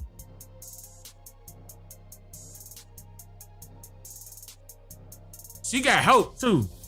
So it's kind of like, and the fact that she was with Turning Point and no people in there, they running scared. Like if you really think about it, they running scared. She probably using, and I think about it, she probably using Erica to her advantage, trying to make pretend like, you know what I'm saying, that nah, Erica not the problem. Meanwhile, let me knock everybody else up, go from the bottom to the top.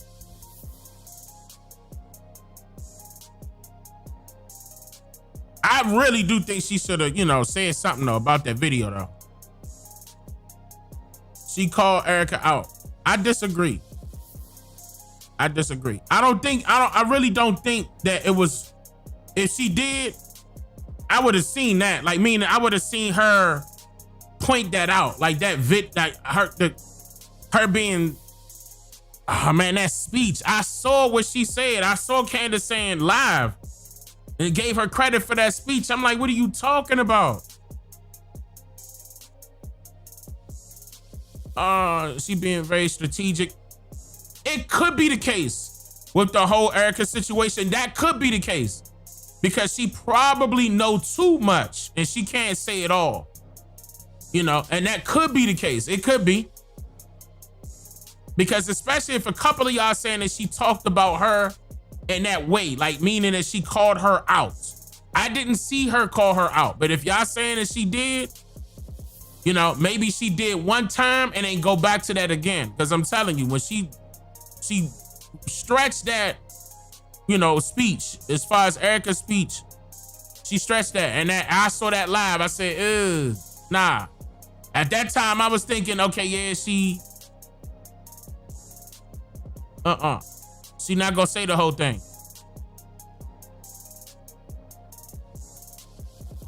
Keep her away from you and told her to stay away from Farrakhan. Who? You talking about Candace? She says she doesn't care if they come for her. They have a contingency plan that the info will come out. Yeah, that's how you gotta have it. You gotta have it. You gotta have a backup. Gotta have backup or backup or backup. Why are we discussing these non-factors? Really, I'm tired of hearing about these psyops. Man, look, and there's more to it. Let me stay right here real quick and then we gonna move on to something else. But let me stay right here real quick. All right. So I went live inside of the 13% community server yesterday. And it was about the fact that it was a lot of people in my inbox telling me that Umar Johnson had passed out at one of his concerts, right? And they were sending me videos, you know, and everybody was linking to this one lady. I don't know her, never met her in person, don't know what she about. But her name is Marie Ann Laurent. And she posted up this video and I wanted to play this and then she did a follow-up. But hold up, let me play this real quick because it's something wrong. And I want y'all to help me with this. So let me play this one. Family, hey, this is Marianne Laurent. I'm bringing you guys breaking news. I don't want anyone to take this or twist it. I'm not reporting he's dead. Umar Johnson was at a little function, a conscious function. He just passed out. As of now, as I'm talking to you, he passed out. He's not dead. He passed out. Fam, he's running around here all over. He's fatigued. He's probably fatigued. You understand? He's partying with these kids. He's in his 50. And then, don't you guys text me. Don't y'all, why you do? No. What did Lady Luck say? We journalists. I'm bringing you breaking news. He passed out. Marianne Laurent is, I don't care who in the community don't like it. I was just informed, and wait till I get the picture. I'm posting it. He passed out. Mr. Honor's on now. I'm gonna text in the chat. Umar Johnson has passed out. The conscious people trying to revive him. No one has called paramedic. I don't know why they have not called paramedic. People are crying because that's a big man just laying flat out. He has passed out, family. Breaking news on Marianne Laurent's channel. And I you know, and I went live inside of the 13% community server first, you know what I'm saying? Because I thought that this was serious. You know what I mean? I thought it was serious because when she said that they was trying to revive him, was the word that she used. And I was like, okay, that's something serious. All right, you know what I'm saying? We could put all the back and forth for a pause. You know what I mean? And just for that reason, you know what I mean? Just for that reason, like, we not wishing death upon nobody over here, unless they are a direct enemy and a direct threat to us. That's you see what I'm saying? That's it. Yeah, but you know, okay, let me explain that. He my enemy, then he ain't no threat.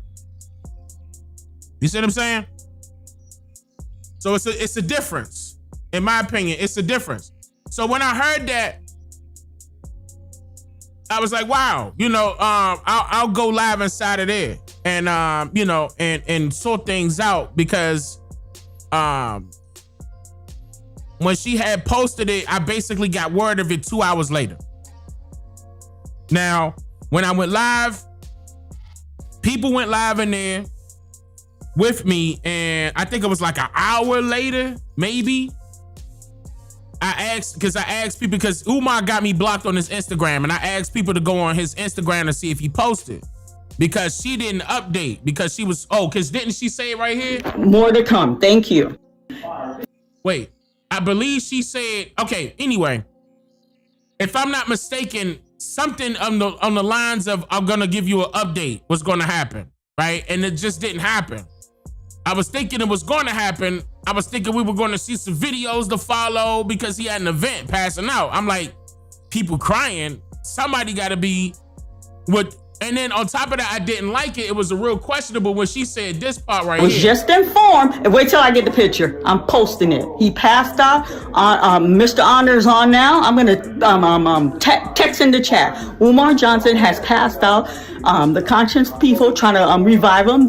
Revive him? The conscious people trying to revive him. No one him. has called paramedic. I don't know why they have not called paramedic. Nobody called paramedics. And I was like, and see, then I got to thinking, you know, I was like, wait a minute. That sound like they trying to take him out. You know what I'm saying? It sound like they say, all right, that's enough. You know, you've been puppeteering. Enough. That's enough. Job finished. There we go. Because how you not going to call the paramedic when the paramedics, when somebody passed out? I mean, did they have a doctor on the scene? And you know, I was questioning all of that, you know, inside of the community server. And then, later on down the line, I asked everybody in there, hey, can y'all check, you know, to see if he posted. And he did. He posted an hour after this stating that it wasn't true. No, passed out, not passed on. Because she said that in the beginning, okay? And keep in mind, there's more to the story. I'm gonna say a couple things, but Family, hey, this is Marianne Lorient. I'm bringing you guys breaking news. I don't want anyone to take this or twist it. I'm not reporting he's dead. Umar Johnson was at a little function, a conscious function. He just passed out. Passed out. So she admitted that in the beginning, she not saying that he did. She ain't want nobody to twist it, right? She just said that he passed out while he was at an event, a conscious event. Now, again, I don't know who she is at all. And I did my, investigation to find out who she was, and I found her YouTube channel. And this was posted on her YouTube channel. Okay? And I also seen a guy, Lennon. What was his name? Lennon. I'm trying to remember this brother's first name. But there was this guy that his whole channel is talking about him, talking about Umar Johnson. And so when you hear Umar Johnson say YouTube struggle streaming, he talking about this guy because this guy has been exposing him a lot, all over his channel. Lennox, okay, y'all said, okay, no, Lennon, right? Lennon Honor, okay, Lennon Honor. Oh, I'm sorry, so that's his first name, okay. So Lennon Honor is his name, right? That's all he do on his YouTube is expose him. And he go all sorts of angles based off of what I seen. I did say I was going to play a few of his videos a couple live streams back, but I didn't get a chance to. But either way, and she mentioned him when she said that. She mentioned the guy that I'm talking about in this video. So that made me go to his video and he reported it. And then he said allegedly and stuff like that. This has not been confirmed. He did say things like that. And that made me think that this was all the way real until people, because I'm thinking, yeah, she in her 50s, and he admitted during that part, the video that I'm referring to, that he was in his 50s. I know, like, people in their 50s don't play like that, right? I don't think they were played like that. And they were saying that, Umar Johnson was 51 or 52. I believe he's like 51, if I'm not mistaken. But so come to find out, he was saying that, I'm talking about Umar Johnson, was saying that this wasn't true. This didn't happen. And I said, on his Instagram, no video. He could have went live. I'm going to tell you why, because that was it wasn't late. It was kind of early. It was in the evening. But he posted up a post, like text message. That was kind of questionable because you got people saying that you passed out. It would have been nothing to hop up on a quick video. You'd be like, nah, everything good. This person lying, woo, woo, woo, woo, woo. And I kind of questioned that. And I was like, damn, all right, so let me get on this lady because I don't know who she is or who her source is. Why would you lie like that, right? And I left it alone. But I kept saying, I don't think this lady would just blatantly say something like that for no reason. Like she ain't had somebody on the scene and she got that first-hand account. So she came out with a video and followed up the next day. Hello, family. And Marianne here. I did broke out a news earlier, so it's common courtesy to follow up. I apologize for my appearance. It's late. I'm going to give you guys blow to blow of what transpired. I was in my family room, quiet time. My youngsters are upstairs. Everybody's winding down for the evening. I'm catching Leonard Honor's show, and my telephone rang. I answer the phone, and it was a brother from the conscious community who was at the event. Now, let me explain to you guys what's going on. Yes, he's done his little radio show. Yes, he has gone to the school. I have stirred a lot of commotion within the conscious community after the settlement, fam. And he has yet to even come out publicly to say anything on Marianne. So the community... Oh, this is one of the ladies that was suing Umar and won. Uh-oh.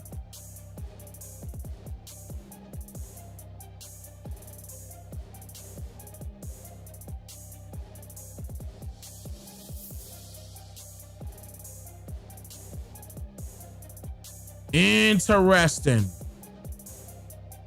Okay. Because he was being sued. I'm gonna come back to that. He was being sued a couple times. Tight. The real Umar, the die-hard fan, he's going from community to community.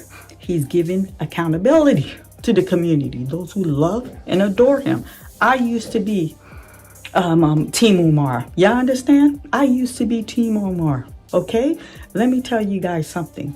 Before the fallout, Awaken, that movie you guys saw, that's 3 years old, family. 3 years old. Okay? Oh, she's the lady that did the movie for him. Wow. Okay. When I came on her show, you guys all learned about me. You guys didn't know about me. 3 years old. Because I was Team Umar, I guard his integrity. I guard what I got behind the scene. You understand, fam? And he knows what I got behind the scene. It's no joke, family. You understand? Listen, I'm not rejoicing over anybody illness or anybody passing out. When I'm sitting on the couch, I got the phone call. I can hear commotion, screaming, crying. And I'm like, I called the individual and they're like, Marianne, you're not gonna believe this. Doc just passed out. And within the community, we call him Doc. That's what we call him, Doc or King. Doc just passed out. I'm like, what do you mean he just passed out, Marianne? He's flat out. He just passed out. I said, oh my God, is he dead?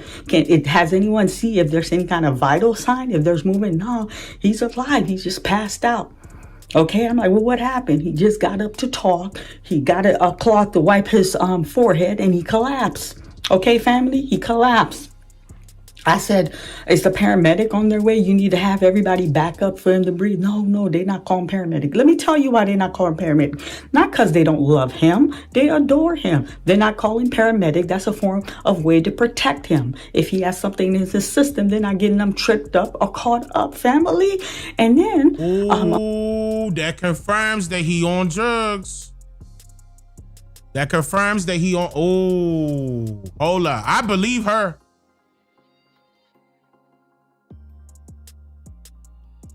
Okay, I believe her. I believe that.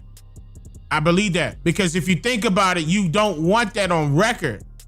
They're protecting. Oh my God, y'all need to stop protect. He got it. Don't y'all want him to get help? If y'all really love him, y'all want him to get help. You got to stop protecting him. You protected him from getting help. All you doing is hurting him. If you really love him.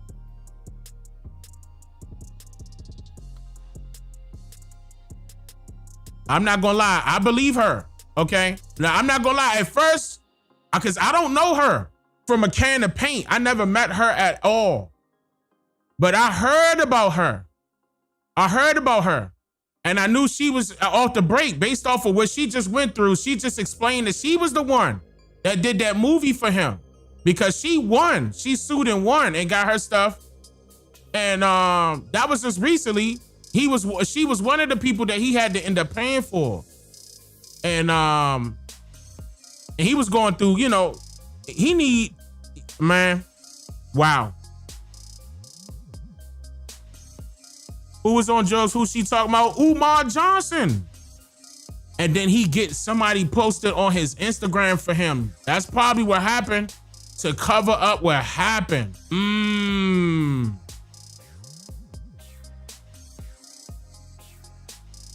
And she damn near in tears trying to explain this.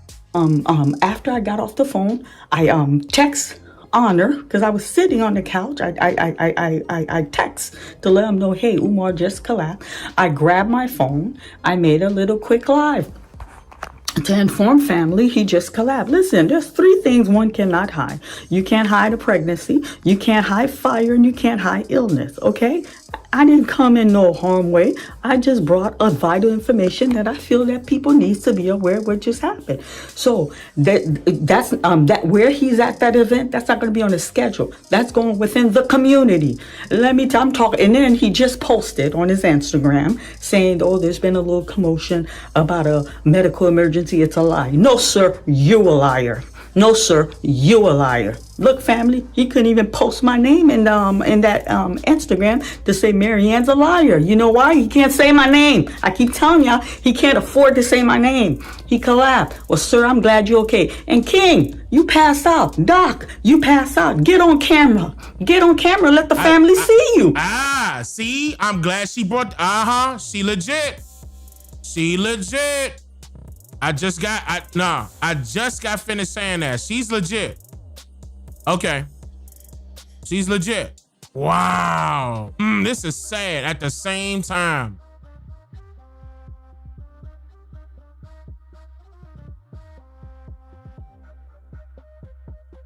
Bro, he need to get help. You honestly, Umar, you need to turn yourself in, bro. You gonna wait until it's too late.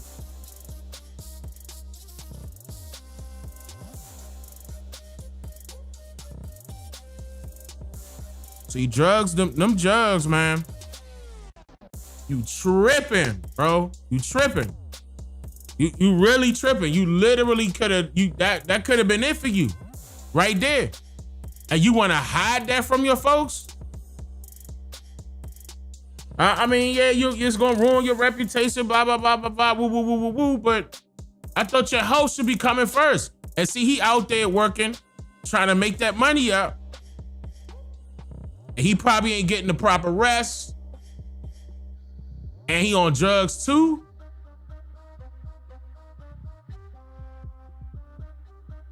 I mean, people say that he's snorting. You know, I mean, they say, what drug though? People saying that he be snorting.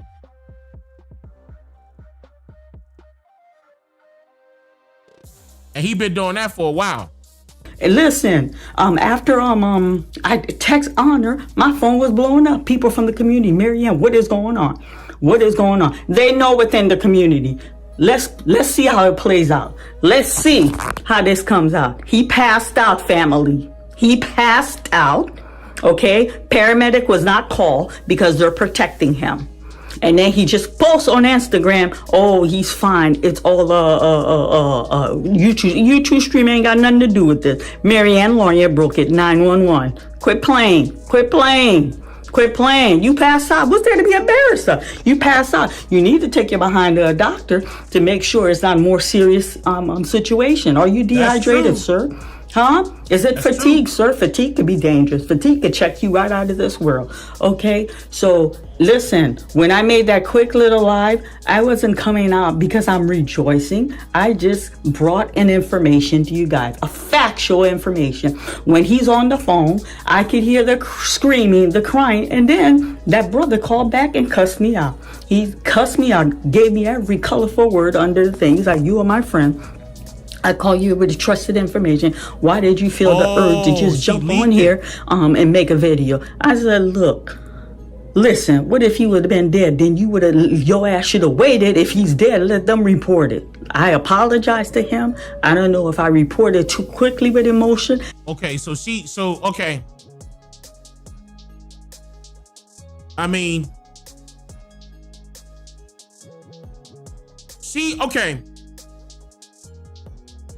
Okay. They didn't want that to get out at all. Apparently, she close to somebody that's close to him. And that guy that she just admitted it was a guy that gave her that information, called her back and was cussing her out. Hey, why'd you post that out there? That wasn't supposed to get out. Now, that was the only thing I would say that was emotional, sister, but she probably just, her emotions built up like, oh my God, something wrong. Hey, y'all. I mean, because keep in mind, they was fans of Umar. They still fans of Umar. So they probably, she probably was thinking everybody should be, be praying for him, et cetera, et cetera. She probably, she in her 50s, and that's the first thing she's thinking about. Like, everybody gather up in prayer. Maybe I should have waited till he sent me that picture. But family, again, Doc, I reported it. Keep other YouTubers out of your mouth. I reported it. Marianne Lorient. I'm on YouTube with my real name, okay? Cut it out. He jumped on there. All this time I came to you guys to tell you the commotion I had with this man. He's yet to utter anything. You know why there's commotion in the conscious community? Like, look, she ain't lying. There's people in the community that know you paid her. She showed receipt. You understand, family? So now he's doing this little circuit. He has like a schedule of event. Those little conscious meetings, they're not on the schedule. He was there. He collapsed, family. Apparently, they didn't call paramedic. I don't know what they did, but they brought him. And he just, if you guys go to his Instagram, he just texts some baloney. I could even read the baloney to you. What did the baloney say? Good Garvey Day family. Please disregard YouTubian struggler. Listen to this, okay? Marianne reported it. Why don't you put my name in there? With a medical emergency, he's claiming, which is not true. He collapsed. Y'all got it from me. Y'all got it straight from me. So I think the good things to do, I did come out with the thing. I'm following up to explain to you guys what happened, how I got the information. And then I'm letting you know, go to his Instagram. He just a few minutes. And then let me tell you something, Umar. I am the daughter of the community. Are you shocked? They called me when you collapsed, sir. Just like you're a son of the community, I'm a daughter of the community. So that these little groupies going, he's trying to save face in the community. Community's not rocking with him. It's a very small few he's still, he's holding on to. He's holding on to, family. Okay, thank you. I just wanted to come out because I did come out. I made the announcement. It's only fair that I follow up to let everybody know what's going on. Thank you, family. And listen, I ain't got no reason to lie. What am I going to gain by lying? I'm telling you guys, he passed out. Now they're covering it up. That group that was with him, that's a core group. And then the person who gave it to me, we fell out. I'm going to try to make things all right. We fell out because he felt like it was my place to jump on YouTube. It was something between brothers and sister. I did. I jumped on YouTube and I publicly announced it.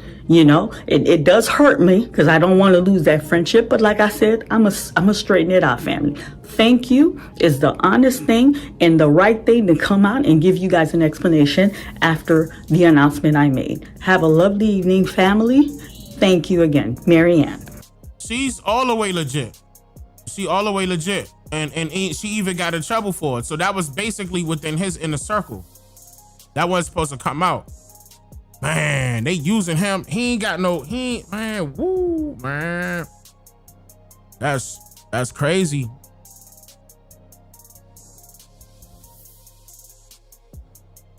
And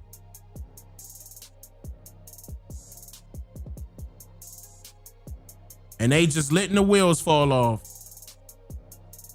And they right there trying to put the wheel back on for him.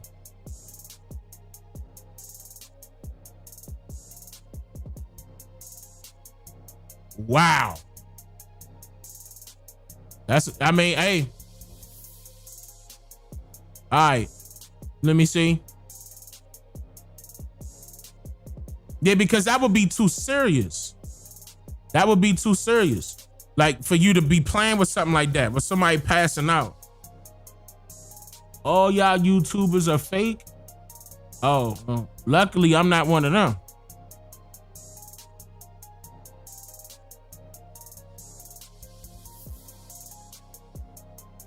Luckily, I'm not one of them, because I'm going to tell you that right now. I'm using my real name. I don't have a stage name. Ain't nothing fake about me. You can't say that about me.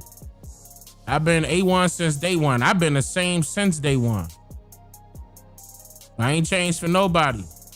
I ain't click up with no clique. I ain't get down with no Masons. I ain't get down with no nothing. No organizations. No secret societies. I ain't with none of that.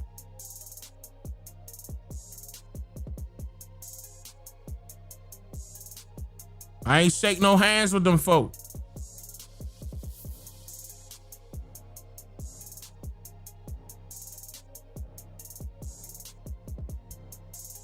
But you rich now.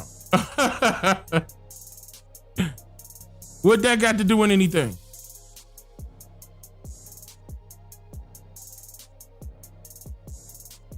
I was blessed for doing what I was doing for the people.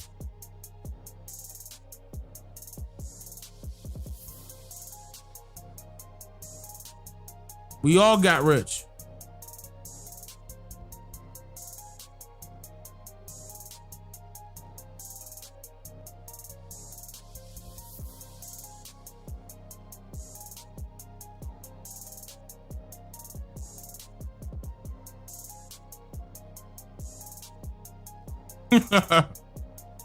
Y'all mad because we talking about Umar? No. Let them stick around, because the whole time that could even be these people that she talking about. You know, it could be one or two of them with multiple accounts. It be like that. My moderators don't want you in here though. Yeah, that's what it's about. It's about that knowledge. I wasn't out here consistently coming online talking about I need your donations for a school that never opened. You mistaking me for the wrong person.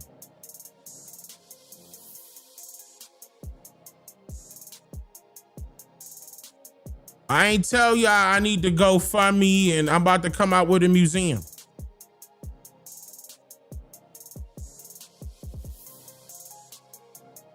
You mistaken me for the wrong person. Not one time did I say I was African. You mistaken me for the wrong person. Not one time did I say I was related to anybody that has a prominent name within so-called Black history. You mistaken me for the wrong people. I'm Dane Calloway. And Dane Calloway ain't changed for nobody and won't ever change for anybody. I'm gonna be me. I'm not doing this for nobody else but my folk. Because my folk told me to do this.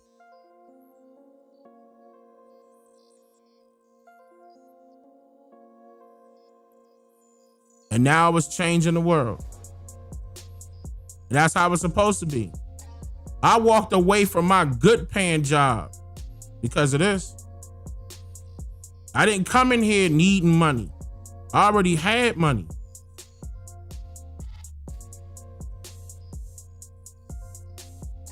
Already had it. And shout out to Will Morton. That was my last supervisor. He kept calling. He said, Dane, you sure?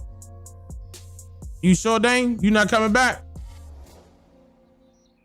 Nope. I'm respecting my ancestors' wishes. This is what they wanted me to do. And they told me not to worry about a goddamn thing. And I was being obedient. That's what I was doing.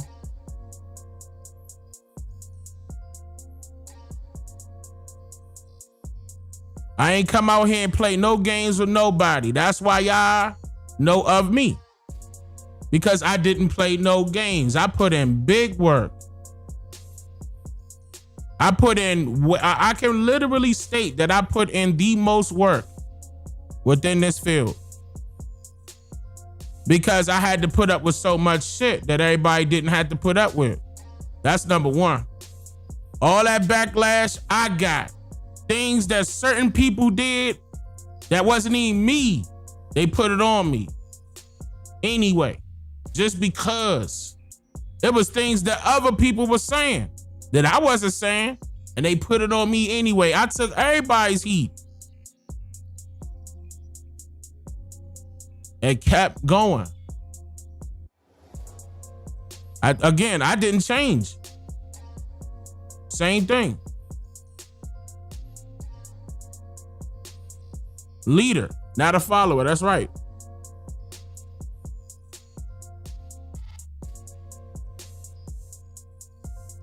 It's a big difference. But again, to go back to the Umar situation and them try to cover up for that brother, y'all not real folk. That's if y'all around Umar, y'all not real. Y'all are not real. Y'all supposed to be looking out for him. Y'all supposed to get him let him go get checked. Check himself in. See, y'all money hungry over there. Y'all got him working his ass off. Y'all messing up. That ain't love. That ain't family. That's evil. And I'm not even doing that to show, sympathy for him. Because this is his fault also. But I'm just saying, them folk around him, he got to see, you are the company you keep. Look at that.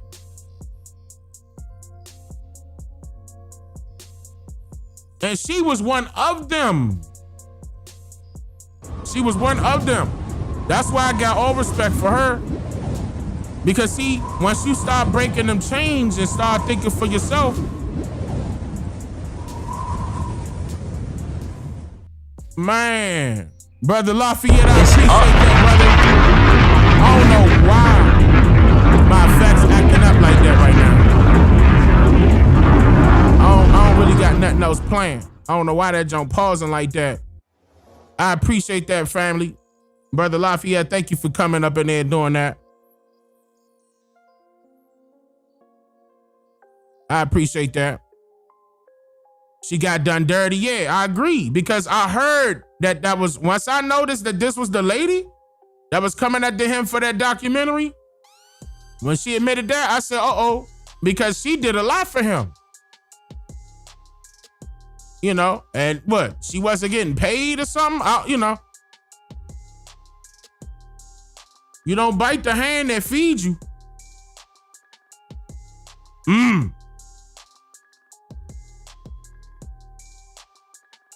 Yeah, all I've been doing was keeping it real. Like, that's all I can do. I'm not out here trying to be fake about this and nothing fake about me. That ain't even, that's not a part of my DNA. That's not how I was raised. It don't work like that with me, Slim. I know better than that. Did I have chances to sell my people out? Absolutely. They came to me. Who was they? You fill in the blank.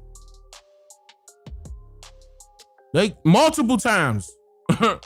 Not just once, multiple times. All for cash money. All for cash money. Let me see. And the reason why I earned what I earned is because I put in the work. My stuff went viral.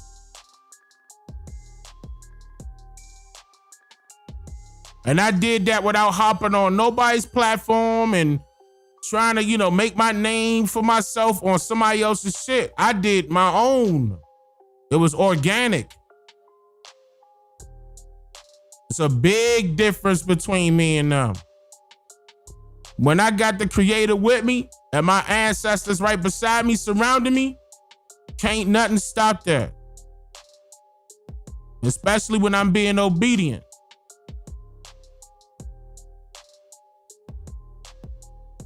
Everybody was like, what the hell? That came left field for them. Them pro black people and them pan goofies, they were not ready for me. I'm talking about they was slandering my name since 2015, bruh. And I'm still here. Made up all sorts of lies about me.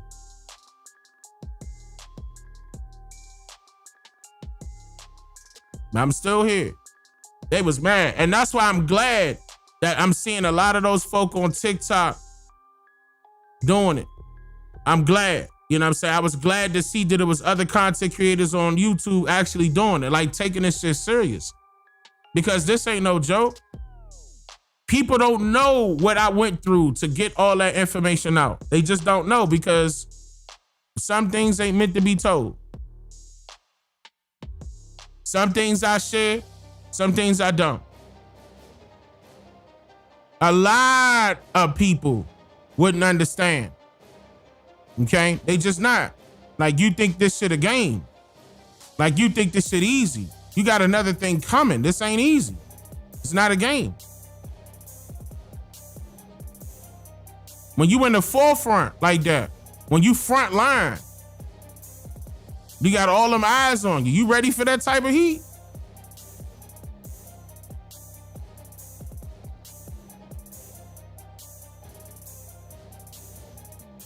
It definitely ain't worth it. No, I disagree. It was worth it because our people are trending in the right direction. It was, I'm talking about hella worth it.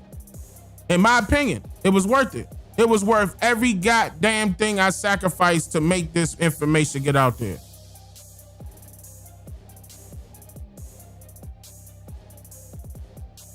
And it's been plenty of times when I wanted to say something about everybody that has something to say.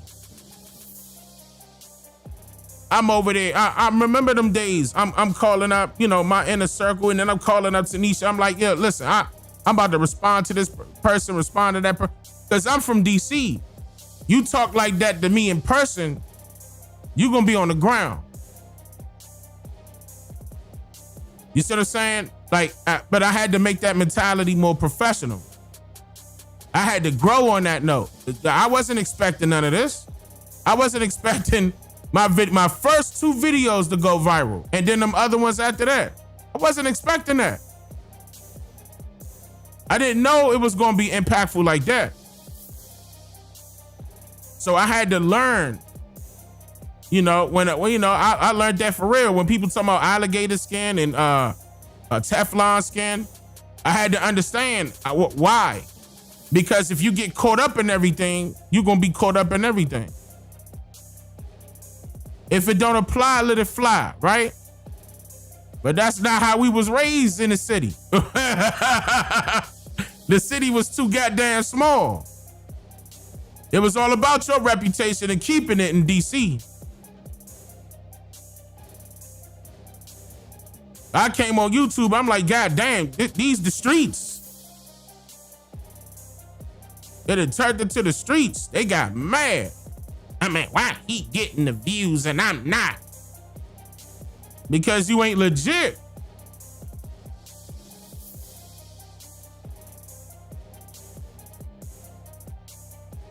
Man, that thing was crazy. But I'm thankful. I'm thankful for everything. And again, it wasn't easy. It's still not easy. I'm not about to stop. I see that it's working. And it's been 10 years I've been doing this. And it's finally, and I'm not gonna lie, it's still quick. That was still quick.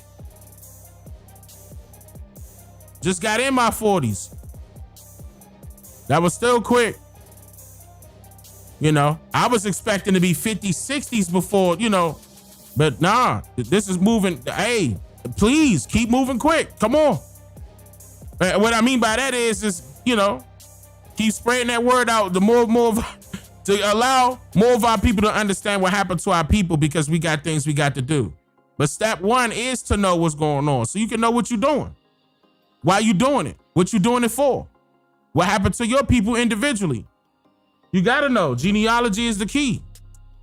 Wanagi, what up?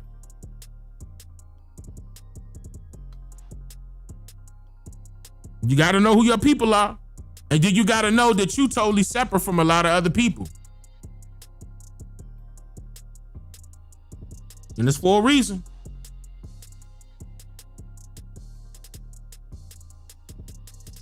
Yeah, but that's why Umar ain't want to debate with me. He making it seem like it's about the money and about the money. Right?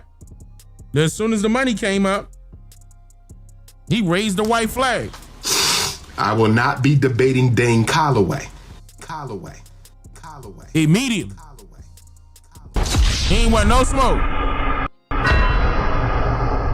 And that was the second time. That happened actually twice. It only happened twice.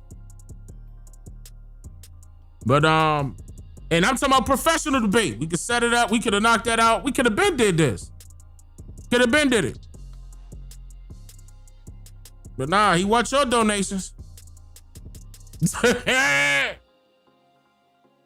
He want to try to keep up the lifestyle that he living. And it's basically just not all peaches and cream like how people, would assume it is based off of what they can see online. There's people within that inner circle knowing what's going on with him. And a lot of them coming back saying that he on that, he on drugs. He need to get, and then now that they saying that he passing out, it's getting serious. Your body talking to you. But I mean, hey, it's good that I guess, you should have jumped on camera, like I said, and she said it too. You should have jumped on camera. But no. I mean, I'm talking about real quick. Nah, man, somebody lying. You would have had more credibility like that. Nah, that was one of your folk. Got on the grind for you. You trying to recover. So I'ma still, since you've been trolling me, I'm not gonna let my foot off that gas. We gonna be trolling you. I gotta practice what I preach, but I gotta let our ancestors down today.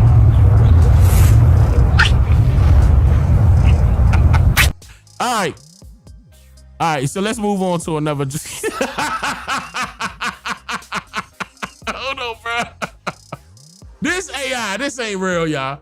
But look. I thought this was so funny. I saw this. I gotta practice what I preach, but I gotta let our ancestors down today. AI is dangerous. AI is so dangerous, bro. Got him looking like him, bro, and talking like him. Man, come on, bro. That's just all the way down to the, the tan, the rip in the shirt. Bro, that is hilarious. AI is, you see, AI dangerous. I saw this. Somebody said it to me. I saw that, was like, oh man, AI got to be stopped. AI got to be stopped, bruh. This is retarded.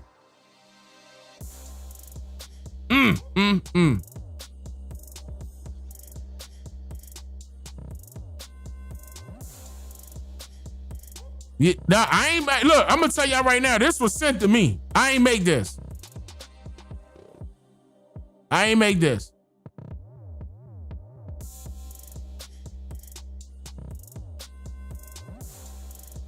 But that was hilarious, man. That was, it's going against everything he allegedly stand for, right?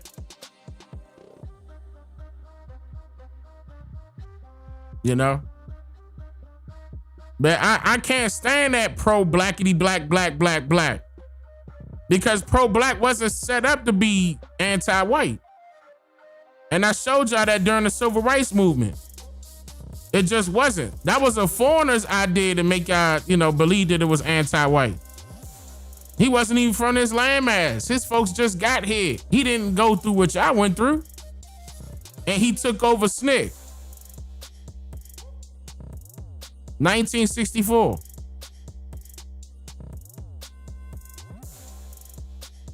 And then it was black power. What, man? What was the power? I ain't gonna go back into that. But that's so silly.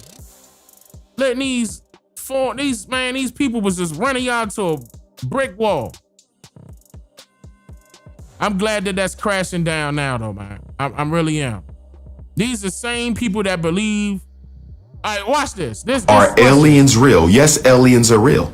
Because an alien visited me in Jacksonville, North Carolina. I'm in Jacksonville, Florida right now, but I used to live in Jacksonville, North Carolina. I'm in Jacksonville, Florida right now, but I used to live in Jacksonville, North Carolina. And when I was in the 3rd grade in Jacksonville, North Carolina, 9 years old, 8 years old, me and my mother were looking out the window and we saw a UFO. We said, is that a UFO? I said, nah, that might be a plane. Maybe that's the military expedition, military air. It was a UFO. So we watching this UFO. It kept swirling around. So it was way up in the... No, this is not AI. Now this is real. This is Uban talking about he saw an alien.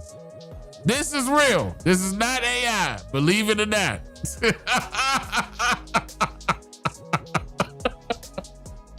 Nah, man, this is real. What? Sky though, but it had all these lights and it was going in a circle. And my mom said, okay, it's time for you to go to bed. So I go to bed, but I'm not asleep. You know how you laying down in your bed before you fall asleep?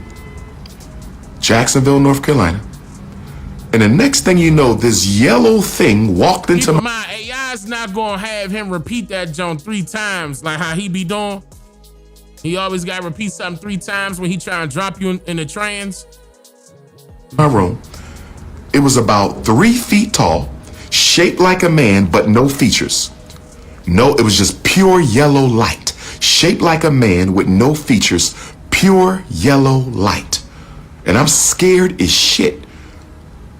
I want to call my mom or my dad, but I'm scared because we just saw a UFO like 2 hours ago, and this little yellow man, stocky too, he was built like he was a bodybuilder, but all you could see was yellow light in the shape of a man, no eyes, no nose, no mouth, pure yellow.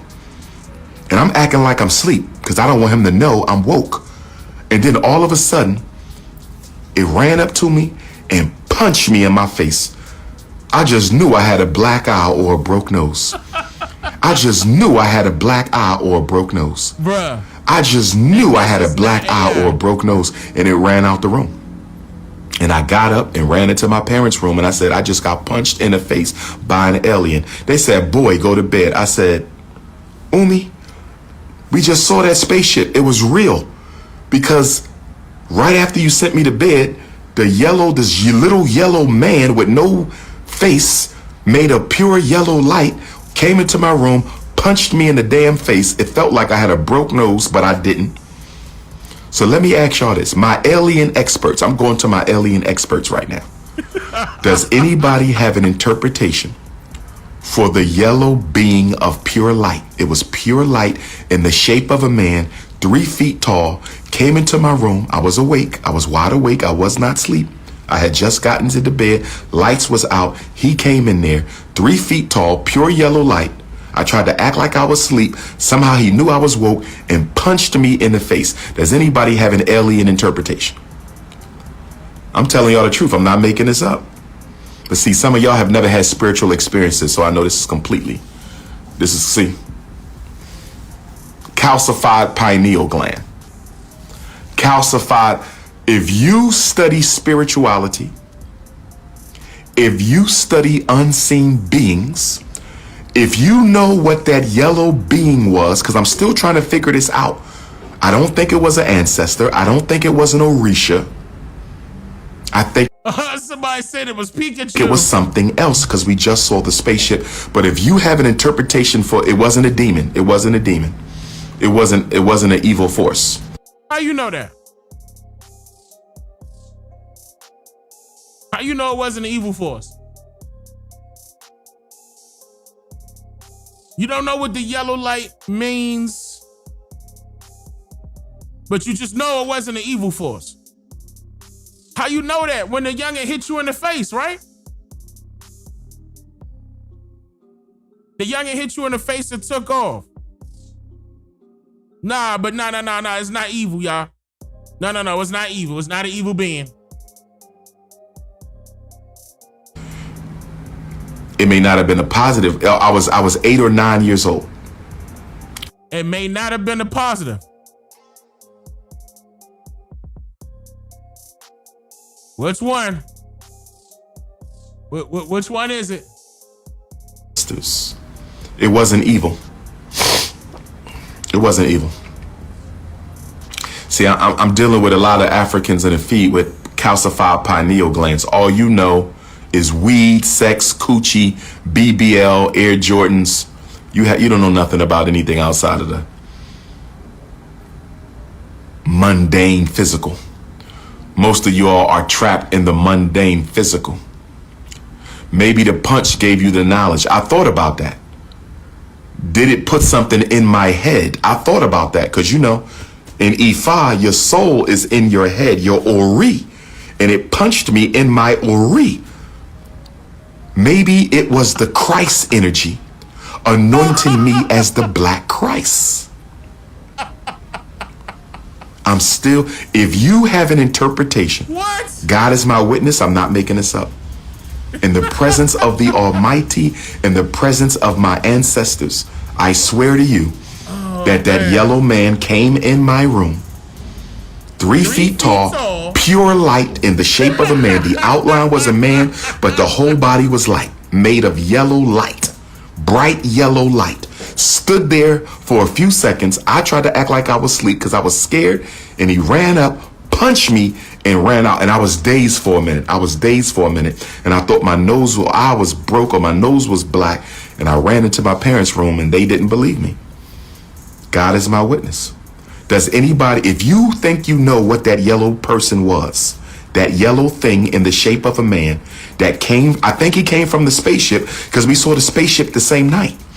I think he came from the spaceship. If you think you have an interpretation, please text me. Maybe y'all can help me make sense of that. 215-989-9858. 2159, it was not a nightmare because I was awake, my Negro brother. My calcified pineal gland having Negro pen. I was wide awake. I just told you that. 215-989-9858.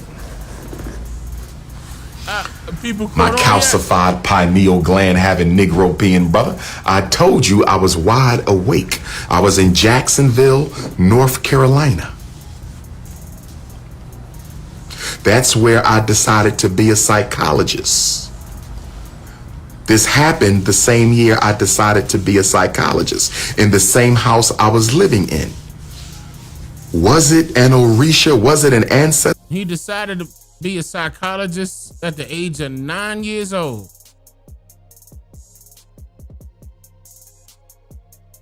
Oh, 8. Oh, no, 8. Okay, so he decided to be a psychologist the same year And he was 8 years old. Was it an alien? What punched me and what did it put into my ori? What did it put into my soul? That 3 feet yellow being shaped like a man. Who's calling me while I'm live? Brother Robert with the magazine. You want a magazine interview? No problem, Brother Rob. Listen, y'all, I don't answer the phone. I need y'all to text me. Y'all keep calling me. I'm never answering the phone. I don't answer the phone. Text message. Stop trying to clog my life up with your issues.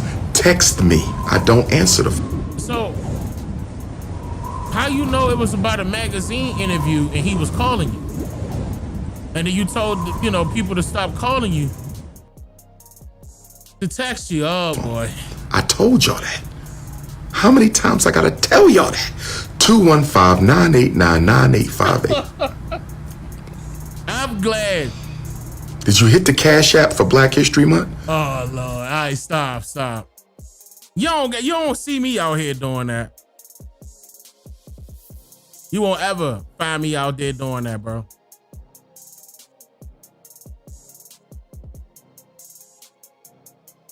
Did anybody go into his donation spill?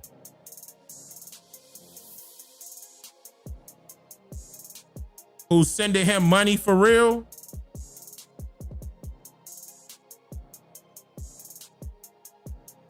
That's a good question.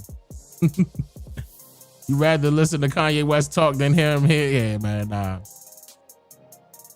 It was the yellow emoji he saw.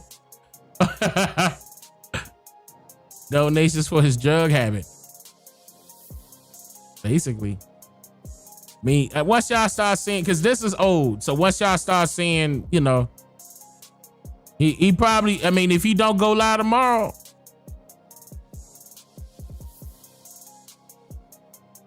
let me ask you this. Was it a difficult decision for you to sell this thing? People ask me that a lot, Donnie, about was it difficult to sell BET, and the answer is no. And the reason is because when I started BET, I had a partner who helped me start the business in terms of the money he put into it. John Malone? John Malone. Mm-hmm. President of, at that time, one of the largest cable companies in the country. Mm-hmm. And of course you needed cable to carry your cable programming, and without it you wouldn't get the audience. So John invested with me.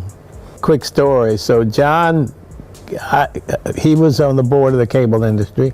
I got a job working as a lobbyist for the cable industry. Mm-hmm. And I met him and he said, Bob, if you ever have an idea, come talk to me. I said, sure, I thought it was just a conversation. Mm-hmm. But when I thought about the idea of starting BET, and by the way, BET's as an idea was not so much so original, and you'll know this, but it was an extension of what black content was and how it was distributed. Mm-hmm. Radio, there was plenty of black radio stations. Oh, yeah. Right. And so black people got radio music, record music off of radio stations. There was several black magazines, John Johnson of Ebony and Jet being the two most well-known, Essence, and even Black Enterprise. So black people were getting content. They just weren't getting it on a nationwide basis, controlled by black folks. Mm-hmm. And that was what how BET differentiated itself from everything else. So when John Malone came to me and said, Bob, you got an idea, I was basically an extension of print, except it was video. Mm-hmm. An extension of radio station, but it was video. And so by putting all that together made it happen. So I went to John, and the cable industry was growing into the big cities. He had cable systems, so he said, yeah, I'll back you. Mm-hmm. And I said, John, he said, Bob, how much would you need to start BET? And I said, John, I'm gonna need $500,000. This is back in 1980. Wow. $500,000. Which to me was all the money in the world. So, I grew up in a small town in Freeport, Illinois, 9 or 10 kids. Town got the 30 million people, 10% black. So you assume there are 3,000 black people in the whole town of Freeport. So I went in and I said, John, I need $500,000. He said, Bob, here's what I'm gonna do. I'm gonna buy 20% of your company for 180. And I'm gonna loan you the other 320. So that gives you your $500,000, your $500,000. And then he said, Bob, I'm gonna buy 20% and loan you 30 to give you the whole thing. And I'm gonna be 20% owner and you're gonna be the 80% owner. Wow. I said, John, that's a deal. What John didn't know at the time, if he'd reversed the numbers and said, I'll be 80, you'll be 20, I said, John, that's a deal. So it's a true story. So I'm sitting there for we spent about 35 minutes talking about how I was going to do this and how his cable systems would carry the program. I said, John, I don't know anything about running a business. I'm serious. I went to public affairs school, international affairs school at Princeton and at the University of Illinois history. I didn't go to Wharton School or Harvard or any of the other business schools. Wow. Now, by this time I had the check. He wrote me the $500,000 check before asking this question. I said, John, I never run a business. What advice can you give me? He said, Bob, get your revenues up, keep your costs down. That's why you didn't get paid a lot. He said, thanks, John. Keep your costs down. So anyway, that's what. So he wrote me this $500,000 check, 30 minutes, gave me a little piece of paper about 2 paragraphs. Hold up, but Donnie got his money though. Don't get it twisted. Donnie was on the radio. Donnie Simpson was getting his money. He was definitely a millionaire. Besides just BET. Wow. Went to start BET. So getting to the point of why I didn't buy, because when John invested with me, he invested in me believing in me. So one day, because he kept putting money in until we broke even, and I asked him, I said, John, why didn't you kept putting money, put it in his debt. The debt got paid back over time. I said, John, why didn't you put the money in as equity ownership and you would have acquired more ownership of BET? He said to me, he said, Bob, I always knew you would work harder for yourself than you would for me. So that's how the business, so when we sold the business to Viacom, the people on MTV and VH1, the business sold for about $4 billion. John never sold a share, so he got his 20% plus, and I got my 80% plus.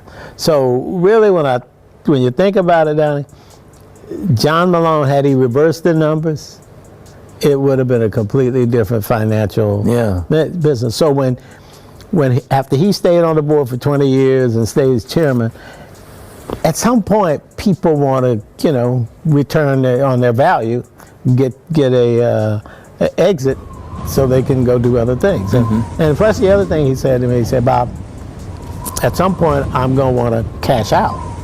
And he said, I know you have 2 kids and they're really great kids, but I don't want to work with your kids. I like them, but I want to work with you. So whenever I got to leave, you got to make it so we leave where each one of us get the value that we created. And so I owed him that as an investor and basically the guy who put the first capital. I owed him to give him a maximum return. So that's why I felt I had to sell the business at the highest value because of my partnership with John Malone. And to this day, we're still friends and good relations. He's invested with me in other businesses as well. And the other is, I looked at BET from the start as a business, not a family heirloom that would be passed. I looked at it as a business.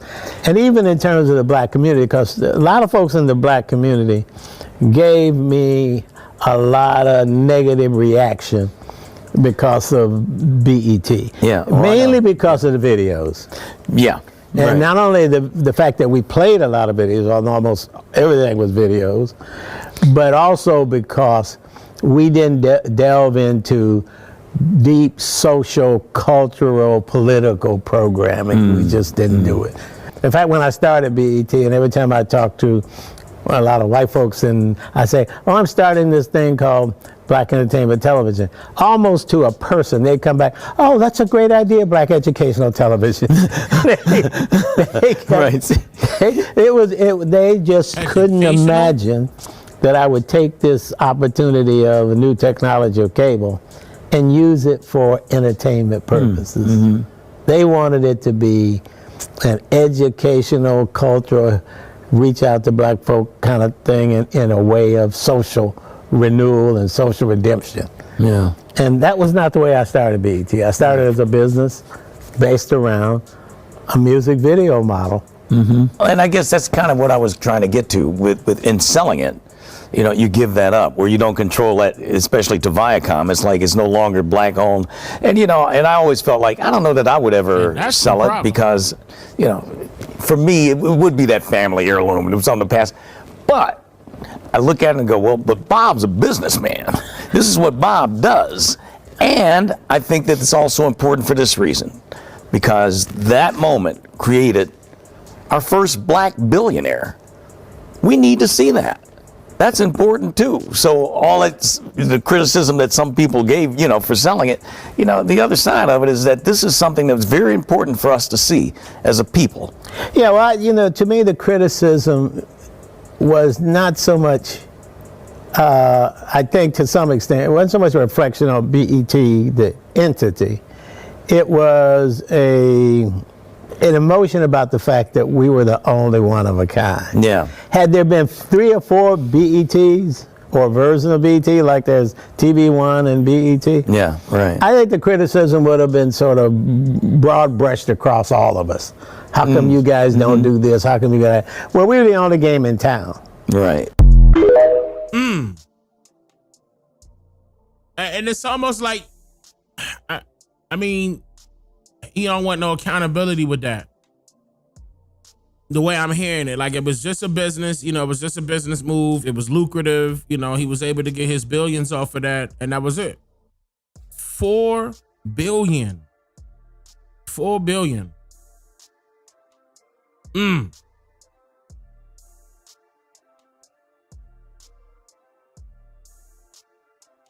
And again, I don't know what he went through, but it sounded like he went through some things, you know. He tried, I guess. I don't know. I wasn't there. I wasn't with him, you know, shooting in the gym. I don't know what he went through. But apparently he wanted out of it, or they could have, you know, probably made him an offer that he couldn't refuse. You know, I don't know how much of that $4 billion that he got, but Donnie Sisson was saying that he became the first black billionaire. You know, I didn't know that. I didn't know BET was sold for that much money, especially at that time. That's a lot of money at that time. But nah, BET hasn't been the same ever since. He made that bank though. Yeah, he definitely made a lot of money. I mean, if it made him a billionaire, that's a lot of money. Yeah, it went dark. Yeah. Yep. I mean, again, they probably wanted it. Like, again, he sold it to Viacom. Viacom is a major company. And if I'm not mistaken, I believe they based out of the UK. But Viacom even owned, at one point, I remember that they used to own 70%. Hold on. Let me say this correctly. They own between like 50 to 70% of Verizon. But I'm not sure if Verizon bought the rest of their shares or not. I'm not exactly sure how that is right now, but that was back then when I was into telecommunications and stuff like that. I was up to par on certain things, and that was a while ago. But Viacom got their hand in so much stuff. I just didn't know that they had. I didn't know that they had MTV. I didn't know that they had VH1, and those were major networks. And now they had BET. You know, I didn't know they sold it to that he sold it to Viacom. And he's saying that guy at that time, he's saying that his partner still owned 20% of the shares plus. But he wanted her out when he wanted her out. BET is about to be dropped for Viacom. Oh, from Viacom. Tyler bought it from Viacom. Who, Tyler Perry?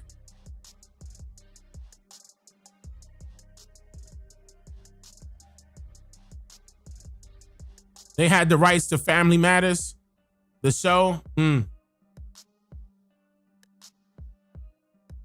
mean, I didn't know, that would be, I didn't know if that's true that Tyler Perry bought BET. Maybe he'll try to bring it back to its original roots. Who knows? It seemed like I would have heard that. You can't stand Tyler Perry. Yeah, it's some cover-ups happening with Tyler Perry. A lot of cover-ups.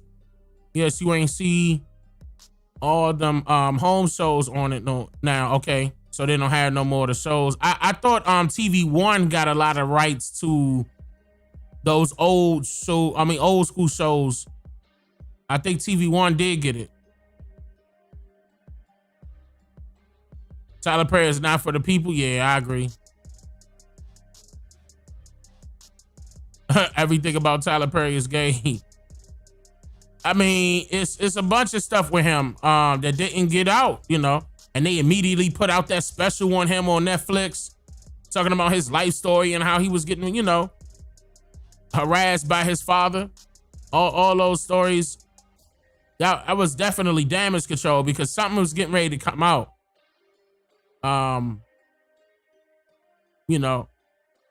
Something was getting ready to come out that I'm familiar with, and I'm not sure if it's ever going to come out based off of what I see now, but it was around that time, and I was, telling people inside of the 13%, don't be surprised, if they come out with something on Tyler Perry, and then bam, they came out with Diddy.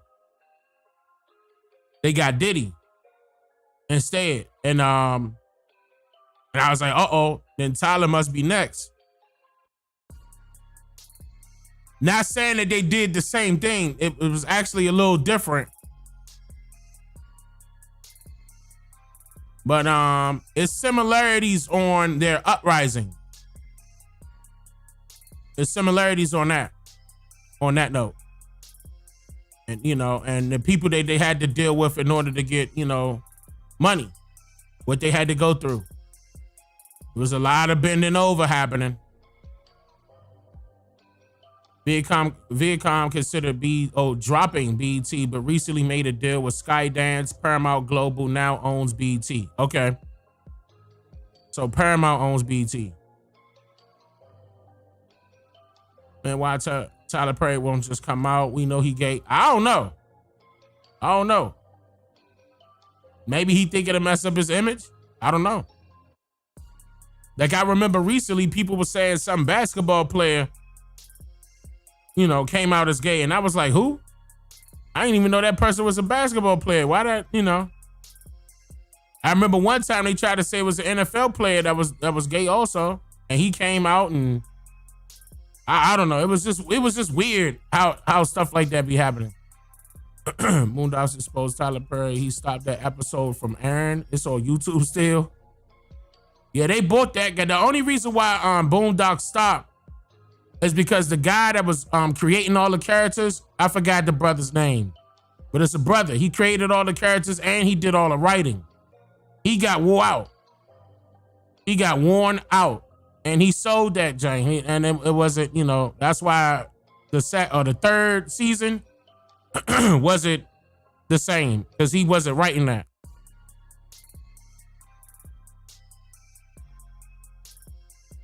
Tyler faced discrimination when he was trying to buy BET. Okay. Obviously said the Gay Velvet Mafia been around. Dwight Howard. No, it wasn't Dwight Howard. No. It wasn't Dwight Howard. He did not buy BET. They played it in his face and withdrew their offer. I wonder how much it was for.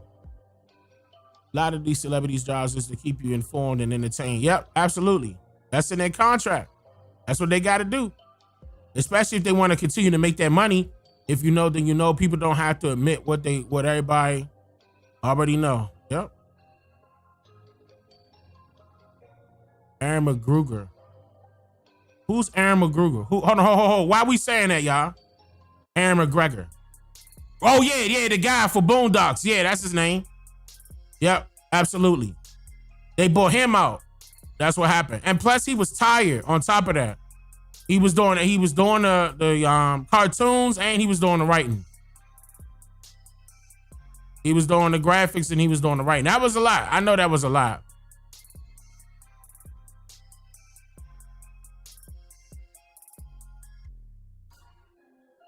You said they love his tale?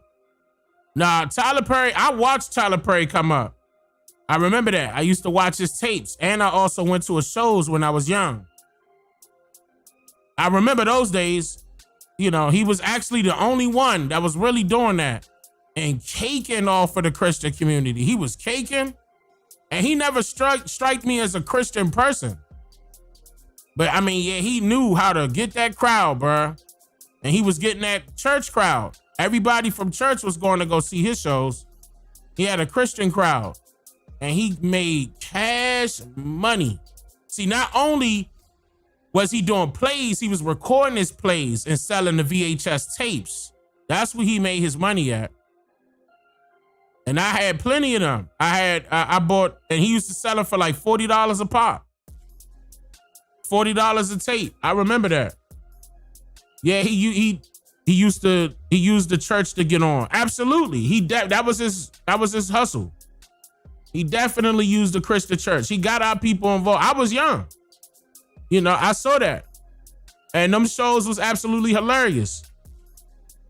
And but it wasn't nothing Christian about it. I mean, he did have people sing, and you know, a couple people was talking about Jesus at a couple times. Just a few. It wasn't a lot during the taping.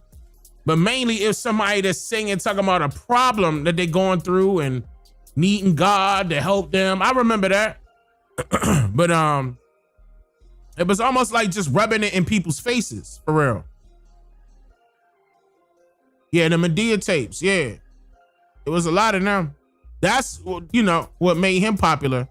He went to every state and did shows and taped them. And sold the tapes. And I'm talking about cash money. He was doing his own distribution on top of that. That's where he made his money at. He definitely used the church to capitalize off of them, and that's why he give them back so much. Okay, if he giving back, that's good. I don't know that. But yeah, immediately his crowd was nothing but Christians. Yeah, I remember seeing the VHS at Thanksgiving about 20 years ago. No, he had endless tapes. I'm talking about a whole bunch of them. Every time he did a play, he recorded it. And allowed people to buy it at the end of the show. Like, I'm talking about even the ones that was unedited, where you get the outtakes. When they make mistakes and they got to start over. Those the tapes I'm talking about. When they had to literally go back. It's been times where he messed up. I just seen it a bunch of times. He'll go back behind the curtain. All right, let's start over. Boom. Go back behind the curtain, and then they get it together. It's been one time, I remember one time where they couldn't get it together. And they just kept laughing.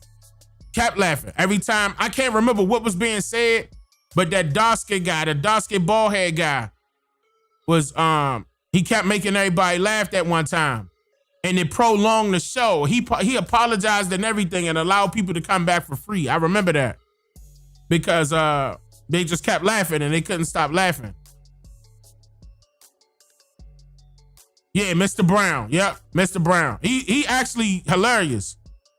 And a lot of that was improv. They were improv. Not a lot of things were written down. That was another thing I gotta give them props for. They was basically freestyling. They had like a setup of how the story was gonna go.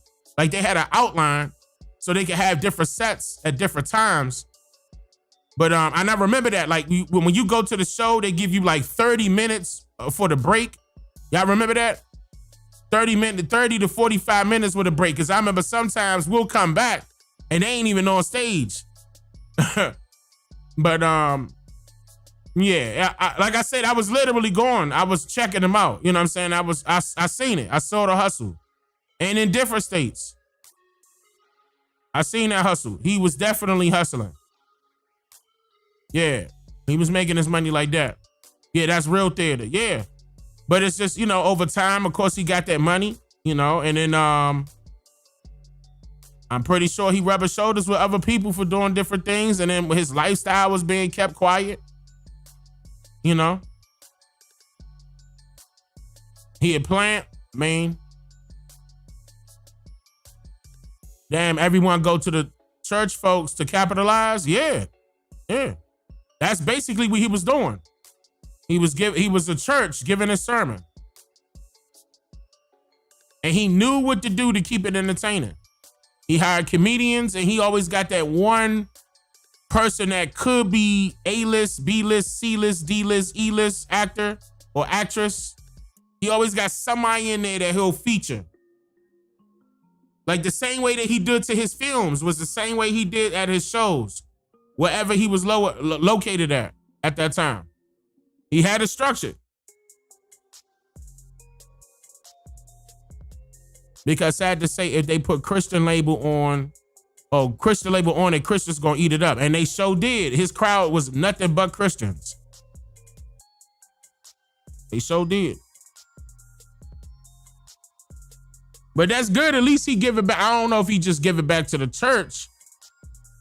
And that's it. Hopefully he give it back to the people as well.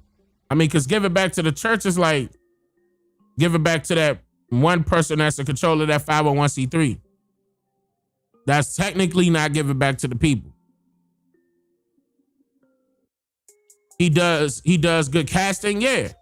I mean, all of them, again, I gotta give him props. I'm not gonna knock him. I seen it. As far as his work is concerned, I can't knock the work. He definitely put in work. I seen it. But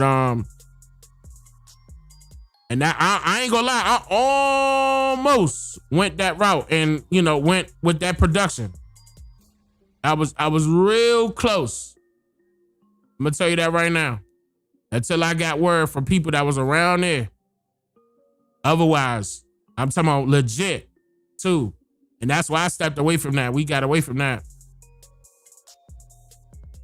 The ink wasn't even dry. We was like, nah, that ain't it. That's not the route I'm trying to go.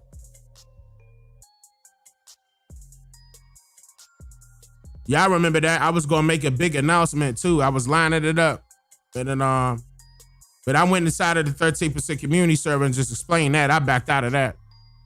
I said, nah, I'm gonna tell y'all, it's gonna be some things that's gonna come out. And things was getting ready to come out.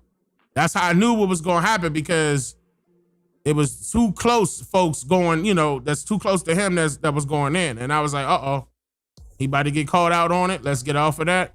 Let's get out of that while we can. Make sure everything's straight. We taking everything with us. I had my own equipment. But he was always twisting Bible verses. He's constantly donating and helping regular citizens. Okay.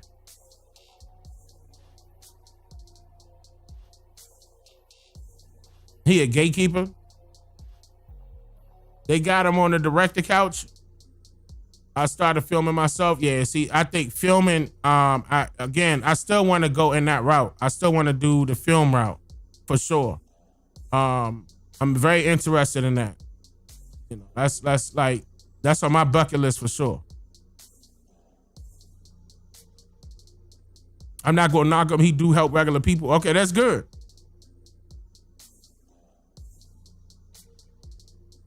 You're not a Christian, but you agree 1,000% somehow everyone stays in those folks' wallets. Yeah. And those are the gate. Yeah, I agree. Yeah. Absolutely. That's what gatekeeper means. It's there to stop other people from getting in.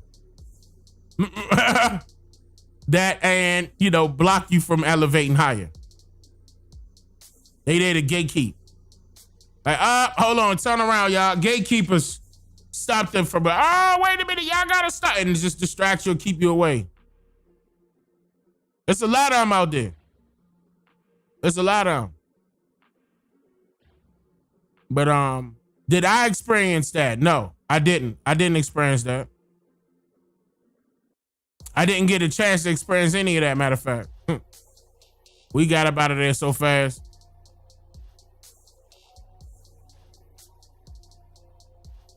Monique explained everything. I think I did hear something like that about, Monique was talking about Tyler Perry and then he ended up apologizing to her. I think I can recall that. It was something like that. Because I think she called out Tyler Perry on Steve Harvey's show or something like that. I can't remember how it went, but I think it was about money for sure. Like Umar, he was a low-level gatekeeper. Yeah, I wouldn't say low-level gatekeeper. Nah, he got to be up there because he a billionaire. He got to be up there. He a billionaire. Yeah, Jay-Z a gatekeeper for sure. Yeah, he in a billionaire club. Yep. Shay. Shannon Sharp. Gatekeeper. I don't know.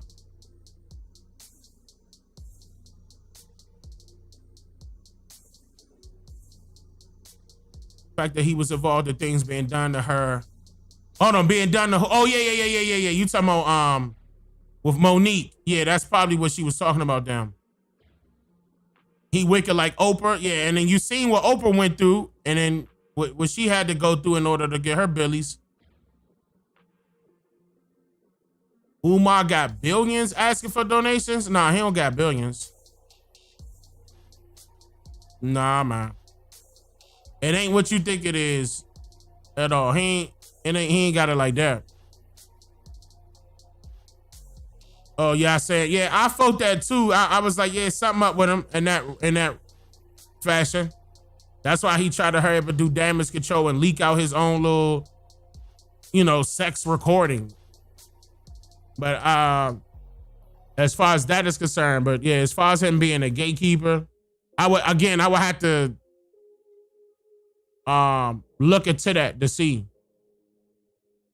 But he calling out Stephen A. Smith for being one. I did see that. And we know Stephen A. Smith is one for sure. And ain't no if, ands, or buts about it. He got a lot of people, he blocked a lot of people. A lot of people. You could tell he a puppet.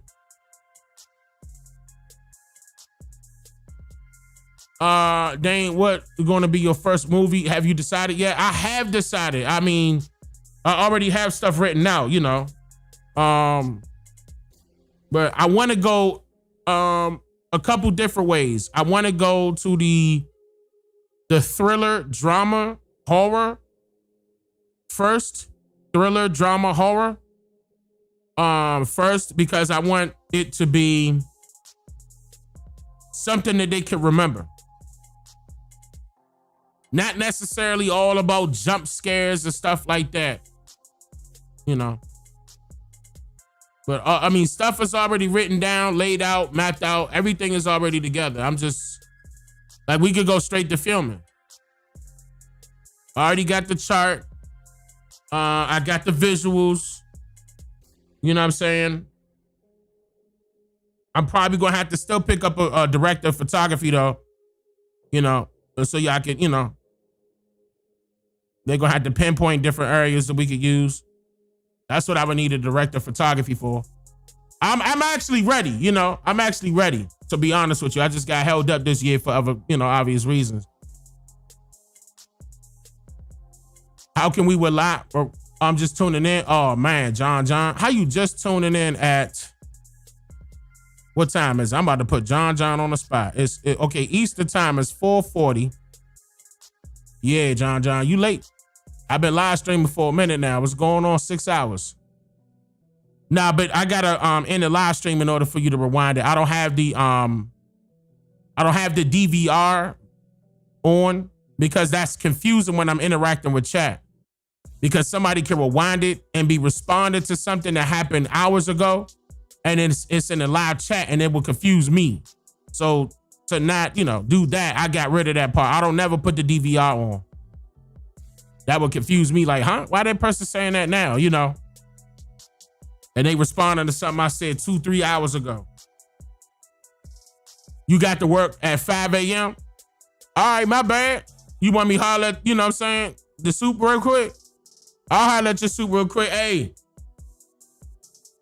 Jay just was gonna be a little late, man. Yeah, something, I don't know. It was something about, I don't know. It was a family thing. I mean, everything should be all right, though. He gonna be a little late, though.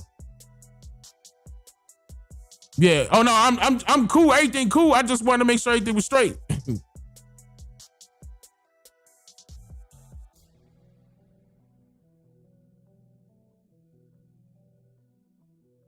Interesting. What happened? Yeah, everything was cool. It said, what the hell? That was YouTube. So YouTube had a problem just right then and there. I guess something happened to YouTube. It should be back now though. Everything good. But they just sent up a message saying that YouTube had an error. It said a smooth streaming error. Afrotech needs to do more collaborations with art departments at HBCUs and other local artists. You know what? I agree with you on that, Alicia. I agree. Because I went over the art part, the art of war part, the artillery. I went over that part about the Harlem Renaissance. And they used the arts and entertainments, against us because they knew that was something that we were dominating. But we do need to get into that, We do need to I see a lot of our artists are doing well, and they just need to be on a platform. Like I was trying to think of an idea, right? Where that could be showcased. Like, of course, it could be in my films, for example, right? We could show different pieces in the films, but that's where I would have thought, the museum would have came in at. That's why I thought he was going to go that route with the museum, and he didn't go that route. And I was like, then you could have got some things done, because not only are they, could be painting on canvases, for example, they could actually they could create statues and all the rest of that. We got some talented people out there. But that's what I would want. I would want something where that could be displayed. And it would be nice if it's in like every state. It would be real nice. That would be amazing. Or it could be in like it could be exclusive. It'd be in like 2 or 3 states. And then, hey, your stuff is featured in this museum. You know what I'm saying? We do need to have something like that. In my opinion, that's what I would be looking for. On top of the history, flood that building with that. And that way, people could come visit. And they could learn the history that needs to be out there, our history, the correct way. And then we had different artifacts there to explain certain things. I would love that.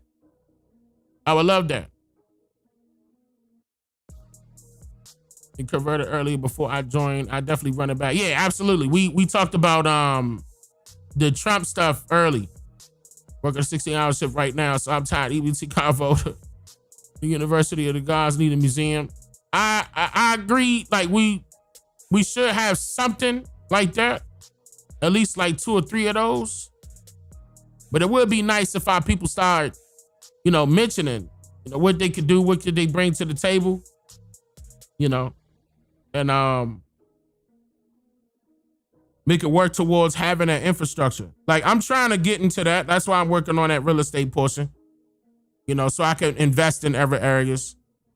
I am going to be doing that, because regardless, all of that, if you really think about it, all of that is going to take money, and I'm not out here asking, for people to, hey man, like, let's fund this, let's fund that, let's fund this, let's fund that, because I see plenty of other people doing that, and all they doing is just taking people money. That's all they doing. And I'm not that type of person. So it's gonna make it hard for me to, because they're gonna be like, oh man, here go another one trying to ask for this and woo, woo, woo, even though I'm a totally different person. I'm tired of getting food stamps. I want you to be damn near homeless to get anything, so I'm just a regular shopper. You did that and you never, hold on, I did that and you never responded? I don't know what you mean by that. What did you do and I never responded? What you mean? Yeah, 444. Absolutely. But now, what you mean, Hood Stars? What you talking about? What you do? Because if you talking about you DM me on some social media, you know better than that. Like, if you talk about that, that's gonna take a while.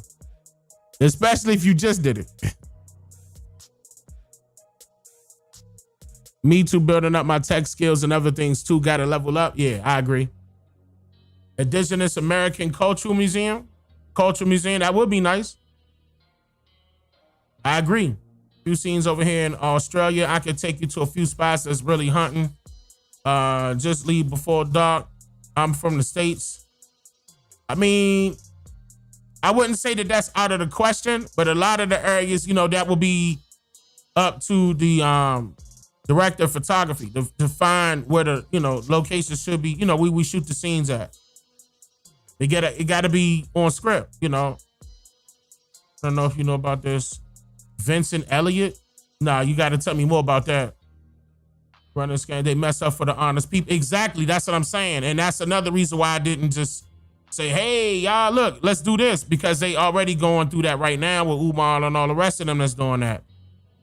I agree. And I'm just much rather just do it on my own. Much rather just do it on my own. Been watching your videos for years. I'm from the DMV area. Well, shout out to you, Angie. I appreciate that, Angie. And the brother ain't even say nothing after that.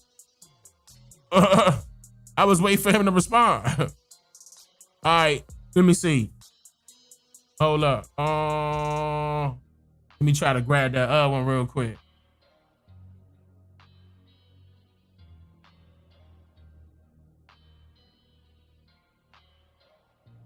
I should have played this early. I forgot about this one.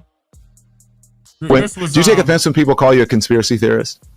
Do you think what? Do you take offense when people call you a conspiracy? No, because I've studied the history of psychology in this country, and I know that that term was actually entered into the American mindset after the shooting of JFK. They started using the term conspiracy theory to make people get off of their tail or not ask questions by making it seem like it's crazy to want to know who shot a sitting president in broad daylight. So on my show, I cover a lot about the history of psychology and propaganda. Edward Bernays, who's considered the father of propaganda in the United States.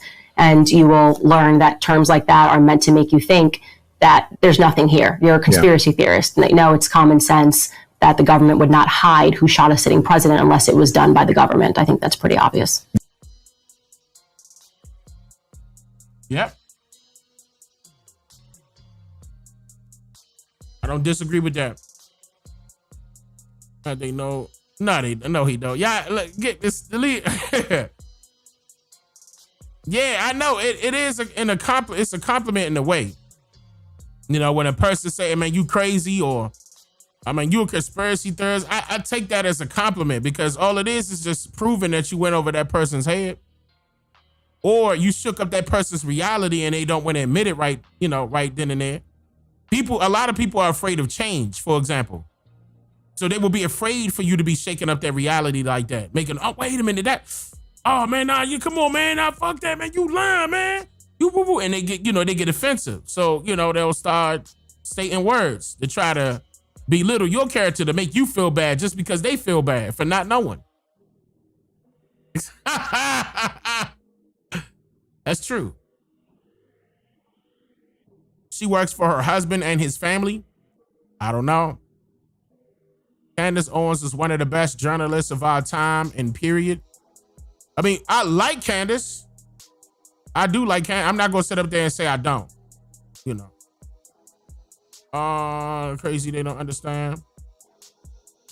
Scorpio season has arrived. Oh, my God. Okay. Shout out to the Scorpios. Shout out to the Scorpios. I done seen Scorpio this and Scorpio that all through my chat tonight. Shout out to the Scorpios. It is y'all season. I'm not trying to take it from y'all. Shout out to you. Matter of fact, here. I'll drop a bomb for the Scorpios. The bomb ain't even play. What in the world, bro? Hit the bomb, bro.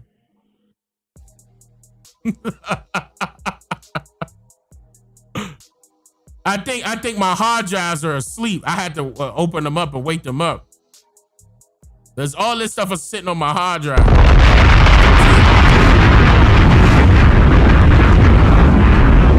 My hard drive's falling asleep. You ain't using me. I'm gonna go down. That's what they supposed to be doing anyway. And all this stuff being pulled from my hard drive. Let me double check. Set it on fire. Fire. You late. I I did like Candace as well, but she a tool for a certain side. I mean, just know that she ain't your people, you know? Just know that. She gonna play her position. She gonna play her position. You know? But she is a truth teller. From her, is she telling it all? Nah. But she is telling the truth. Don't mess with this. I ain't messing with him. I'm not saying nothing, you know? No, I don't know about no yes, ma'am, yes, sir. Now, you hey, You talking about put some respect on it, huh? I just feel like she control op, just throwing symbols. A lot of a lot of content creators exposed her. I mean, it is what it is. It is what it is. You know. Again, I don't agree with everything that she say. And I'm not there because, you know, I'm subscribed to her based off of her. I was over there watching based off of the coverage. And so far I was checking out as far as Charlie Kirk is concerned. All of her other takes previously, I wasn't into all that political stuff. I just wasn't. Like coming from, I remember that she was a Republican. I think she was favoring the Republican side. But I wasn't, you know, checking up on her to see her take on certain things. I just wasn't doing that. And that was another reason why I didn't know any. I mean, I saw Charlie Kirk, but I could admit that I seen, you know, his videos pop up, but I wasn't enticed to go click them and start watching them. So, you know, that's why I was learning that day when I went live, like, okay. And then as I went on, I just didn't just stop right there, by the way. I kept going. Trying to, you know, especially do my own investigation and learn what type of person he is. Like, was he trolling? Was he doing this just to be controversial? You know, but that's actually how he got popular. And I saw good videos, I saw bad videos, you know what I mean? From him. But regardless, that still don't mean that I think that he deserved to die, blah, blah, blah, blah, blah. I'm not that type of person. I'm just not. The person ain't do nothing to me, that person not no threat to me, you know. You know, the only people that's gonna take him out is those that feel as though he's a threat. And I traced that down, tracked that down immediately once I saw his videos on them. And we talking about Israel. But as soon as I saw that, I was like, uh-oh, shit. All right, so now you recognize it's a common enemy, huh? But by that time, he not even here. You know what I mean? And it's all good. And it's crazy because, again, it's his inside circle that got to him. That was his inside circle because the way that was set up, man, you know, if ands or buts about it, man, that was set up from the inside.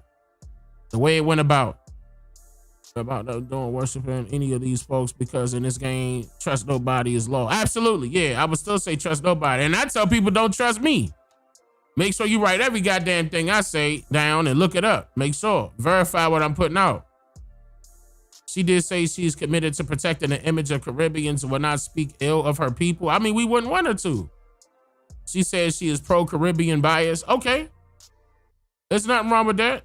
I don't feel as though there's nothing wrong with that. I always promote that people should be prejudiced. There's a difference between prejudice and racism. You should be loving your own race.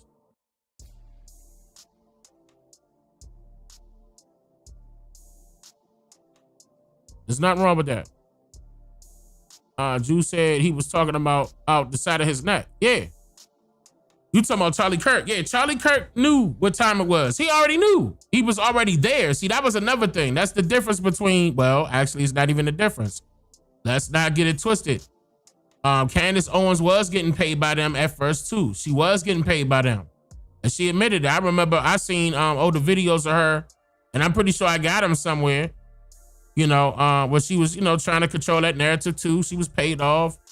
And she admitted it. She also brought it back up. Matter of fact, she brought up her old videos herself and called herself out. I did see that. And that's one thing I got to respect about her. She, you know, that was good. That was a good gesture for her to say, all right, I'm going to stand on my own shit. Hey, I messed up right here. I didn't know.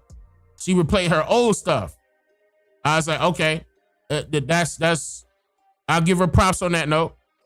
But not to the point where I'm saying like, all right, we can trust her now, y'all. Woo, woo, woo. I'm not saying that. It's more like she made it, and she not, well, at least I don't know. She not tied with those people anymore because she definitely calling them out. So, and I seen it myself. So it's going to be people that be disagreeing with certain things that she say, certain things that she do. Keep in mind, she not by herself. She definitely has a team. She has a team of writers. The majority of the content that you watching on her live streams is written down. She's reading from a script. So that's written down. Whether she wrote it or the guy wrote it, regardless, watch it. She's, she reading from a script. She kind of cute, but I mean, it's not about, I understand. Certain people gonna be thinking that, it's about her looks and stuff like that. Sometimes the looks can get you in the door in certain areas. I suppose Candace too make videos on her. I don't side with her.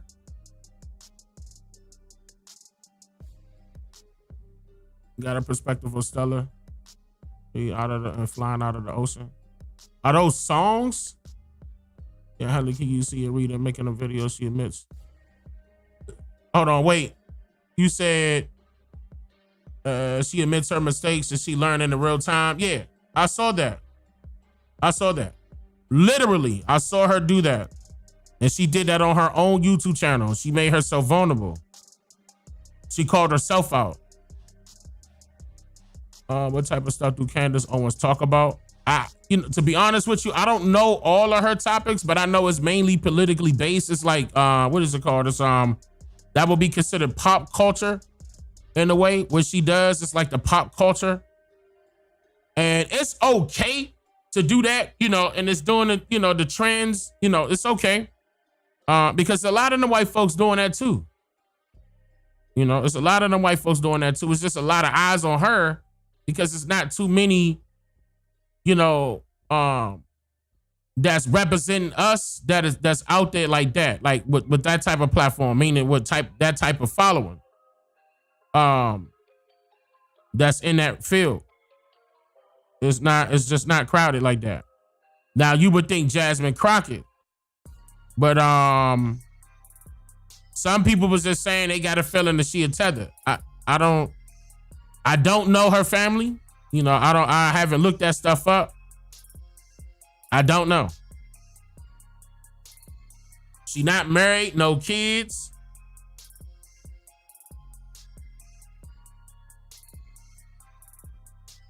I don't know. She had all the Jamaican proof about Kamala Harris. Yeah.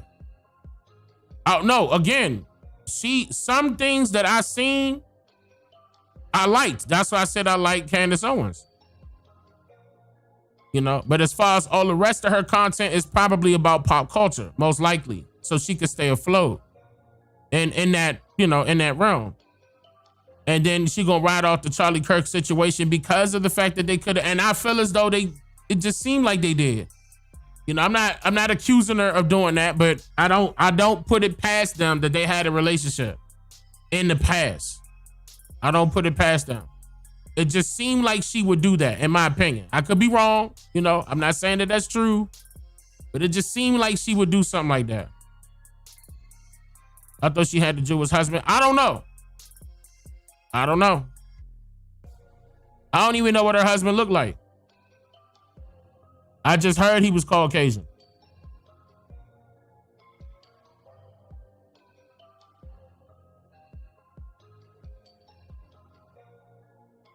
She married to a rich pale man. Really? I love Jasmine. However, I wouldn't be surprised. I mean, of course you're going to like Jasmine because you're familiar with that attitude. Jasmine, that's why they're using Jasmine. Jasmine is familiar.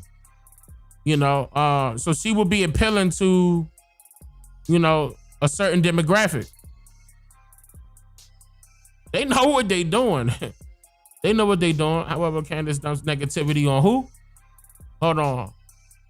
Black on black crime, baby mamas, welfare queens, love yourself but don't crap. I mean, keep in mind, she not one of us though. Like, what you expect? She not one of us. So it's not like she gonna care about stuff like that.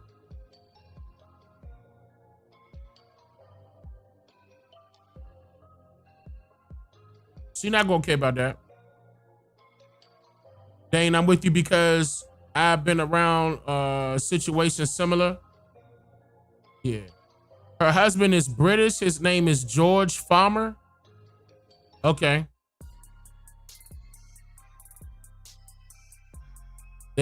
Somebody said that he's British. George Farmer. I don't know what part of England he came from though. They definitely using Jasmine, but she is getting paid great. Yeah, Jasmine got money. They definitely paid Jasmine. And she letting it be known. You could tell a difference. You could go back and see when she started getting paid. It just recently happened. She met in the UK and married him 18 days. Wait, she met him in the UK and married him in 18 days. You talking about Candace Owens? She's familiar until you meet Dane and be able to see through the BS. Hold on, Jasmine. Jasmine is making a fool of herself. Trump is digging up real estate dirt on Crockett. I mean, I don't know. We'll see. Because she's getting paid to lean on Trump, you know. And see, Trump can pay people to grab stuff. So I'm pretty sure they prepared for that. She not indigenous, so she don't give a fuck. No, she not indigenous to this land, no. Or her family is not indigenous to this land. And you talking about Candace Owens, yeah. A lot of people thought that she, her family's from here. And I was like, that kind of, I guess in a way that they could assume that based off a look of, but nah, she not, well, her folks are not from here. Not from North America. And she knew she was getting paid when the weed changed up. Exactly. When you can see when Jasmine started getting money, because now you can see that Jasmine got money.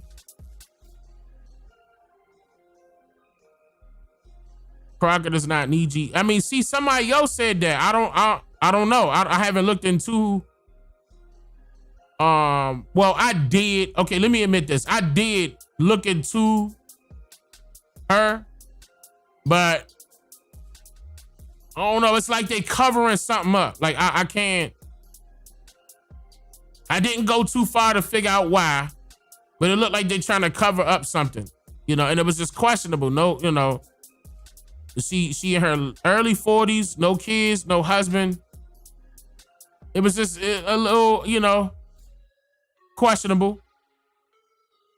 I think this one 18 that after meeting him, she claims Charlie Kirk was with her. Wait, married an Englishman 18 days after meeting him. She claims Charlie Kirk was with her. Interesting.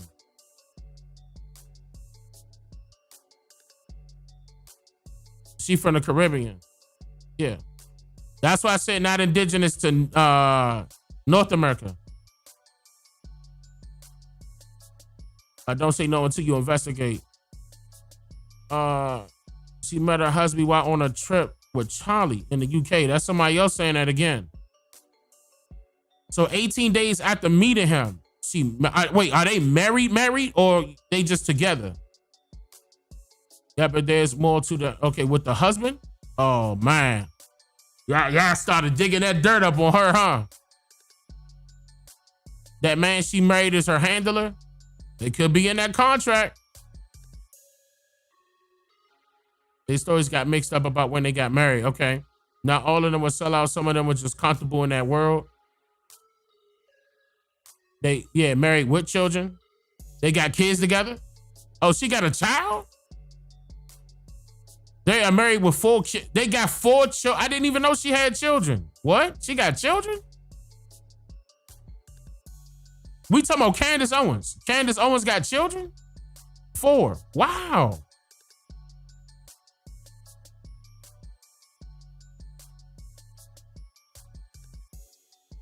Okay.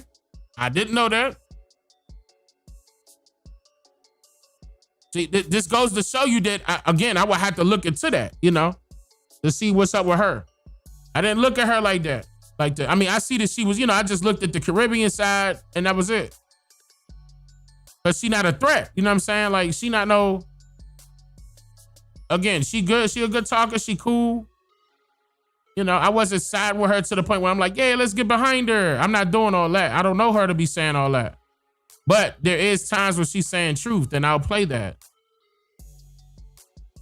But she live in Nashville. Marriage is a business contract. She's a businesswoman, so I'm not surprised. I mean, yeah, she probably, I don't know, especially if y'all saying that he was rich. I mean, that could have helped her. Well, I don't know. Again, I don't know. She pregnant in her intro? Okay. Well, I can't recall that. See, y'all been paying attention. I haven't been paying attention. She definitely a part of some Eastern Star. It could be. It could be. But I don't know. I would have to look into it. And see, that's a little weird because if she is, and she coming at them now, she probably had a change of heart. You know, or she probably trying to get people to pay her to get her to be quiet. I'm gonna look into it. I don't know. That's a lot of y'all saying that though. That's kind of iffy.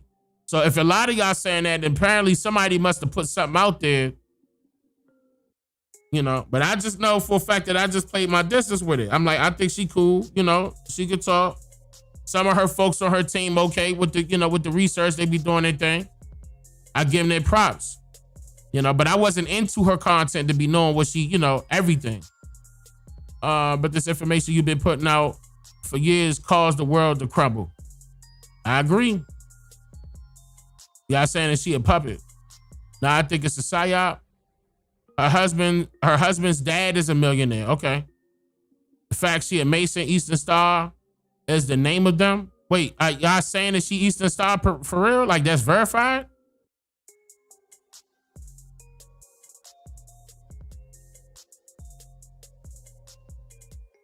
You know that can be pulled up. On the surface, they are cool, popping for sure. I've been following her for a while. She do have 4 kids. So she got 4 kids. She got 4 kids by this white guy, is what y'all saying? All 4 of her kids from the same guy. A few months ago, did a show with her and her husband about their relationship. Interesting. She acknowledged having handlers. I saw that. I saw that she played that. But if she didn't, I know what you're saying. She didn't say that verbatim, but I know what you're saying. She did. She made herself extremely vulnerable that day and showed that she was getting paid basically by the enemy. And then all of a sudden it was a change of heart. Why? When they cut the money off? And I'm pretty sure that's probably why y'all saying don't trust her, because of that point right there.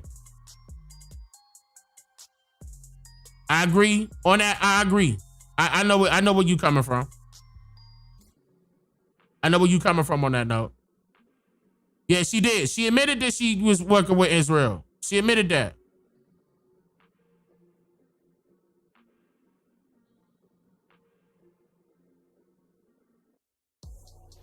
Speaking in favor and all the rest of that. She got paid. And at that time, she was young. She was playing all of her older videos, going over her older videos about that. And it was basically her critiquing her younger self. On that note, I did see that. She played that on her own channel. Right now, Candace should be looked at with the third eye. Okay. I'm not gonna lie. That's mainly the entire chat. I didn't know that people was looking at her like that, like side-eyeing her. I didn't know that. Again, I wasn't looking at her. She was in high school when she sued about racist voice messages.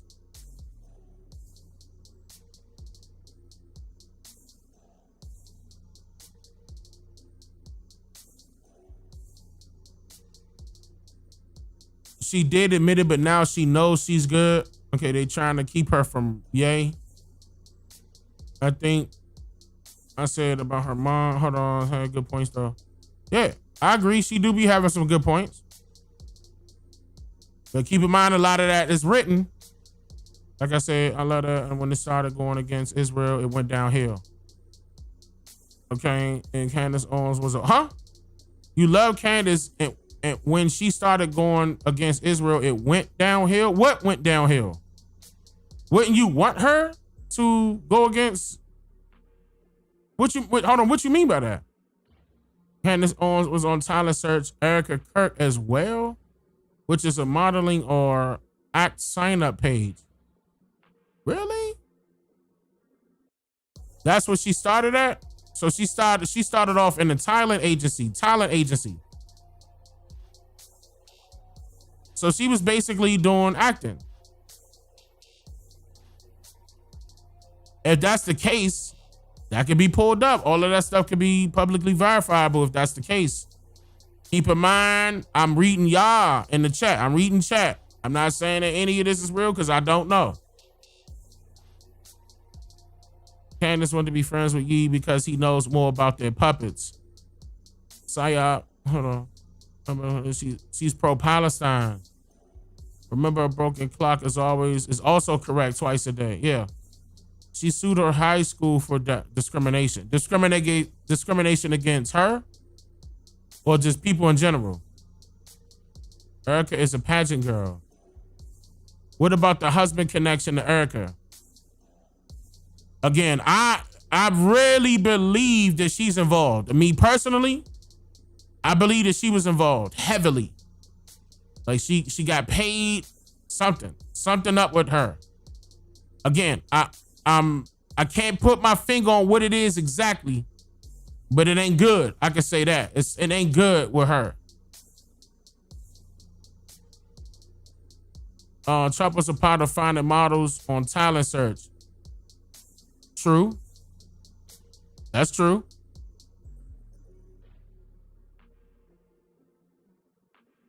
She also called the French First Lady a man. Now they was talking about who? No, Erica. Not if you talking about what I just said. I was referring to Erica. As I was like, she iffy, because when I was doing my own research, it was going back to the camp. Everything was pointing right back, no pun intended, it was going back to Turning Point. And she the head. That's why I was like, how is she not getting paid off of this? They still making money. Everything is still ongoing. And then all that stuff was she laughing and giggling on that podcast like everything was cool. And that time she gave that speech at that funeral. Oh no, what was it? The funeral or whatever one? I forgot which one it was. And she wasn't crying, no nothing. It was like emptiness. That body language is just saying so much. And I saw that, I was like, nah, something not right here.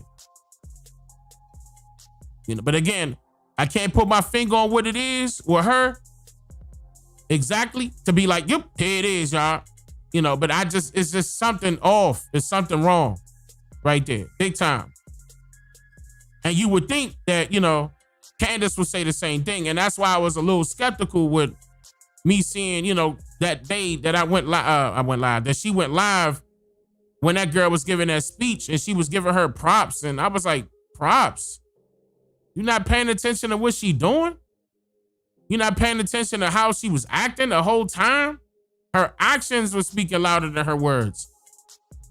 And she didn't point that out. And that's what made me look at, like, I was making that face, you know what I'm saying, at Candace, like, why are you not saying that? This whole time you talking about everybody else but her. And that's why I was a little upset about that. Like, nah, you can't just brush her past like she ain't getting nothing. You know she gonna get money.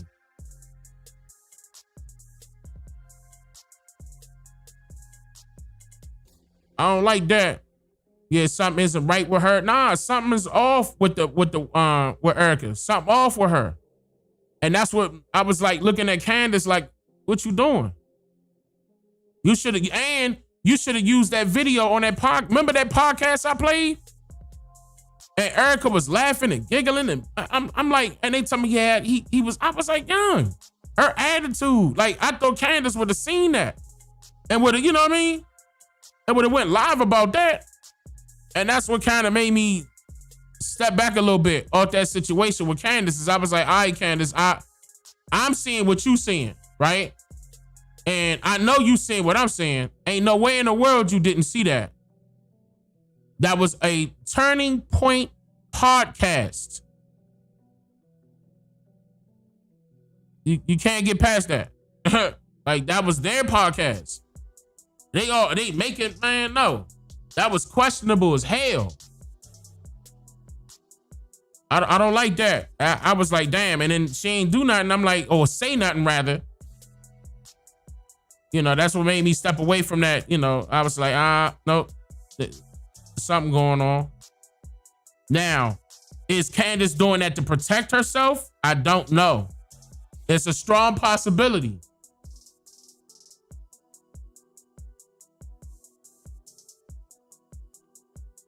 Or is she trying to protect the interest that she has with those people? I don't know. Because she going ham on those same people. It was just weird that she didn't say nothing about Erica in that sense. Especially with that podcast. That podcast was iffy as hell. And that now crying shit. Okay, Kirk wasn't deleted either. I'm not trolling.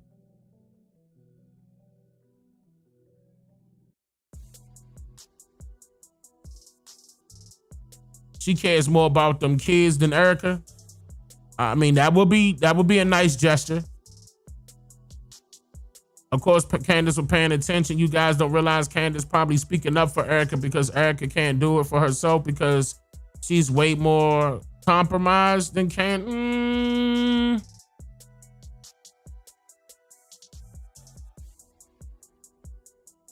I mean,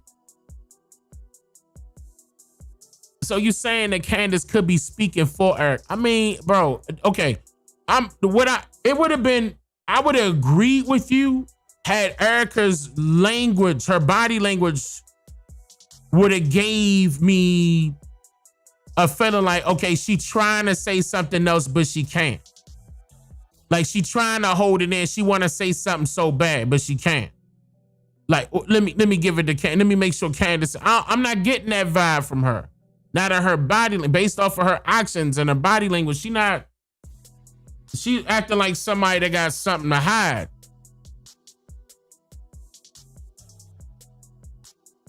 And then that podcast is the icing on the cake for me.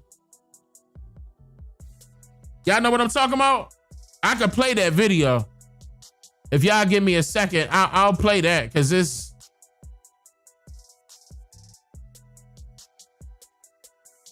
Hold up.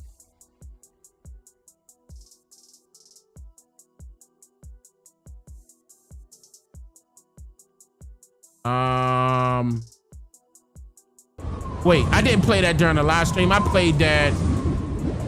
Wait, hold on.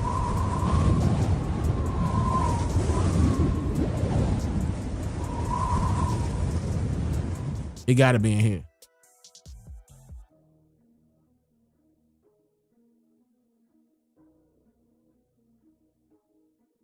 All right, hold on. I gotta check. Look real quick.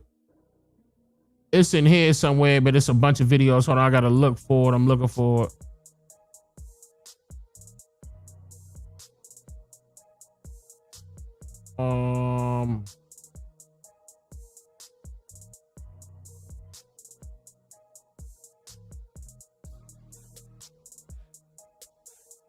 Wait, is it? We have Sunday specials lined up to the brim because my husband was so intentional about making sure that there was enough content. Always. He made sure we recorded everything. Everything. He would not do a speech unless we could get the video and the 100%. So we have speeches that no one's heard of. We have interviews that no one's heard of. We have stuff from Korea and Japan that no one's heard of. Podcasts. So, I mean, in the words of my husband, buckle up because there is a lot of content to be had. And we have so many amazing things down the pipeline that we are working on currently that will unveil in due time. I am so excited. Yeah.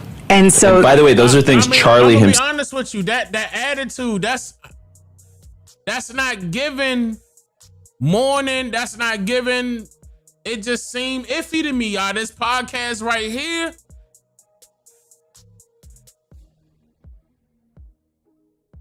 I mean, something. You could have gave me a shake in the voice and a pause for a brief moment because you thought about Charlie. You saying his name, something.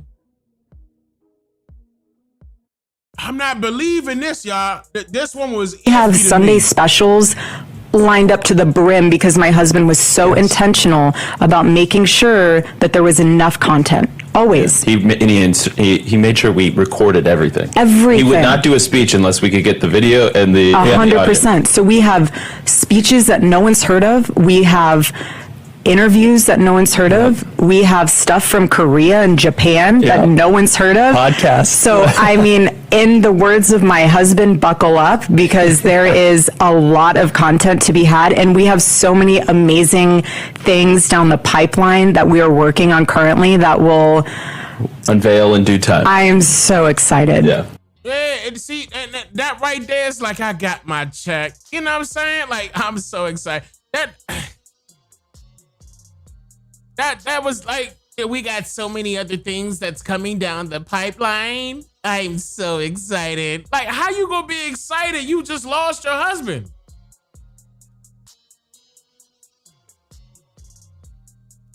What are you talking about?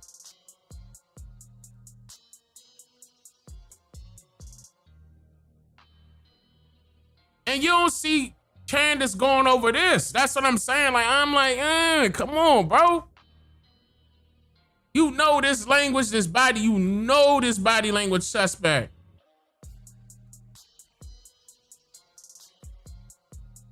And this all his boys. And so, by the way, those are things Charlie himself that he wanted. He wanted. We were working on some big things, right up until the end, and we've talked about that a lot. Like a lot of the guiding vision that we're using right now to kind of steady the ship and figure out where we're going is the things Charlie himself 100%. Told us where we were going. 100%. And similar with Turning Point USA, Charlie had a How can you talk about him and not choking up at least one time? At least once. plan moving past 2030 that he's shared with the team and has implemented. So we're not going anywhere. We have the blueprints. We have the blueprints. We have our marching orders. And wow, bruh. This pissed me off looking at this, bro.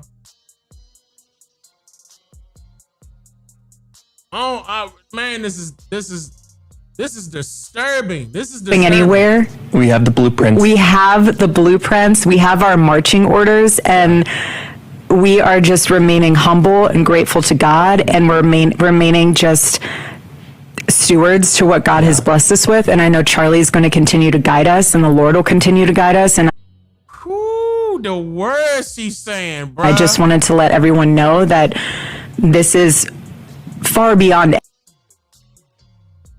Oh, man. What y'all think, chat? What y'all think?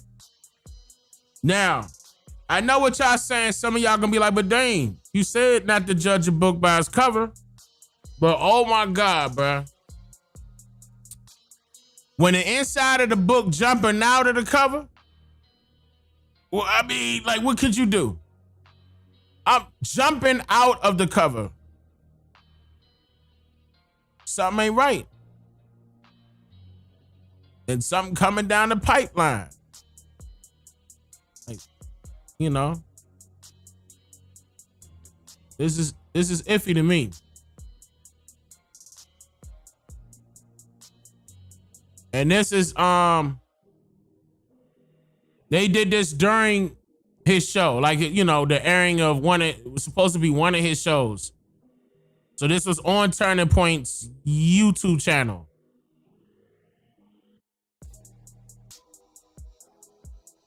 Nah, this is a book to judge. Yeah, because the attitude, man. Man, if y'all ever see the lady I'm with, I'm gone, God forbid, and she there, and the fuck, man, if you ever, man, let me not even put myself in that. Matter of fact, cancel all of that. I'm not even gonna put myself in that. That's just know that that's suspect. That's big time. Oh my God, bruh. Something ain't right with that. That attitude, the body language and everybody smiling and but blah blah blah. I mean, at least sound sad. At least let me some emotion. And here go another video where you ain't seeing no emotion. Not in that sense.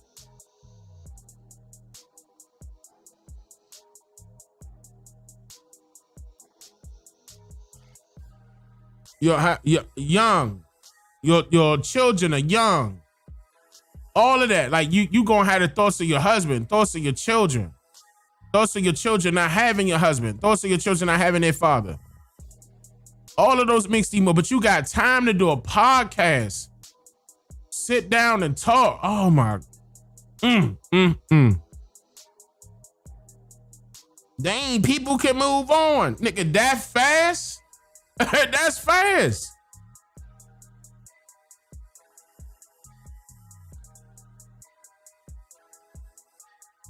There's some evil people in this world. If you think that was cool as far as her timing,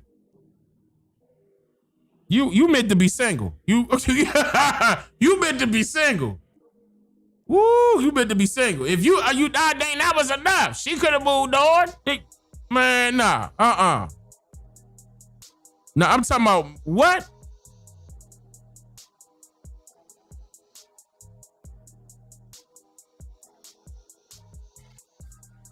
You said they got 100 million too, by the way? I'm sure it was something. Because when I play, okay, look, I'm going to show you something. Matter of fact, now we on this topic. Hold on, where my video at? Because I showed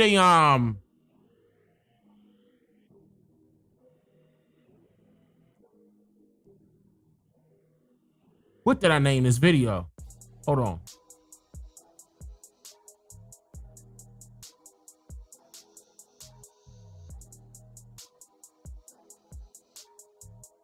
Right. Here you go. Wait, no. I don't think this was it. I'm going to play this anyway. And I fundamentally take great issue with a lot of the things that he's done here. We're talking about a man that has frauded the black community over the last 40 years, now taking a platform and telling us that we should be aligning ourselves with Louis Farrakhan, who is a known anti-Semite. And this is the same platform on the left that they tell us that we should be worried about Trump because he's racist, because he's sexist, because he's literally Hitler, their favorite thing to say. And yet they align themselves with somebody who is a known anti-Semite. Just consider that for a second. Graduation day. ID writes, can you please interview Farrakhan? He's in his 90s. I actually don't know anything about Louis Farrakhan because when I got into politics, I was always told you can never speak about or know anything about Louis Farrakhan because he's a raging anti-Semite, and I believed that. I'm gonna be honest, totally believed that because why would people say that if it wasn't true? And these were people very much on the right. And yeah, I'm just gonna go ahead and be honest about that. That was what I was told. A few moments later. I won. I didn't expect it. I played it cool, but it's recently now been announced that it is me. I am the Anti-Semite of the Year. Yeah. I was named by the watchdog group, appropriately named Stop Anti-Semitism, because apparently Jewish people everywhere are terrified when they wake up and they envision who to be terrified about. It's little old me. Stop Anti-Semitism's founder, which is a woman named Leora Rez, announced that firebrand pundit Candace Owens has been named the Anti-Semite of the Year by the watchdog group Stop Anti-Semitism. They say that she, quote, blew the competition away with more votes than anyone in previous years. Right there, amazing. It's like so much is going on. If you really got to paint a picture of yourself of who is terrifying the Jewish community, like who is the second coming of Adolf Hitler. It used to be Donald Trump. They're over that. Now he's in the cover of Time magazine. But also Adolf Hitler was once upon a time in the cover of Time magazine. Anyways, the point is now they've realized the field has been cleared by me, Candace Owens, okay? This is the quote that Leora Rez gave. It is exceptional. She said, Candace Owens's witch's brew of anti-Semitism drew from vile medieval blood libels, including claims that Jews drink Christian blood, conspiracies that Jews are pedophiles who control the media and are taking over America, and modern toxic anti-Israel hysteria. There is no psychotic rabbit hole too extreme for this poisonous hater. And I just wonder, like, when people give quotations like that, and then when publications decide to publish quotations like that, are they really in that much of a vacuum? Is this just like a feedback loop, or they don't realize how completely warped and deranged they sound to even put these things on paper? Like, no one believes this. Obviously, nobody believes this. When I got into politics, I was always told you can never speak about or know anything about Louis Farrakhan because he's a raging anti-Semite, and I believed that. To be honest, I totally believed that. Because why would people say that if it wasn't true? And these were people very much on the right. And yeah, I'm just going to go ahead and be honest about that. That was what I was told.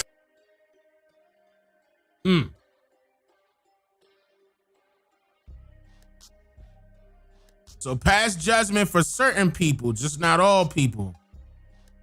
Especially when you in the wrong. Interesting. That's an interesting take. She admitted that she admitted that she didn't know what she was doing. She was just getting into politics. She was told to do that.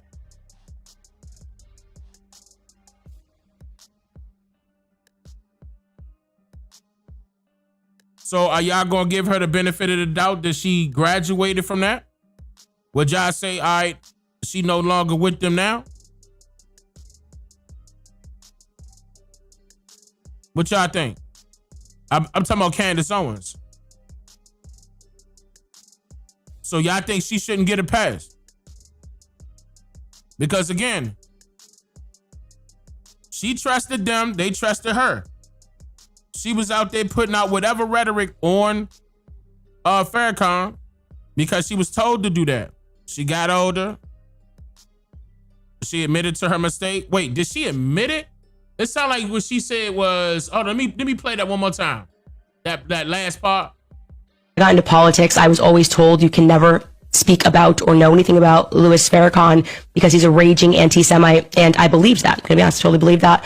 And she said she believed that. She totally believed it. Because why would people say that if it wasn't true? And these. Why would people say that if it wasn't true? People say things that ain't true all the time, and she know that. Were people very much on the right. And yeah, I'm just going to go ahead and be honest about that. That was what I was told. That's not an apology. She admitted it, but that's not an apology.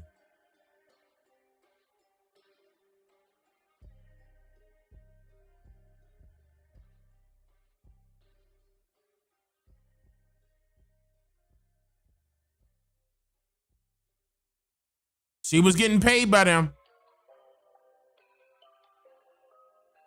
When she first got into the politics, she was able to be bought.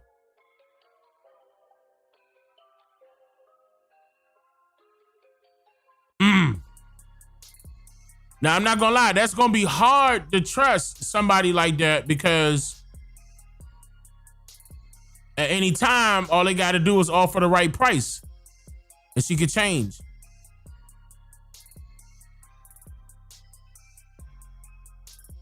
I mean, let's just say, because I'm pretty sure she's well off now, but let's just say, you know, she wasn't. Who's to say that she wouldn't be doing the same thing again? Who's to say? Then there's going to be some people out there like, nah, Dane, nah, she could change. She got the right to change. She got older. She learned. She stepped away from that. There's going to be two different opinions.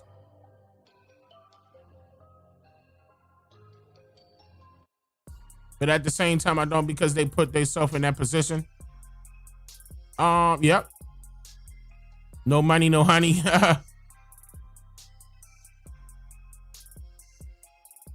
Candace is 100% left eye. I stand on it. This is why we must speak about our matters for ourselves. I agree. But it's some people in the forefront that speak about our matters that shouldn't have a mic right now. This is what they did. They made sure that they put some, well, remember y'all used that term gatekeepers earlier? They put gatekeepers in the way. to make sure that they ain't put the real or, allow the real to step through the door and get a platform.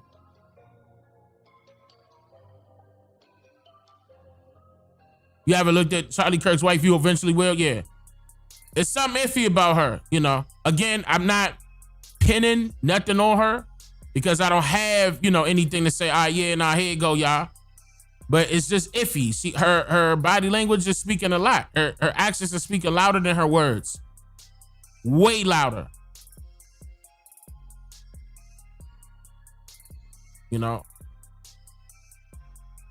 Based on that observation, if she want to do any investigation for real, she should have been investigating everybody. Not just skip one, pick that one, skip another, pick that one. But she also could be doing that because she protected herself. I got to look at it both ways because it could be that way. It could be. It's a strong possibility. Because who she coming after, who she talking about, and making herself a target as of right now, she's still probably protecting herself because certain people that she know of that are a part of that group probably know some people that can make some moves on her.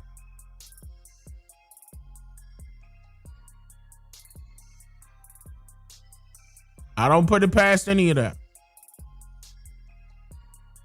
I can't. That wouldn't be fair.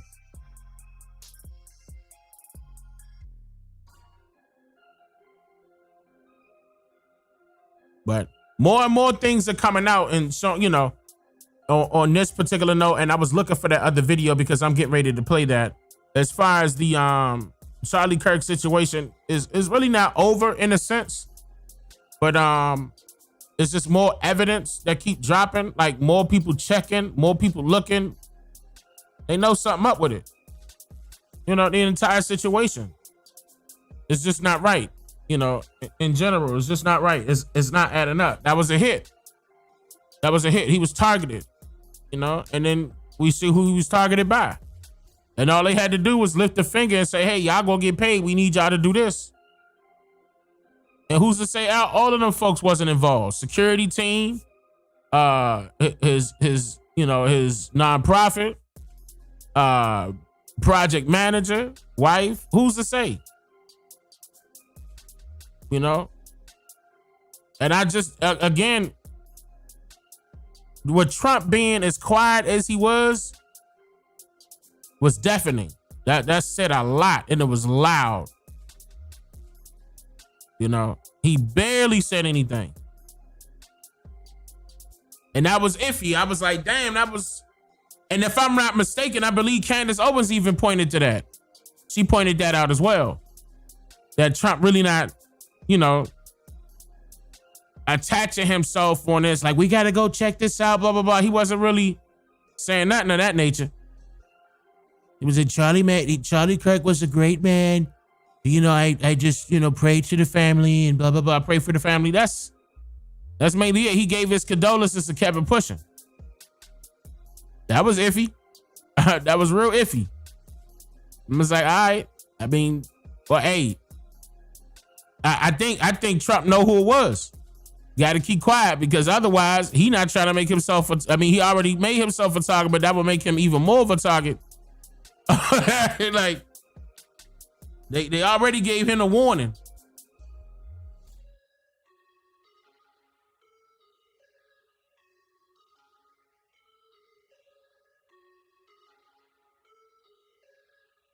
All a part of the performance. I agree with you. A lot of parts to this situation, I believe was not real.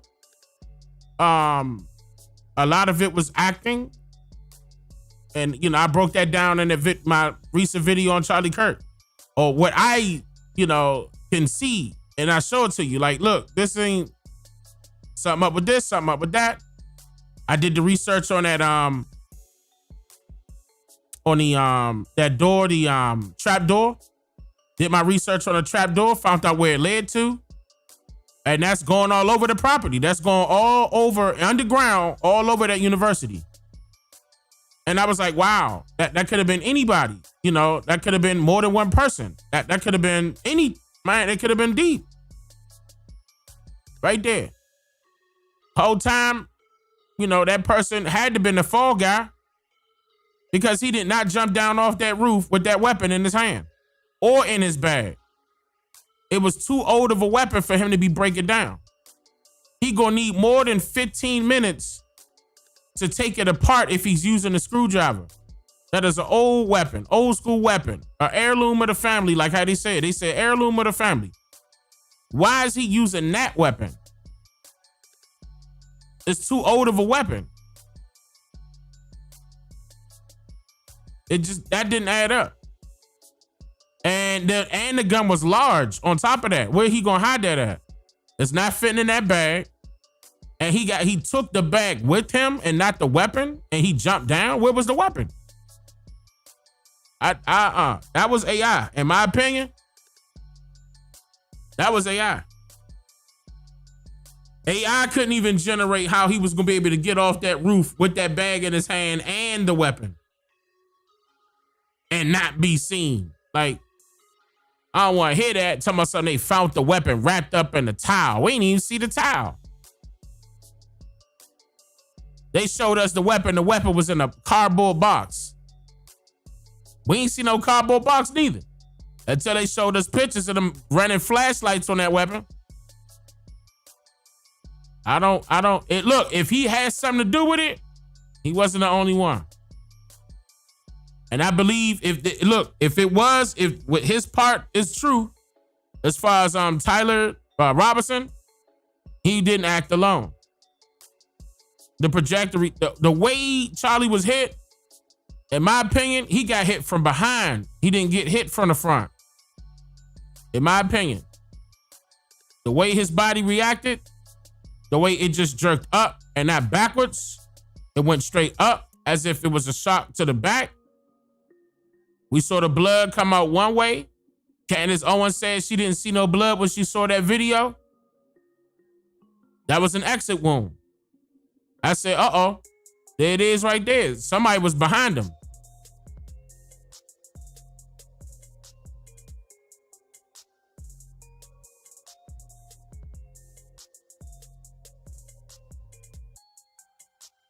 Some people believe that was fake as well. They believe that the Charlie Kirk situation was fake too. I just know for a fact that TikTok was taking a lot of people videos down.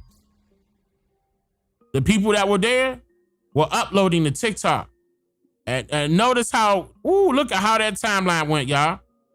Right before that happened, because that was September 10th. Right before that happened, didn't the government get TikTok? Didn't the government get TikTok? Yeah, behind and below him. I agree. Behind and below. That trap door's off some ways from him, some feet away from him, to his back left side. It just, the way that angle was, it just seemed like it came from there.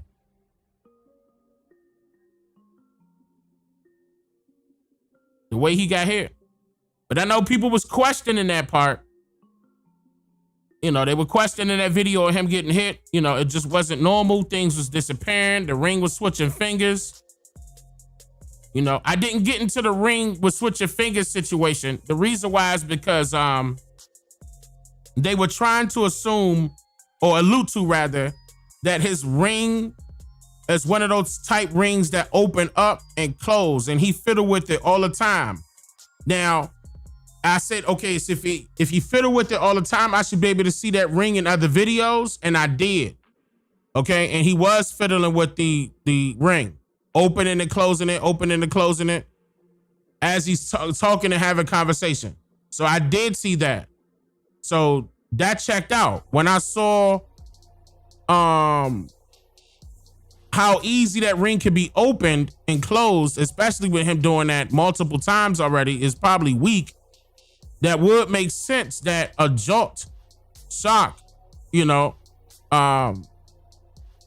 probably, take the ring off of his finger. And coincidentally, it just went to the next, and it was open. It wasn't like it was closed. So I was like, okay, I'll let that part slide. The reason why I said I'll let that part slide is because that ring check out. Like, it does come open pretty easily. So that's why I didn't go that route. I was like, nah. I know certain people would say, nah, but Dane, that got to be AI because it jumped to the next finger. But I wanted to see what type of ring that was, you know. And I've seen rings that could open up that way. And of course, as many times as he's been fooling with that ring, yeah, that ring can easily open based off of the impact. I don't believe he got hit with a bullet. The reason why is because they told us the description of the bullet and, you know, some words that were written on it, right? They gave us the description. They never showed us what these bullets look like.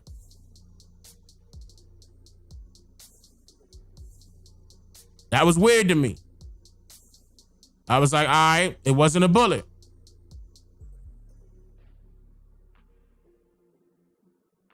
I said, okay, it wasn't a bullet. As soon as they kept telling us the description, they told us like 2-3 times the description of the bullet and, you know, the messages on the bullets or the shells rather.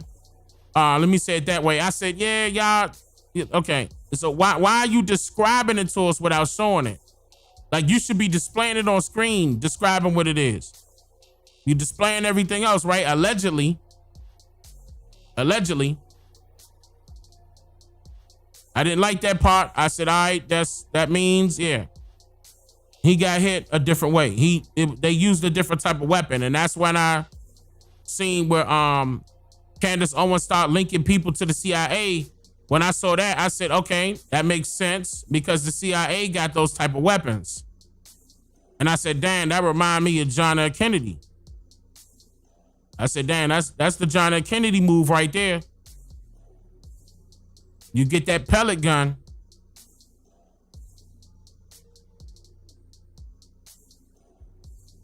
Y'all remember? And Bill Cooper played that video? Hold up. My name is William Cooper. I'm gonna show you. Me back. And Right. Hold up. Wait a minute. Wait. Hold on. No. Hold. Right. It's after this press. Wait a minute. Propaganda overseas. Not that all of our propaganda are lies. In fact, most of it is an effort to Matter of fact, I'll do that. I'll do that now because I just thought about that because they are saying something that's very important. Right here. Hold up. Where many Americans who were not even suspected of crime were not only spied upon, but they were harassed, they were discredited, and at times endangered. Frank Church headed a Senate committee probing the intelligence community. Church took an open approach that some of his colleagues questioned. Where does the public's right to be secure override the public's right to know about something? Because in informing the public on a very sensitive matter, you're also informing the potential enemies of the United States. So I think you run into a philosophic conflict there. And I err on the side of protecting the security of the people. For 30 years, Congress had turned a blind eye to intelligence. Now senators competed for the national spotlight as the intelligence hearings went public. Every television camera in town was there, and it was really cranked up for a great show. I was told to bring this gun that we had developed, never used on people. My counsel, a very splendid guy who was with me, he said, look, don't you get near that thing. If it has to be handled, I will handle it. Have you brought with you some of those devices which would have enabled the CIA to use this poison for? We have indeed. For killing people?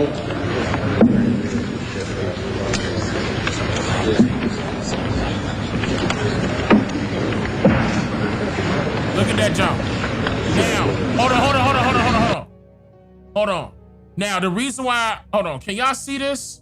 Let me come back a tad bit. Damn, did I go back too far? Wait, hold on.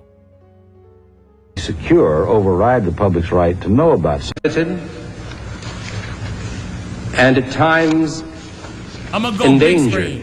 Frank Church, headed a Senate, turned a blind eye to be handled. I will handle. Mr. Colby was supposed to bring this gun. Okay, go back. Okay, right here.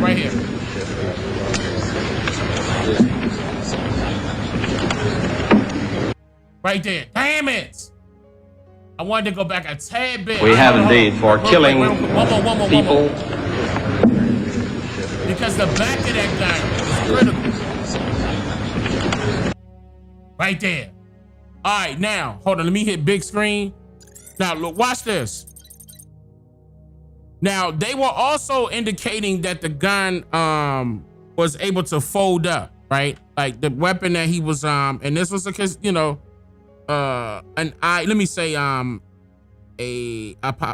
want to say, what's the word? It was an idea that it was floating around that it was one of those fold up weapons that could be looking like a cell phone. Like it will unfold, or it would look like something that could fit in your pocket. It could look like a pocket knife and it will unfold and turn into a weapon.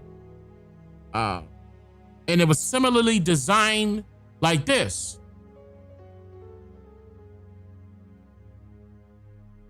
Just like that.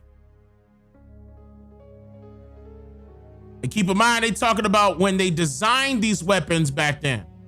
The CIA.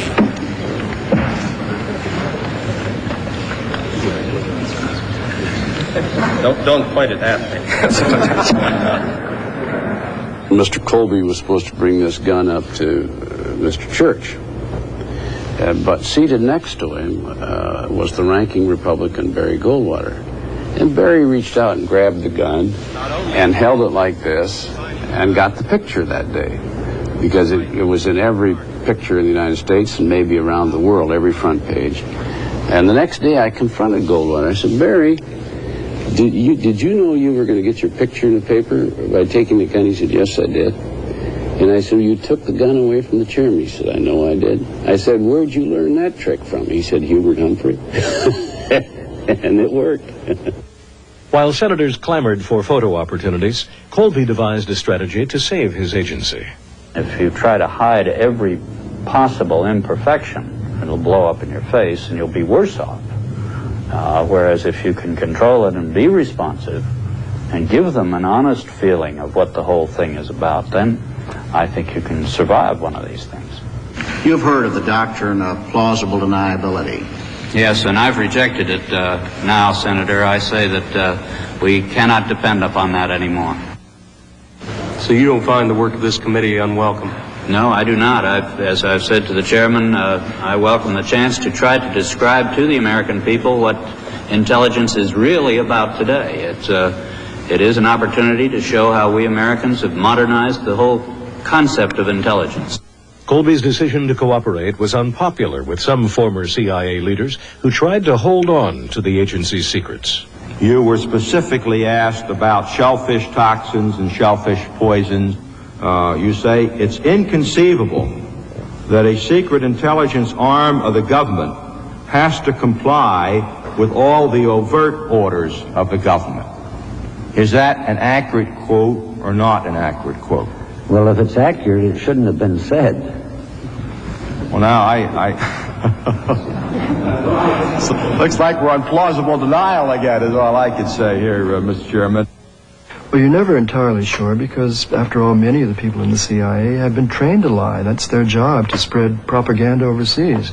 Not that all of our propaganda are lies. In fact, most of it is an effort to reinforce the truth of what America stands for. But some of the propaganda is lies. So you're dealing with people here who have been trained to mislead when they need to.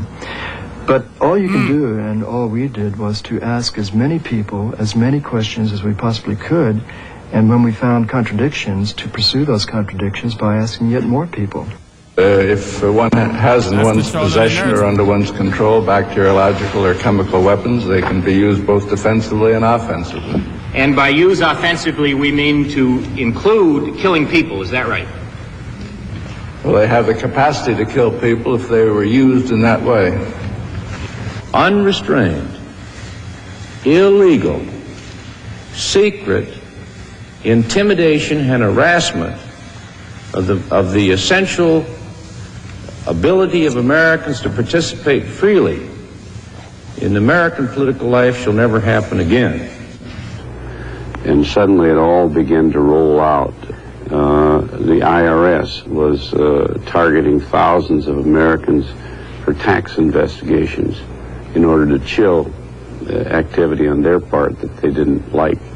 The U.S. Army was conducting surveillance of civilians in civilian life. There was a whole pattern of this running throughout government. And it was, of course, once you saw what was going on, it was a shock. We saw the tip of an iceberg that could have destroyed American liberty. Methods for assassinating Castro already existed. This is Fort Detrick, Maryland. This once secret facility was home to CIA experiments with drugs like LSD. It was also an armory for the agency's executive action capability, a program begun under the Eisenhower administration for disposing of unwanted foreign leaders. Some of the plots called for lethal poisons that were manufactured here. Dr. Everett Hennell, a microbiologist at Fort Detrick for 3 decades, worked in association with the CIA. These are what we call Class 3 cabinet systems. They're gas-tight systems for working with almost complete safety with any infectious diseases, toxins. Things such as the shellfish toxin are very toxic indeed, particularly when highly purified. And I understand that these could be placed on steel needles and fired with air guns into an animal and induce death almost immediately. So that they were apparently a very effective, or could be a very effective type of... So they could get killed instantly. They could get killed instantly on impact. It's hitting them like a needle, piercing the skin. Shell toxins. This is what they used to get rid of JFK. And I believe the same thing happened to South. weapon.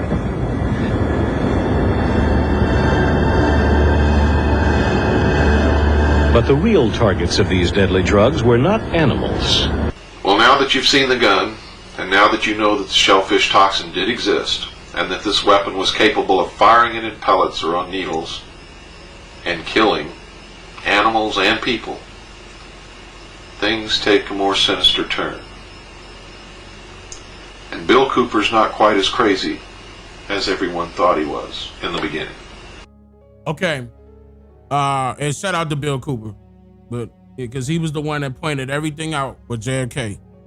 And he was technically a whistleblower because he used to work for them. Technically. But it was almost like Charlie Kirk was a whistleblower in a way. Because he was talking about something. I'd have seen a few videos where he started describing where they were taking him and what he was seeing. Okay. And he was getting too technical. He was getting too deep. That I was like, oh, he really put it. I'm not gonna lie. He really put a target on his back. He really didn't care. I don't think he thought that it was gonna go, that far. I don't know. But I mean, it's crazy because you seen what they were doing to their own people. And he called that out also. That's why I was like, damn, what? Maybe he just felt like he didn't want to be a part of it. I had no I don't know. I don't know. He got young children. I don't know what made him think that they wasn't gonna be able to get to him for talking like that. I just don't know. I don't see it. That's, to me, that's crazy. What he did, that was crazy. No backup plan, no nothing. And then again, what if the backup plan was to have everything go to his team? They wanted to hurry up and rush the process. Their motives, I'm pretty sure everybody's motives that was on that team was about money. They got new stuff on the way. He recorded so much content.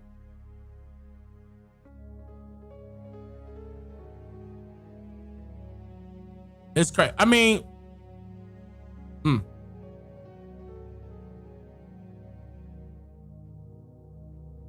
people gonna get it. Some aren't will. I think sooner or later people gonna realize that we all got a common enemy. And there's only one thing that we could do about that. Only certain of us could get together and unify. Not all of us.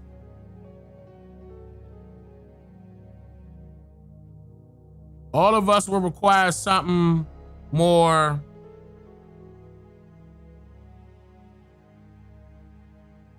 effective mentally.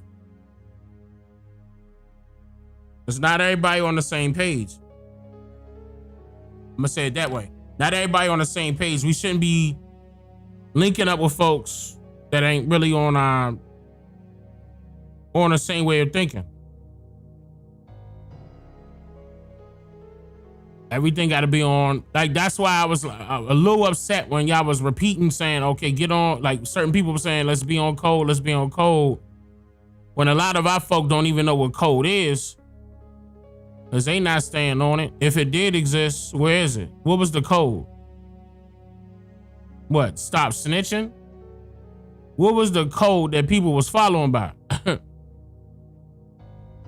Because I seen all the codes that you could say people was following by. Every single one of them got broken. They already made the new Negro. They changed everything. They kept switching identities. And that was another key thing, y'all. I was just showing y'all the third or the fourth time where they changed the identities when they created the new Negro and made more people come in and replace us so it could look like, erasure of our history, of our people. And I should have raised the red flag because ain't that what they saying happened to the Indians? And who do you think the Indians are? It's crazy. I'm like, that you could connect it right there. And just something that simple don't click with certain people. I'm not gonna stop though. I'm gonna continue to tell them.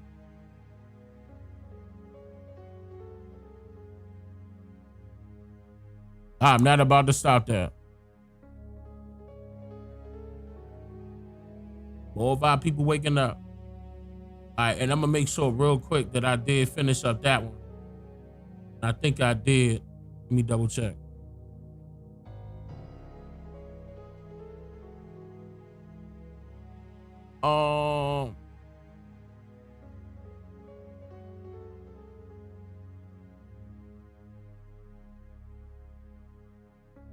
Yeah.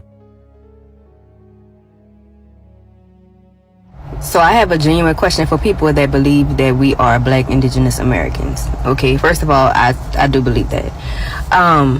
But I have a question. Wait, she said if you are Black Indigenous Americans.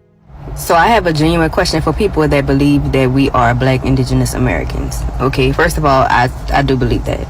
Okay. But I have a question. If you're a Black Indigenous American, how can you believe that Jesus is the way? Now, hold on, because I know y'all like to tussle. But let's think about it. If we've been here for over 30,000 years, and Christopher Columbus sailed the ocean blue in 1492, and Christianity wasn't even brought to the Americas until the 16th or 17th century, what were we doing before that? You can't sit and believe that Black people in the Americas were thriving prior to it becoming America if we didn't even have Jesus in our life, and that's the only way. I think y'all really going against Dane Calloway because y'all like living in fear. Because that whole religion, in my opinion, is based off fear. And you don't have to fear God when God is actually you. You are God, God is you. You are why would you fear yourself?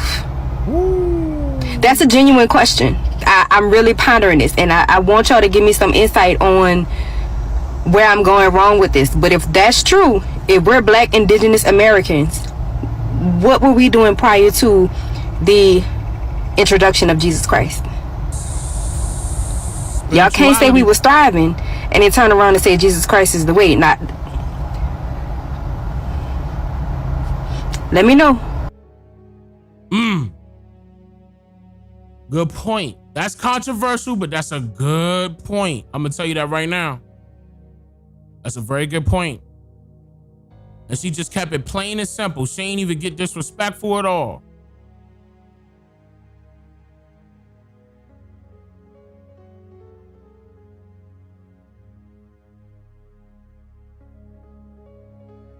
Yeah, that's a good point. Yeah, I wonder if people are catching it on that note. Like, would they admit to that online? Why would people be afraid to admit that online? They feel as though they would get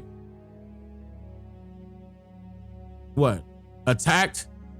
Why do they think, it's not okay to say, hey, no, I stepped into spirituality. I realized who I am.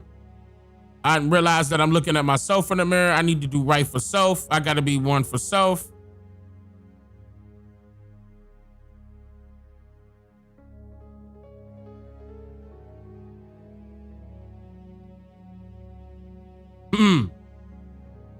It's deep. That's deep, though.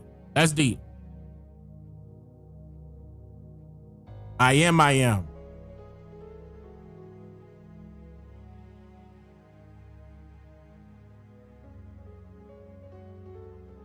Pyramids all over the world, even in the Caribbean, there were mounds. Stream still live, we still live. But I'm actually about to close it out right here, though. I was streaming for 7 hours. And now I believe this a record. I literally just hit 7 hours just now. This is a record. AK, thank you for becoming a member. Julius, thank you for becoming a member. Niji Wise Guy, thank you for becoming a member. Isaiah, thank you for being a member 9 months in a row. You said appreciate you, Dane, my boy. We finna turn up. Shout out to the Niji. Oh yeah, that's Isaiah. What up, Isaiah? Yeah, 7-8. That's a record. I believe that's a record. I gotta look and find out, but I believe that's a record. I think this is the longest I ever went live on this channel. I appreciate y'all being with me, on that note. You know what I'm saying? I'm gonna tell you right now, I'm about to be clipping the hell out of this because we went over so many different things, and even if y'all take the video and clip it. If you do a good edit, I'm looking at you. For all good reasons. You take something, clip it, it's a good edit. Hey man, you do great. I'm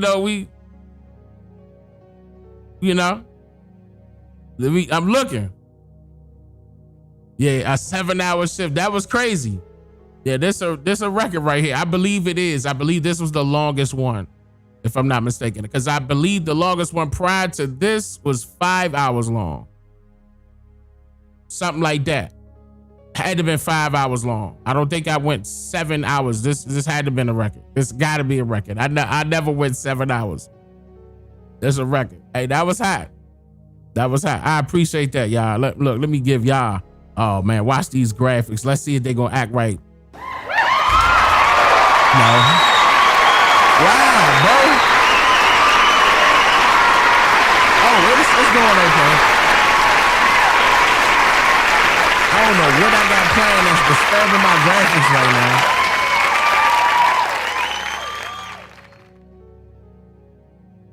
Let me see something. Set it on fire.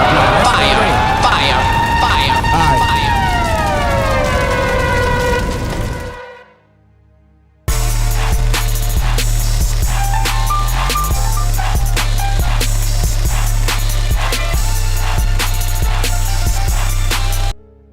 I'm just playing. I'm not ending like that. I'm just playing. I'm just playing. I'm not gonna do that. That's messed up. Like, y'all know I'm not gonna do that. Y'all know I'm gonna say something, you know. I love y'all. I appreciate y'all. We're gonna be going live next time. I doubt very seriously it's gonna be tonight. I'm gonna tell you that right now. But yeah, man, thanks for making history with me. I appreciate that. This was major. You know, I appreciate that. I appreciate that. I really do. Shout out to those of you that came up in here and actually did this thing live with me, man. Shout out to you. You know, don't be getting up in the I was there. Don't be getting up in the comments talking about some you was here. Matter of fact, type I was here in the chat. Hold up, tap. Hold on, we gonna document this real quick. Real quick. We gonna document this, Joe. Do I have the one? Hold on, let me get that chat up. Real quick. I want to document this real quick. I mean, because I'm pretty sure some people that came and left already. They gonna be mad. I was there when you first started. That's not fair. Oh, man, that joke was so funny. All right, hold on. I'm trying to get it. Let me see. I'm doing it now. Boom. Boom. Boom.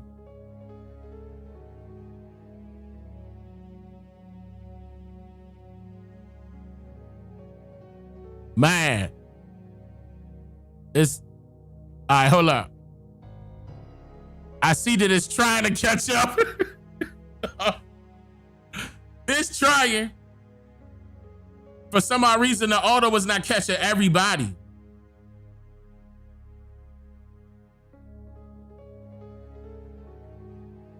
I'm pretty sure that other chat that I used to use probably will catch it faster. But this is a graphic that pop up on the screen. That's probably why it's a little delay. Y'all know I be trying, man. I be doing my own graphics, man. I be trying. I hope y'all like it.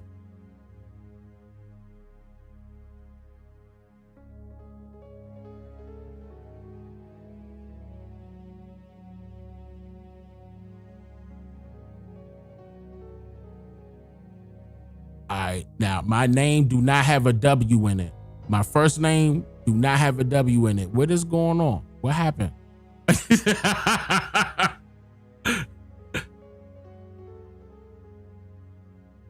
Absolutely.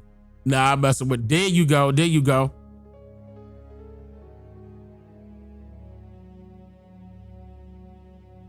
Yeah, even though I fell asleep from my truck ahead, said no. I appreciate that though. Yeah, this is a record. I'm actually.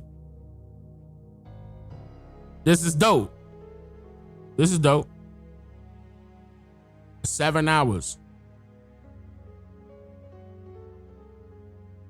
I appreciate that. You said the graphics on point. I appreciate that. We still gonna be doing more stuff though. I just gotta figure out this. Something was playing in the background. I'm gonna find out once I close everything out. We're gonna try to clip this one. And then clip the clips. Put it out there. Put it on TikTok. Whatever part y'all like. All right, let me get up out of here. Oh, man. And I don't even see my outro button. That's what's crazy. But I'm going to see y'all later. Wado.